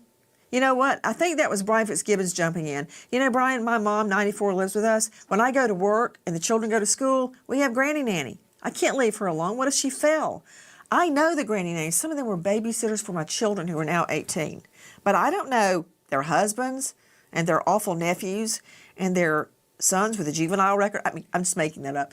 But you may know the person connected to you, like the granny nanny, but you don't know everyone connected to them or who is connected to the people at the church. I think they were using Brenda past crime, saying like, listen, y'all think that these 3 siblings look weird, but it don't. Compare them to people that we know 100% were public just like they are, but they were lying about, like on camera about, oh, I don't know what she had and we don't know this. There's people that was lying. So that's why only reason why she's bringing them up, like just their mannerisms and things like that. Have them strapped to a poly so fast their head would spin. You don't know who's connected to who. That doesn't mean it's a family member. We could all be wrong, of course. But let's spin it out. What were you going to say? What were you going to say, Fitzgibbons? Yeah, and I was going to say it's important to remember that right now we may not have access, though we did get access to that message that was sent to KOLD, K-Gun, and TMZ, the ransom message. This latest video from the Guthrie family seems like there may have been additional communication. And that would line up with what Scott Eicher said about going back to the residence with the Celebrite device, that they may be now in direct contact with the Guthrie family. So that's the first point. Okay, hold on. Tell me your thinking again. Why do you think that there may be a missive to one of the family? Explain. Well, we were very aware of the messages made public by TMZ and the other media outlets. We have to, take a step back and understand that we may not be aware of all the messages that are coming in, and that there may indeed be messages coming directly to the family now. Law enforcement has not released that information, nor do I think they would in the midst of these negotiations. So we are going to have to defer to what the next release of information is to the investigators. So, I think it's just important we take a step back and realize that we may not, and we definitely do not have all of the information about these communications. Has anything been said that makes you believe there's been an additional? I mean, I almost hope we don't. I hope we don't know everything. And it's something that they got that they just like, they getting a team together to just go raid some shit. Message. Yeah, that when I heard that latest video from the Guthrie family of the "We understand" comment, it seemed like this was in direct response to new information to me. Again, that's pure. That's what I thought too when I heard that. Like, oh, we understand, because they asked for something. In between them saying, okay, we'll pay, we just want proof of life, and the message, we understand, we will pay, is like something happened. Like they like in between that, some message like, do you not understand? We will bury her and feed her to the goddamn coyotes and the vultures. Stop playing with us, Savannah. Speculation. It almost seemed like it was in direct response to the question, do you understand? And she says, we understand. Mm-hmm. That's the way it struck me. Okay, got it. So you think there's been an additional communication. Okay, Scott Eicher? Agree with Brian there. I think there was an additional communication. That's why Savannah made that statement. We understand, we hear you, and we're willing to pay, type situation. So I think this is definitely some additional information that's come in. Maybe we're just not privy to it, and we shouldn't be privy to it because we're going to make a lot of guesses. Law enforcement does have to keep some stuff under wraps, especially when it gets this sensitive data. My original thought was that there had not been another communication because that's not the pattern. At the beginning, The first missive was, there will be no further communication. Then there was one more. So does that mean they've broken their own rule again and recontacted the family, not through the media, but directly? I was about to say, because we really only know about the other two. The FBI wasn't telling us nothing, so they probably wouldn't have told us about that. The only reason why we know about the other messages because they sent it to TMZ. Harvey ain't keeping his mouth shut, and they send it to the local Tucson news station. So, Janine Driver, what do you make of it? Yeah, I think that is possible for sure. I agree with the two gentlemen that you have here that I understand is probably it's still an embedded command. It's still saying understand, that we understand you. I think it's, do you understand what we're saying? I wouldn't be surprised if they reached directly out to the family. You know, Savannah used the word beg here. And again, I'm sure law enforcement is helping script this in some way, if not altogether.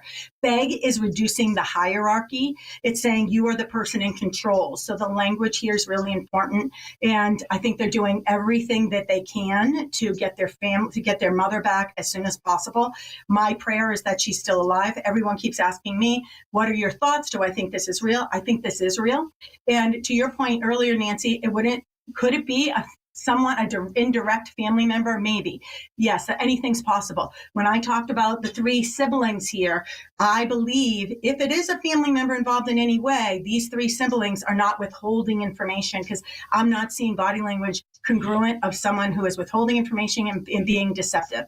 There's tons of examples we can look at online. They're endless. We're not seeing it here. My prayers go out to the family. We wait as justice unfolds. If you I want this to have a fucking happy ending. You know or think you know anything about this case, no matter how small, report right here, tip line, FBI. It was 51 yes, 49% no, 51% yes. Would you pay $6 million for just the body back? It is basically evenly split. Damn, some of y'all heartless.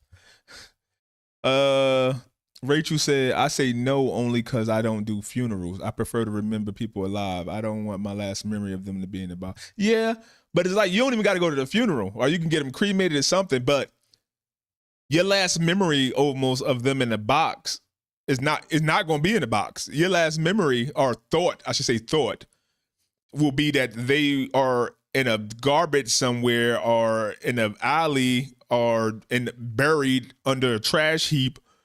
Like, that's worse. Like, that not knowing is worse than knowing sometimes. As humans, you know what I mean? Like, not knowing, your brain gonna think of 1,000 things. Like, oh my God, they raped and murdered her and give it this. Or maybe she's in Mexico somewhere. I don't know. Or they tortured her slowly. Like, how did she die? Was it quick? Did they torture her? You don't even know that. You just know that most likely she's dead, but you don't even know how. At least you get the body back. They say, oh, she died in her sleep. Matter of fact, we could tell that she died. She didn't even leave the house. Like, before she left the house, she died, and it was peaceful. Or she had a heart attack, and she most likely died before they even got her in the car, and now you have a body back. Even for your brothers and sisters and children to have it, I would think. That shit's crazy.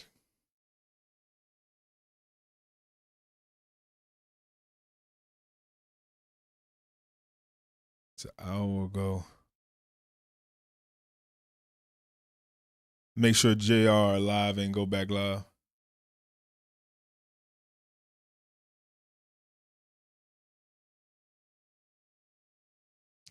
I'm going to see if the FBI said anything.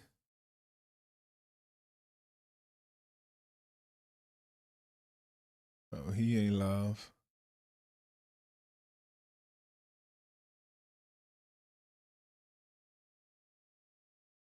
Oh, this guy, 857 Tucson. Let me see. 1918. But she was clearing Northwest Maine returning. We're listening to the police scanner. X just announced they might have a new tip. Let me look it up real quick on an X and social media. 1918. 2 Charlie Aircraft. Bravo 116. Bravo 116. Change right there. 1919. Oh yeah. Some people don't like their mother. Like some people wish somebody did come do something like this to their mother. Be advised, I just discovered a unsecured door in the patio area between the two buildings. It'll be in the B building. That's the 4-4. I'm looking further inside. U-Haul looks like there's some blood on the seat and the steering wheel. 4-4. Go ahead. I'll be giving one courtesy ride to St. Joseph's Hospital. Thermology is 99714. At 1919. Yeah, I just had to report that guy. I literally just made a 911 call to report that guy because I'm not sure what he was doing, but he was very erratically driving, slowing down, speeding up, passing no passing zone, down in front of me, slamming on the brakes. Bravo 37. Bravo 37. 1024. 1076 to 2033 4840. I'm looking on X. 1919. What's that? B as in Victor or B as in boy? B as in boy. Copy 1919. 1919. Dispatch Meds 891. Did you copy us arriving? Here's what's on B91 away. It is secured now. Copy 1919. 4 Bravo has a cap for 1 Echo Fox. The advice needs to be scanned and sniffed. General broadcast level 3 for disorderly conduct at 1055 South 10th Avenue. Event 1274, 1919. In Sector 2. Main 124, 1076. 9 David 50. 9 David 50. Load me on 43007. Load me at 1881 East Irvington. And we're East Terminal 1 with Bravo. Can you turn on your fare? 43007. 1920. Dispatch paramedic 814 arrived 1920. Watch as soon as they announce a reward for tips leading to an arrest. Only then will they have. They got one. It's only $50,000 though. I don't know what they're gonna do with that. The FBI need to update their rewards with inflation.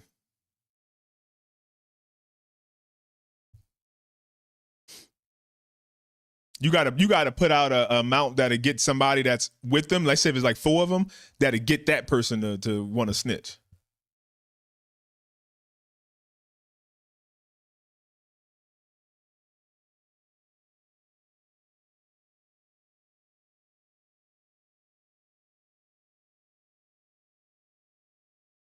Oh, it's 5 days ago. All right, man. If anything else comes up, I'm definitely going to restart the live at any time. If I get any notification that anything else happened. Thank y'all, Cave Dwellers. If you haven't already, hit the like button, subscribe, hit that notification so you know when I go live. I enjoy talking to you guys in this damn chat. I feel like we could solve it if we have all the information. Y'all talking, I talk back. It's a discussion. Yop, 50K is nothing. If it took 1 year to plan the whole event, then everything done and used had in history to trace it back. My first thought was Savannah. I feel that she is close to her home. Anyone can purchase a burner phone that can't be traceable. Yeah. And the fact that the FBI don't know what to do because these people won't give an open line of communication where the FBI can trace back. It's like their hands are tied. They're just literally waiting on them, which is perfect if you're the criminals. Yeah, why didn't they just offer $1 million? I don't know. Because that's the FBI money. Savannah got to pay that $6 million. They ain't pay, or the network.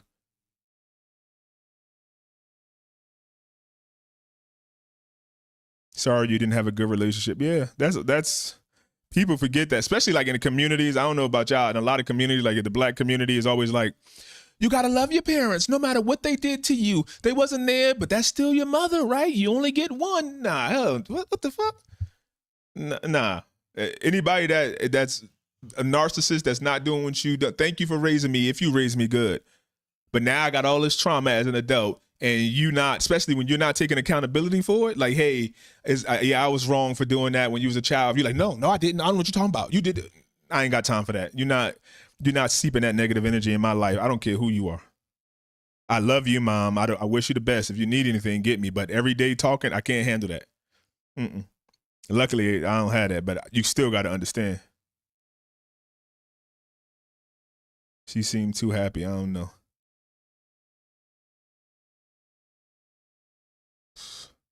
All right, let me know. I'm at the end of the stream. Peace, cave dwellers.